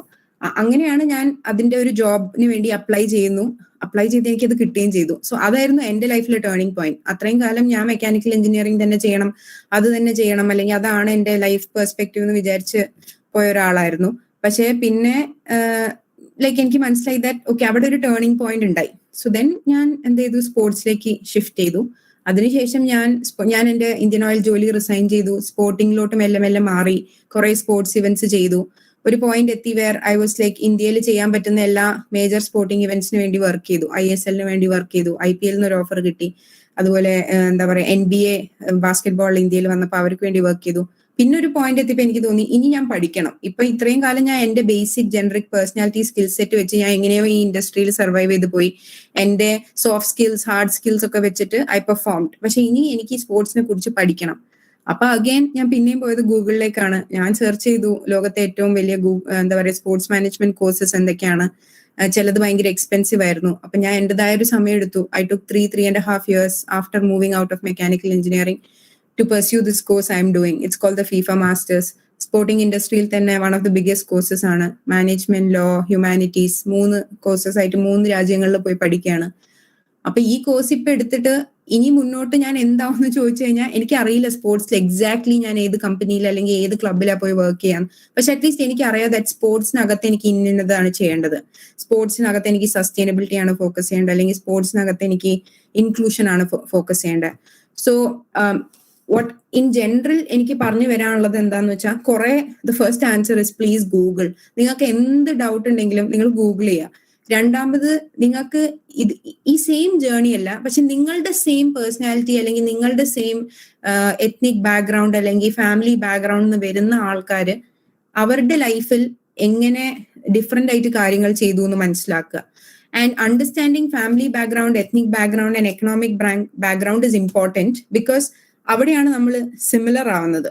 ഇപ്പൊ ഞാൻ എന്റെ ക്ലാസ്സിൽ 26 കൺട്രീസ് നിന്ന് വന്ന ആൾക്കാരുടെ കൂടെ ആണെങ്കിലും എനിക്ക് റിലേറ്റ് ചെയ്യാൻ പറ്റുന്നത് തേർഡ് വേൾഡ് കൺട്രീസ് നിന്ന് വന്ന ആൾക്കാരുടെ കൂടെയാണ്. എനിക്ക് ഒരു അമേരിക്കയിലെ ക്ലാസ്മേറ്റിനോട് പോയിട്ട് കാര്യങ്ങൾ സംസാരിക്കുമ്പം എക്കണോമിക്കലി അല്ലെങ്കിൽ എത്നിക്കലി മാച്ച് ആവാൻ പറ്റുന്നില്ല. ഞങ്ങൾ ഫ്രണ്ട്സ് ആയിരിക്കാം, പക്ഷെ ഞങ്ങളുടെ പ്രശ്നങ്ങൾ സെയിം അല്ല. അതേ സമയത്ത് ഞാനിപ്പോ ആഫ്രിക്കയിൽ നിന്ന് വരുന്ന ഒരാളോ അല്ലെങ്കിൽ ഹോണ്ടുറാസ് നിന്ന് വരുന്ന ഒരാളോ അർജന്റീനയിൽ നിന്ന് വരുന്ന ഒരാളുടെ അടുത്ത് സംസാരിക്കുമ്പം ഞങ്ങളുടെ രാജ്യങ്ങളിലുള്ള പ്രശ്നങ്ങൾ സെയിം ആയതുകൊണ്ട് ഞങ്ങളുടെ തോട്ട് പ്രോസസ്സും ഞങ്ങളുടെ പേഴ്സണാലിറ്റി ട്രേറ്റ്സും സിമിലർ ആണ്. So it's very important to understand that and always have that spine. നിങ്ങളുടെ സ്പൈൻ നിങ്ങൾ ക്രിയേറ്റ് ചെയ്യുക. What are you good at? Are you good at writing? Are you good at dancing? Are you good at researching? Are you good at doing shows? Whatever that is. And by the time you are 18, I'm sure you will figure out at least what is the things that makes you happy.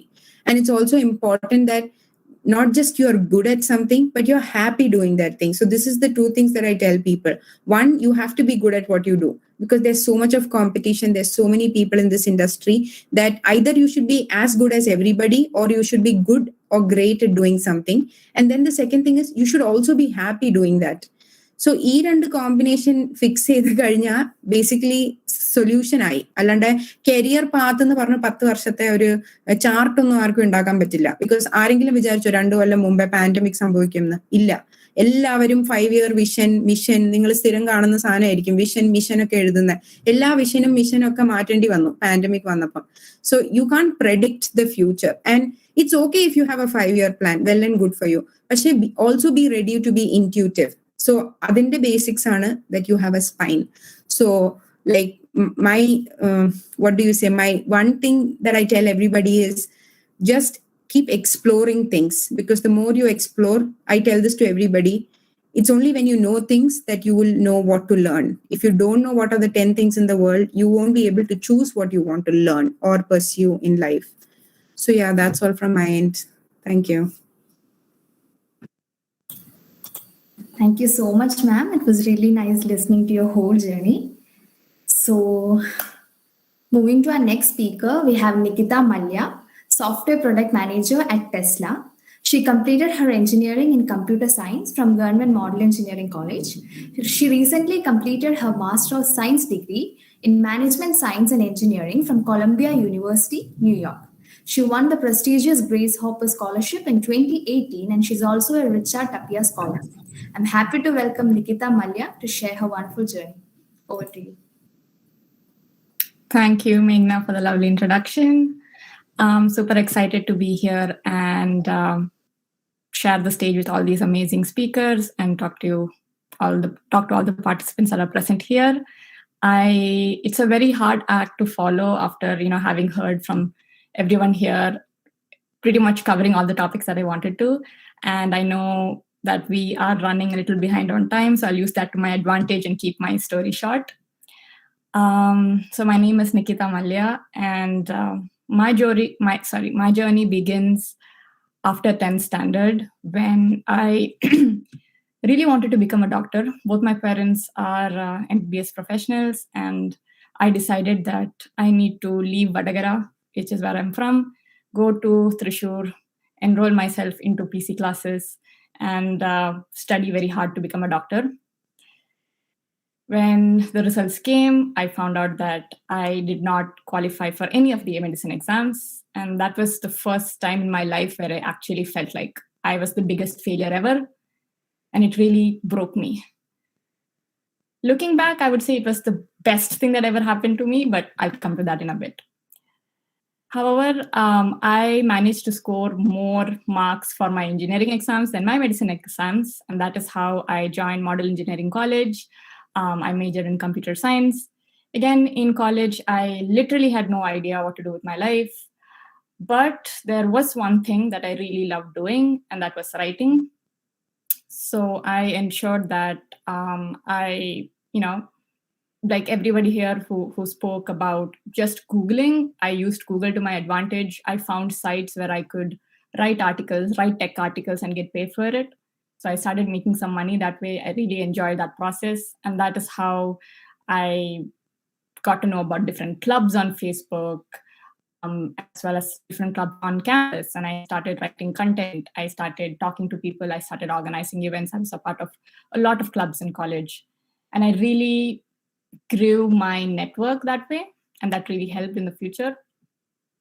And again, even when I reached 4th year of college, I literally had no idea what to do with my life. I was putting in a lot of effort, that I will tell you. I was, doing all my course curriculum work. I was writing. I was, expanding my network. I was talking to people. I was participating in different activities, not just within my college, but also within Kerala.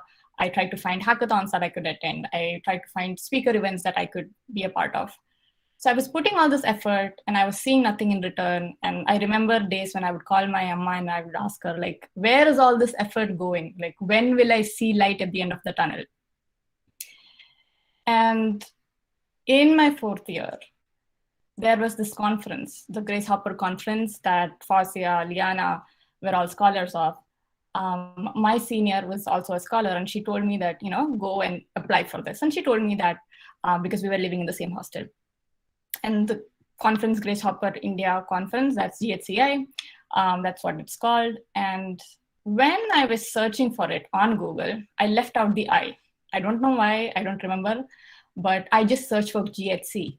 And that's when it led me to the Grace Hopper conference site. So the Grace Hopper conference is the parent conference that happens in America. And I applied for that because kitty poya poya. Somehow I got selected. I was one of the 3 students from India selected in 2018 to attend the conference. And since during those days, it was pre-pandemic, they would take care of your flight tickets, they would take care of your hotel expenses, and we also take care of your visa for you. And it was 5 days in Houston, Texas, under one roof with 20,000 women in tech professionals. And as you can imagine, that conference changed my life, because up until that point in time, you guys must have all heard of that story where there's a frog inside a well, and that frog thinks that he knows everything because he's inside that well and he knows the landscape pretty well. It's only when the frog actually jumps out of the well does it realize that, oh, there is this huge world outside and there's so many other things that they do not know of. So that's something that happened to me. I was exposed to so many things. There were about 450 companies there. Like any company in the world, you name it, they had a stall at the conference. I got to, speak with so many professionals. I met Jack Dorsey, I saw Priscilla Chan, I saw all these amazing, personalities in tech that you only read articles about, you see on the news. And they were like standing there in front of my eyes, all alive. And it was just a crazy and phenomenal experience. And I knew that there is so much out there that I can do. And that's also where I came to know about the field of product management. I didn't even know what product management was before that conference. And I met a lot of PMs. I met PMs at Google, I met PMs at Facebook, I met PMs at startup. I spoke to them and I understood that, maybe this is something that I really want to do with my life. And I came back home and I did, again, all you need in the digital age that we live in is 3 tools, which everybody here has. It's a laptop, it's an internet connection, and basically Google or whichever search engine that you want to go with. And I started reading about product management and started looking at courses. And I realized that the easiest way to land a product management job at that time, 2 years ago, was to come to the States for your master's degree. That is what I did. And I also met a senior at the conference who was studying the same program that I did at Columbia. That's actually how I came to know that Columbia has such a program that I can enroll into. So I came back, I spent 2 months, I wrote all my exams in a hurry. Again, this was all because I didn't know what I want. It was very last minute, it was very hodgepodge. But I managed to get admitted into Columbia, where I studied management science and engineering. It's a course where you study, like half the credits you study at the engineering school, the other half at the business school. I, as a result, got to sit in classes with MBA students from all over the world. It was, again, a phenomenal experience because there's just so much that I didn't know that existed in the world. And it was really interesting to hear different viewpoints from different people around the globe. And I think that has changed the way I look at life and I look at how I want my career to progress.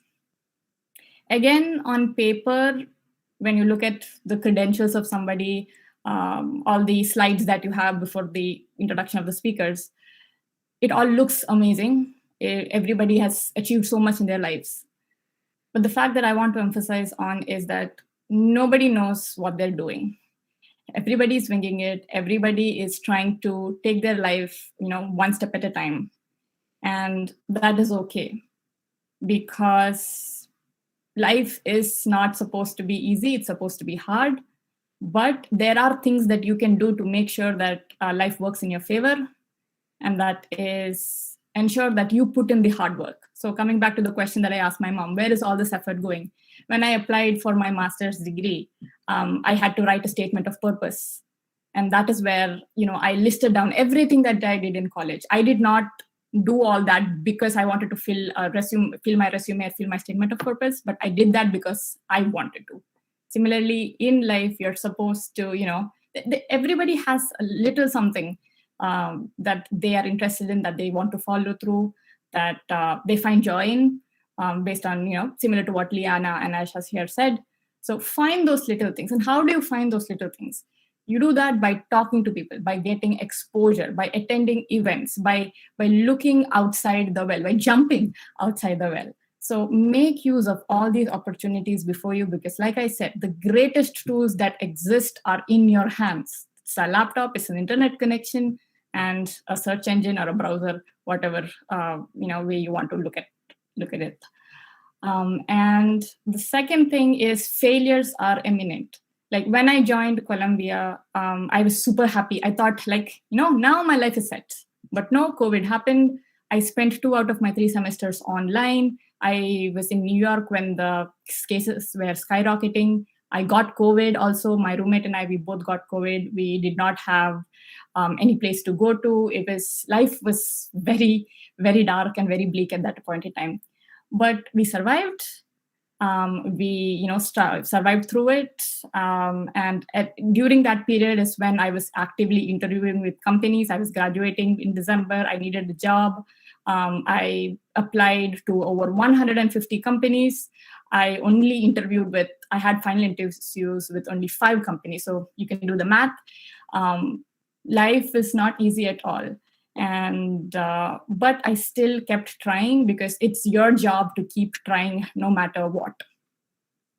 And the last thing that I want to emphasize on is that there is a little bit of luck to everything. A lot of people, when they talk about their lives, forget to mention that what big a factor luck plays. So you could be doing everything right, but if luck is not in your favor, you'll not get that. You'll not get what you're looking for. And that's also okay, because life is never, unlucky to everyone all the time. All you have to do from your end is ensure that you are putting in the effort. And like how my mom said, that effort will come into fruition. You will get where you want to go. It might take, extra time for some people. Some people might get there easy, but we will all get there if you put in the effort, if you be kind, if you, put in effort to actually go and explore, find your interests. And also in that process, do not forget to have fun. Do not forget to, make friends and take them with you, and also help each other along the way, because kindness goes a long way in getting where you want. The journey can be long. The journey can be, depressing at times. It can make you angry, but you will get where you want to go. Okay. Yeah, that's all from my end. Thank you so much, Nikita. So glad to listen to this amazing journey of yours and your valuable words. So we have some speaker-specific questions from the participants, but since we are running out of time and due to this unfavorable weather, we'll certainly mail those to you, and I hope that's okay.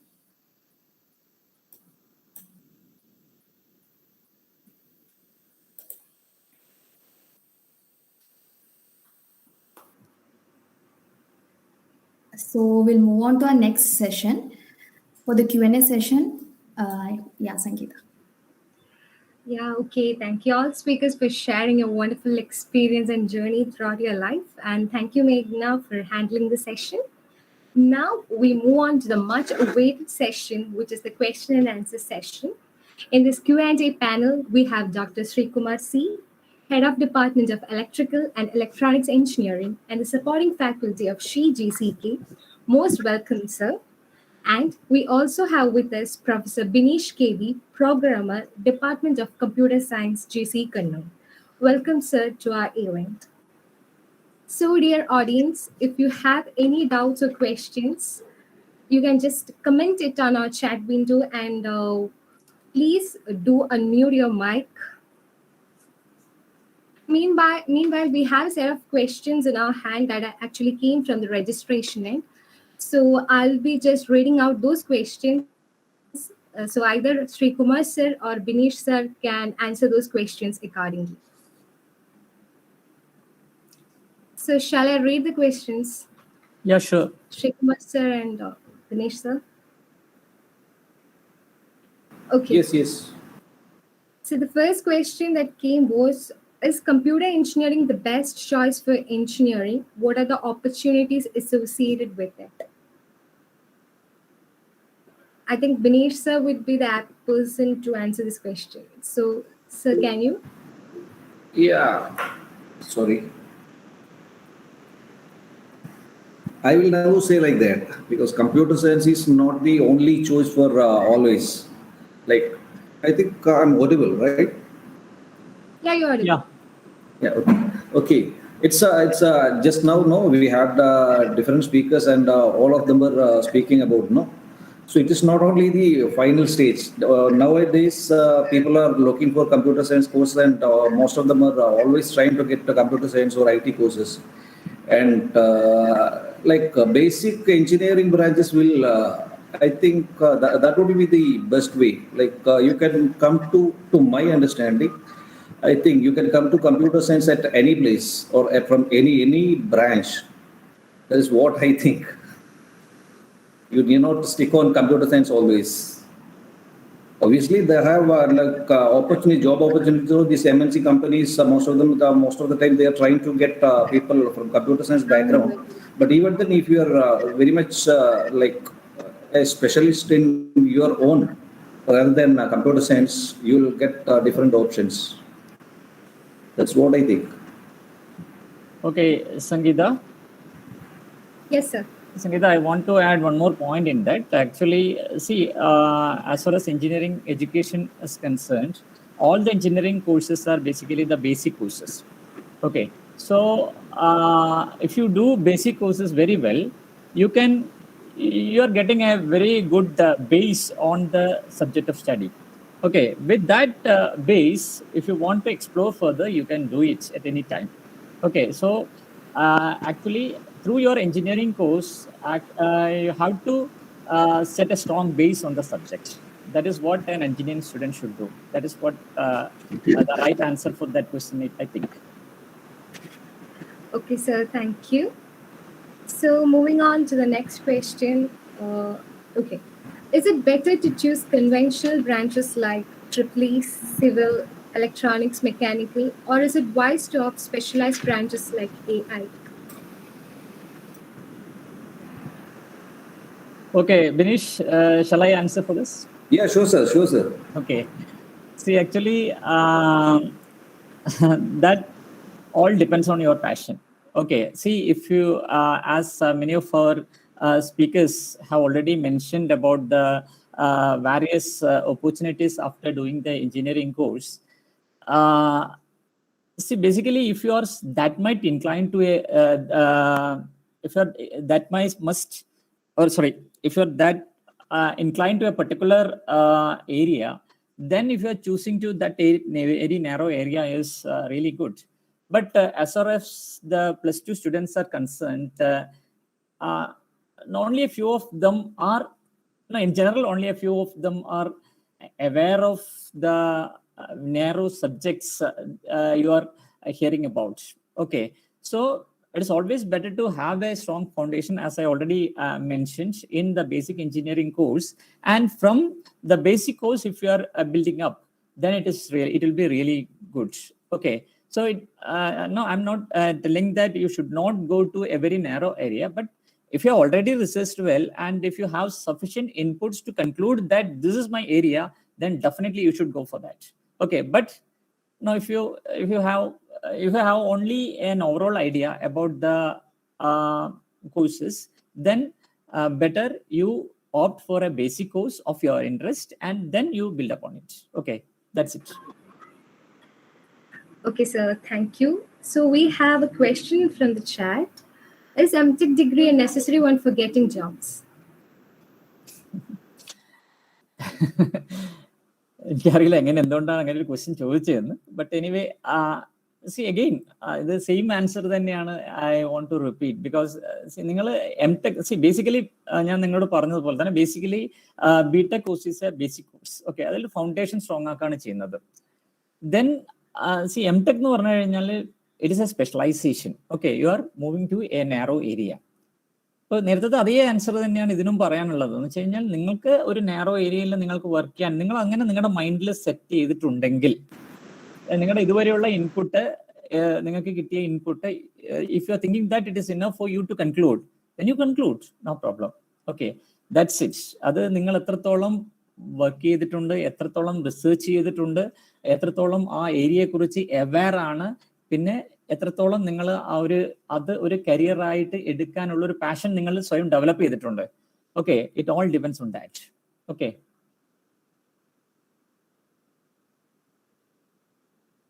Okay Sangeetha. Okay, sir. So the next question was, what are the future options available for women if she chooses engineering as her domain of study?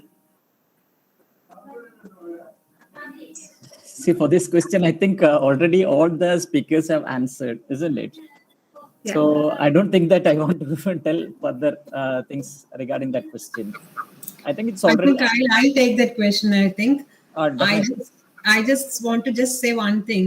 If it's just that you are an engineer, okay, don't differentiate yourself as a woman engineer or a man engineer or something. So it's just being excellent in engineering. That's all what matters at the end of the day. That's it.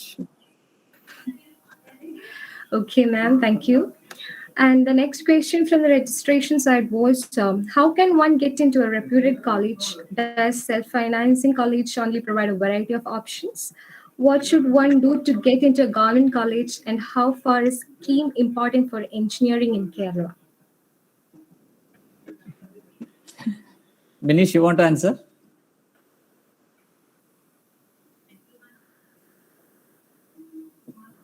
I think Binish is on mute.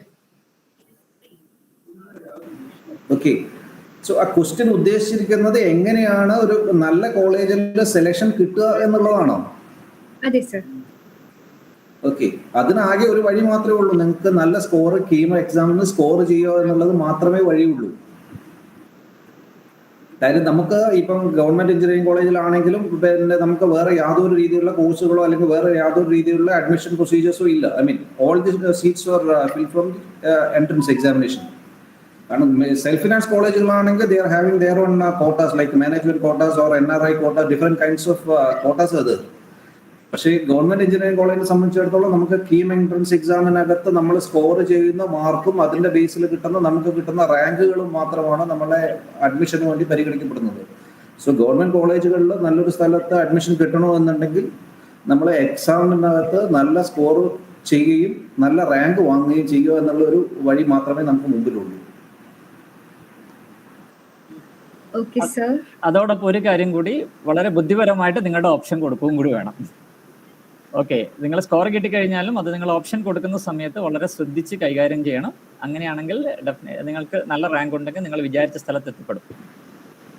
അതിൽ ഇപ്പോഴും ഒരു കാര്യം കൂടി അതിൻ്റെ അകത്ത് ചെയ്യാനുള്ളത്, നമ്മൾ sir ഇപ്പം പറഞ്ഞതിൻ്റെ കൂടെ ആഡ് ഓൺ ചെയ്യുന്നതാണ്. നമ്മുടെ റാങ്ക് നമ്മൾ ഓപ്ഷൻസ് കൊടുക്കുന്ന സമയത്ത് രണ്ട് കാര്യങ്ങൾ ശ്രദ്ധിക്കുക.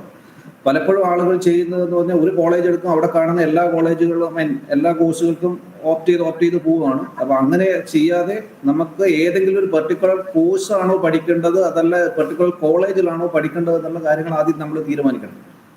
ഇപ്പൊ CET പഠിക്കണം എന്നുള്ളതാണ് എൻ്റെ ആഗ്രഹം, അല്ലെങ്കിൽ അല്ലെങ്കിൽ ഇപ്പൊ നേരത്തെ പറഞ്ഞ പോലെ മെക്കാനിക്കൽ എഞ്ചിനീയറിംഗ് പഠിക്കണം എന്നുള്ളതാണോ എൻ്റെ ആഗ്രഹം എന്നുള്ളതാണ് ആദ്യത്തെ കാര്യം. മെക്കാനിക്കൽ എഞ്ചിനീയറിംഗ് പഠിക്കാൻ മാത്രം താല്പര്യപ്പെടുന്ന ഒരാളാണെങ്കിൽ ഏതൊക്കെ നല്ല കോളേജ് ആ റാങ്ക് അനുസരിച്ച് ഏതൊക്കെ കോളേജിലാണ് അതിന് നമുക്ക് വരുന്നതെങ്കിൽ നമ്മൾ ആദ്യത്തെ ചോയ്സുകൾ മുഴുവൻ മെക്കാനിക്കൽ എഞ്ചിനീയറിംഗിൽ കൊടുക്കുകയും ബാക്കിയുള്ളത് അതിന്റെ ശേഷം കൊടുക്കുകയും ചെയ്യുക. അതല്ലാത്തൊരു സാഹചര്യത്തിൽ ഇപ്പൊ ആദ്യം ഞാൻ തിരുവനന്തപുരം എഞ്ചിനീയറിംഗ് കോളേജിൽ പഠിക്കണം അല്ലെങ്കിൽ കണ്ണൂർ എഞ്ചിനീയറിംഗ് കോളേജിൽ പഠിക്കണം എന്നുള്ള ഒരു ആഗ്രഹം മാത്രമാണെങ്കിൽ അവിടെയുള്ള ഡിഫറെന്റ് കോഴ്സുകൾ ചൂസ് ചെയ്യുക എന്നുള്ള ഒരു രീതിയിൽ നമ്മൾ ഓപ്ഷൻ സെറ്റ് ചെയ്യുക എന്നുള്ളത് മാത്രമാണ് നമുക്ക് അതിനകത്തുള്ള വഴി.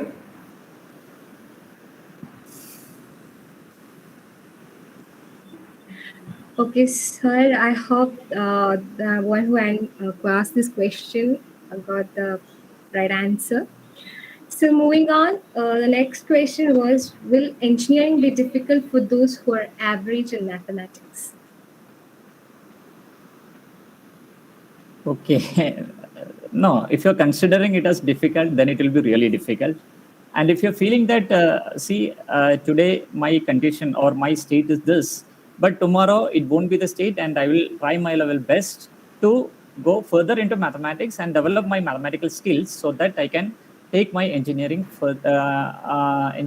studies. അപ്പോൾ ആ ഒരു ഇത് വേണം എന്ന് വെച്ച് കഴിഞ്ഞാൽ ഓക്കെ നേരത്തെ പലരും പറഞ്ഞു, അതായത് നമ്മുടെ സ്പീക്കേഴ്സ് പലരും പറഞ്ഞത് നിങ്ങൾ ശ്രദ്ധിച്ചിട്ടുണ്ടാവും. See, many of them are average. Okay, only a few told you that they were really good at the studies initially, but later on they realized, okay, so with this background, if you are proceeding, then it will be very difficult for me. So they have decided to change the gear. Okay, so they have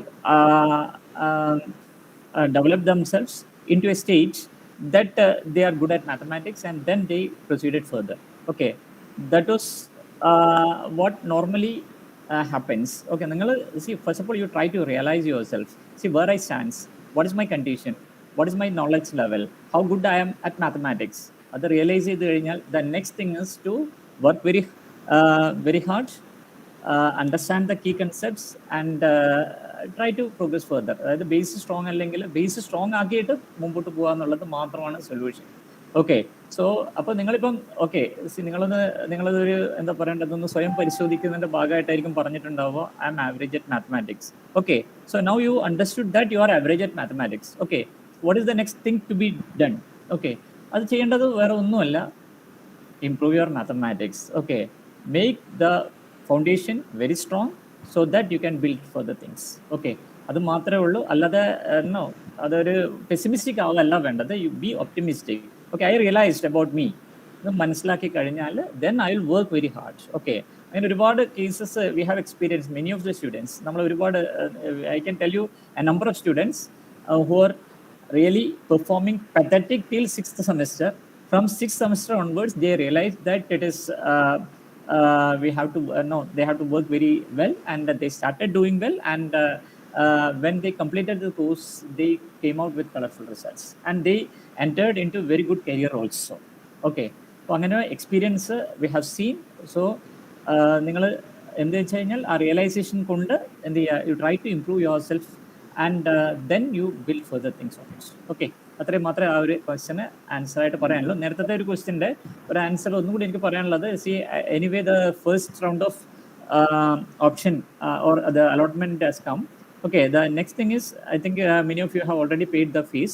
Okay, and the next thing is to confirm your continuation in the entrance commissioner site. Option you have to option registration, you have to higher option confirmation അത് ചെയ്യാൻ മറന്നു പോയിട്ടുണ്ടെങ്കിൽ ഇപ്പോൾ ഉള്ള സ്ഥലത്ത് തന്നെ നിൽക്കും. അപ്പോൾ ആ ഒരു വളരെ ഇമ്പോർട്ടൻ്റ് ആയിട്ടുള്ള കാര്യമാണ്. You have to go to the your portal and confirm your option for the second round onward, means for the second round. Okay, don't forget to do that. Okay, that's it. Okay, so moving on to the next question. What are the different aspects of robotics engineering in the term of its scope and job opportunities? Is it more valuable in India or outside India? Okay, see, actually robotics is an emerging field. Okay, so many research works are happening, so many new kind of products are coming in that area. Anyway, definitely a lot of opportunities are there, not only in India, abroad or everywhere. Robotics is a very developing field, and you can find job opportunities everywhere.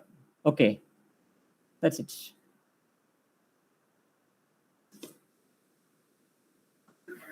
Okay, sir. And we have one more question from the registration end. How far a girl student will be accepted by the industry after some disciplines like mechanical, marine engineering, or biomedical?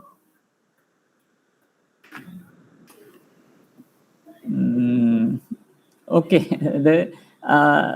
already I think the question is answered, because nowadays there is no differentiation between girls and boys. Okay, if you're performing well, you will be recognized and you will be accepted.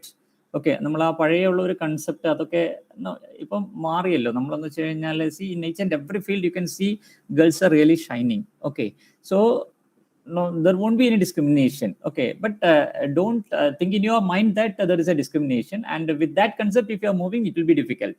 Okay, so ഇപ്പോൾ ഒരു present generation people അല്ലെങ്കിൽ നമ്മുടെ ഇന്നത്തെ ഒരു society എന്ന് പറഞ്ഞു കഴിഞ്ഞാൽ if you are efficient and if you are able, you will be recognized.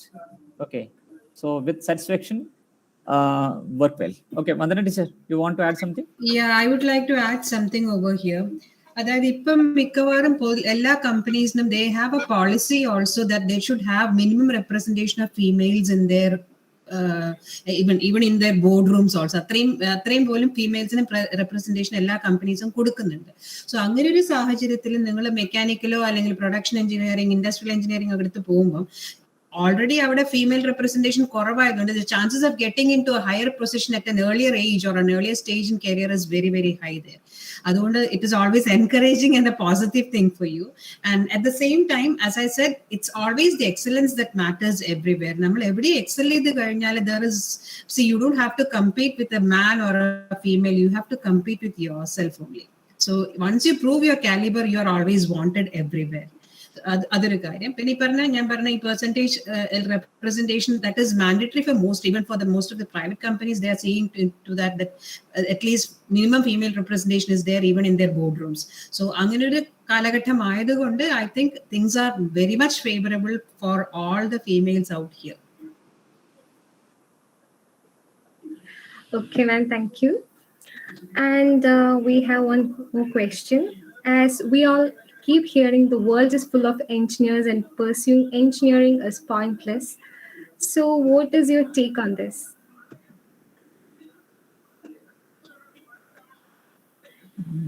I think Vandana Miss can answer this question well. Could you please repeat the question, Sangeeta? As the world is full of engineers and pursuing engineering is pointless. So what is your take on this? So here I would just like to add one word only. The world is not full of employable engineers, and the world is not full of socially responsible engineers, and the world is not full of excellent engineers. If you can make yourself one among these, you are always wanted. That's my answer. Okay, I want to add one more point. Actually, that statement is totally wrong. Okay, so I don't want to give that negative comment on it, and that is why I just left the question. Okay,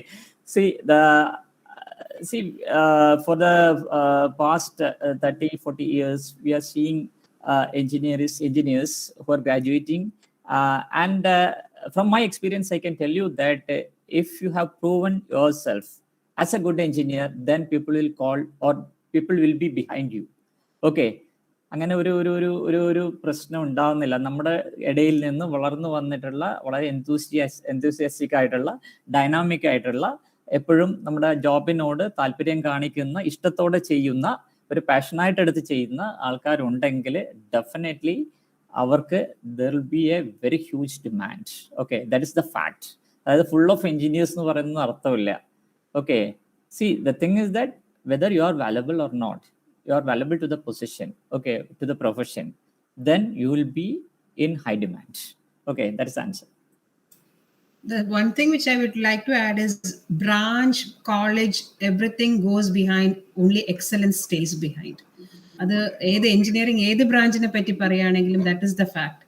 So if you really are joining engineering, just try to be excellent in what you are doing. That is what matters at the end of the day. So thank you, ma'am. Thank you, sir. So these were the questions from the registration and from the chat. So as we are running out of time, and from the audience side, if you have any more questions. One more thing before we close on, Sangeeta, I would like Dr. Srikumar to kindly give a very brief overview on the present curriculum, because we have a KTU curriculum which most of the students are going to follow, which is giving a lot of options to diversify even at a later stage in engineering. So I think Professor Srikumar can give a small overview on the minors and honor systems. Okay. See, actually, in the present curricula, we have option for a double degree. Okay, that is what is meant by minor. Okay, നേരത്തെ നിങ്ങൾ speakers okay നമ്മുടെ ഷബിനെയാണ് തോന്നുന്നു. Actually she is a civil engineer working in a power plant. Okay, nuclear power plant NPCയിലാണ് work ചെയ്യുന്നത്. Okay, and she was telling that she is working in the design of power plants. Okay, ഒരു 3rd യൂണിറ്റോ എന്തോ something like that she was telling. See, a civil engineer working in an electrical power plant. Okay. See, അപ്പോൾ ആ ഒരു civil എഞ്ചിനീയറെ സംബന്ധിച്ചിടത്തോളം, if she or he has got some inputs about the electrical engineering, that will be very useful. Okay.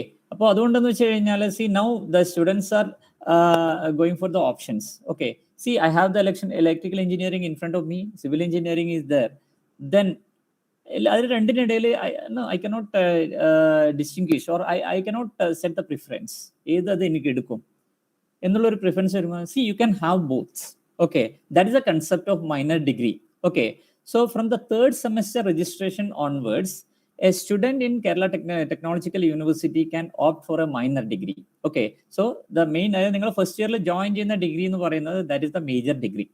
Okay, so along with that, you can have, or you can get a degree in another subject that is also of interest to you, okay, by opting for a minor. Okay, so that you can select after the first year. So the major degree you are selecting in the first year itself, and in the third semester or the second year, if you want, you can opt for a double degree or a minor degree. So finally the degree awarded will be bachelor's of degree in major degree with minor in this particular engineering. For example, bachelor's degree in civil engineering with minor in electrical engineering.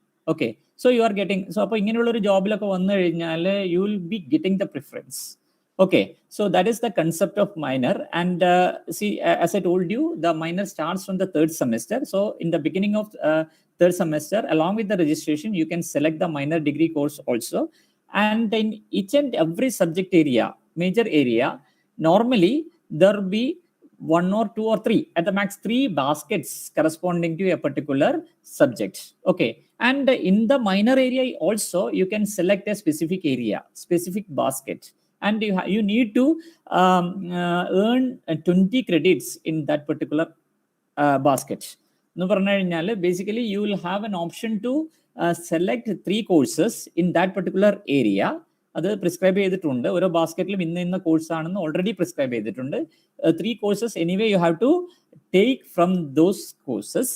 Okay, and അത് ഈ ബാക്കിയുള്ള 3ാം semester മുതൽ നിങ്ങളുടെ 6ാം semester വരെയുള്ള സമയത്ത് നിങ്ങൾക്ക് select ചെയ്യാൻ വേണ്ടിയിട്ട് പറ്റും. പിന്നെ അത് കഴിഞ്ഞിട്ട് 7ഉം 8ഉം സെമസ്റ്ററിൽ if you want you can have a project also. Okay, in മൈനറിന്റെ ഏരിയയിൽ, അതായത് മേജർ പ്രൊജക്ട് ഓൾറെഡി ഉണ്ടാവും. Along with that, you will have, if you can do a minor project, that will also earn credits to you. അങ്ങനെ മൊത്തത്തിൽ നിങ്ങൾക്ക് 12 credits ഈ courses എടുത്ത് ചെയ്യണം. ബാക്കിയുള്ള 8 ക്രെഡിറ്റ്, അതായത് 3 courses, minimum 3 course, U can have the number of courses, you may have more also. Okay, ഇനി അതുകൂടാതെ ബാക്കിയുള്ള 8 ക്രെഡിറ്റ്സ് മൂക്ക് കോഴ്സസ് എന്ന് പറയും. അതായത് മാസീവ് ഓൺലൈൻ കോഴ്സസ് ആണ്. ബേസിക്കലി ആ കോഴ്സസ് എടുത്തിട്ട് മാത്രമാണ് നിങ്ങൾക്ക് ബാക്കിയുള്ള 8 ക്രെഡിറ്റ് കംപ്ലീറ്റ് ചെയ്യാൻ വേണ്ടി പറ്റുക. അപ്പോൾ അതിനുള്ള സംവിധാനങ്ങളൊക്കെ ഉണ്ട്. അതിന്റെ ഗ്രേഡിങ്ങും മറ്റതൊക്കെ ആ ഏത് ഏജൻസിയാണോ ഈ മൂക്ക് കോഴ്സ് കണ്ടക്ട് ചെയ്യുന്നത് അതിനെ ബേസ് ചെയ്തിട്ട് ആയിരിക്കും. ഓക്കെ, പക്ഷെ വേറൊരു ഇമ്പോർട്ടൻ്റ് ആയിട്ടുള്ള കാര്യം എന്താണെന്ന് വെച്ച് കഴിഞ്ഞാൽ, നിങ്ങൾ മൈനറിൽ എടുക്കുന്ന കോഴ്സുകളിൽ ഒരിക്കലും ഫെയിലർ പാടില്ല. ഫെയിലർ ആയി കഴിഞ്ഞാൽ, ഒരു പ്രാവശ്യമെങ്കിലും ഫെയിലർ ആയി കഴിഞ്ഞാൽ നിങ്ങൾക്ക് മൈനർ ഡിഗ്രി കിട്ടില്ല. പക്ഷെ ഒരു ഗുണം എന്താണെന്ന് വെച്ച് കഴിഞ്ഞാൽ, that credits will also get added to your BTech course, but it won't be counted for calculating your CGPA. Okay, അതാണ് മൈനർ കോഴ്സിനെ കുറിച്ച് പ്രധാനമായിട്ടും പറയാനുള്ളത്. Okay, so you will get a double degree. If you are interested, you can have a bachelor's degree in mechanical engineering as major and with computer science as minor. അങ്ങനെ 2 ഡിഗ്രിയിൽ നിങ്ങൾക്ക് കിട്ടാവുന്ന ഒരു ഓപ്ഷൻസ് നമ്മുടെ സാങ്കേതിക സർവകലാശാലയുടെ ഇന്നത്തെ കരിക്കുലത്തിൽ ഉണ്ട്. അതാണ് അതിൽ ഒരു കാര്യമാണ് minor. Okay, then along with that there will be some honors also. അത് മുമ്പത്തെ പോലെ അല്ല, ഇപ്പോഴും എല്ലാ കുട്ടികൾക്കും മൈനറിനായാലും ഓണേഴ്സിനായാലും എന്ത് ചെയ്യാൻ പറ്റും, സെലക്ട് ചെയ്യാൻ വേണ്ടിയിട്ട് പറ്റും. പക്ഷെ ഓണേഴ്സ് എന്നുള്ള ഡിഗ്രി, അതായത് BTech with this major with honours എന്ന് പറയണമെങ്കിൽ നിങ്ങൾ ഇതേപോലെ തന്നെ additional 20 credits you have to get. Okay, again you cannot get a failure in any of the subjects. അതിലും ഈ പറഞ്ഞതുപോലെ 3 കോഴ്സസ് അഡ്വാൻസ്ഡ് കോഴ്സസ് ഉണ്ടാവും. Along with that, you have to take the MOOC courses also. Okay, പക്ഷേ 8th semester കഴിയുമ്പോഴേക്കും നിങ്ങളുടെ CGPA 85% minimum ഉണ്ടായിരിക്കണം. Okay, അപ്പോൾ ഇത്രയും ആയി കഴിഞ്ഞാൽ ഇപ്പം നിങ്ങൾക്ക് വേണമെങ്കിൽ BTech with major with honours with minor ഇങ്ങനെയുള്ള ഇത്രയും ഫീച്ചേഴ്സ്, ഇത്രയും കളേഴ്സ് നിങ്ങളുടെ ബിടെക് ഡിഗ്രിയിൽ ആഡ് ചെയ്യാൻ വേണ്ടി പറ്റും. എന്ന് വെച്ച് കഴിഞ്ഞാൽ നിങ്ങൾ എത്രത്തോളം നിങ്ങളുടെ ഏരിയ വൈഡൻ ചെയ്യുന്നു. ഞാൻ നേരത്തെ പറഞ്ഞു നാരോ ഡൗൺ ചെയ്യുമ്പോൾ നമ്മൾ വളരെ സൂക്ഷിക്കണം എന്ന് ഞാൻ പറഞ്ഞു. അതേപോലെ തന്നെ നിങ്ങൾ വൈഡൻ ചെയ്ത് കഴിഞ്ഞാൽ യുവർ ഏരിയ ഓർ യുവർ എന്താ പറയേണ്ടത്, നമ്മുടെ you are widening your area or you are widening your opportunities.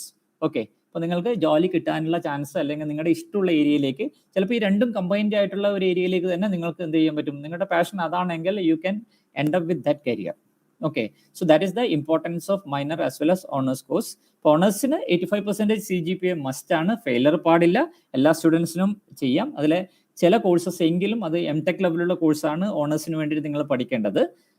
മൈനറിന് അങ്ങനെയല്ല, മൈനറിന് കൂടുതലും ബേസിക് കോഴ്സസ് ആണ് പഠിക്കേണ്ടത്. പിന്നെ ഫെയിലർ രണ്ടായാലും പാടില്ല. 20 credits മിനിമം ഏൺ ചെയ്യണം. ഇപ്പോൾ 20 credits ഏൺ ചെയ്യാൻ minimum you have to do 3+2 courses, 3 conventional courses plus 2 MOOC courses. Anyway അത് മിനിമം ആണ്. അതിനേക്കാളും കൂടുതൽ വേണമെങ്കിൽ you can take. Okay, that depends on you, that depends on your passion. അപ്പോൾ ഏതെങ്കിലും ഒരു ബാസ്ക്കറ്റിൽ if you are that much interested, if you want to take more number of courses, you can do it. Okay, that's up to you. See, you have the opportunity, and if you can utilize it, you can flourish yourself. Okay, that's it. Pore teacher itra pore Madi sir, madi. So thank you, Sri Kumar sir, for giving an overview of the current curriculum. So once again, thank you, Sri Kumar sir and Binesh sir, for taking this time to answer all the questions from the registration end. I hope you have answered those questions in a much detailed manner. Thank you so much once again. Okay, thank you very much. Thank you. Okay, so now we move on to the final segment of our event. For that, let me call upon Amrita Babu for the word of thanks.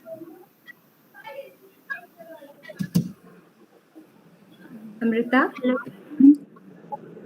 Yeah, Think about Ignite 2021. There was an immense effort by SHE Executive members under the guidance of our professor, Dr. Vandana, for making this event possible. First and foremost, thanks to you people and a wholehearted congrats on the success of this event. On behalf of SHE GCK, I would like to thank Dr. K.A. Nawaz for the enlightening inaugural session in such a short notice. Thank you so much, sir. I would like to thank Professor Dr. Sri Kumar and Professor Dinesh for giving out the best answers for the queries raised. Thanks to you both.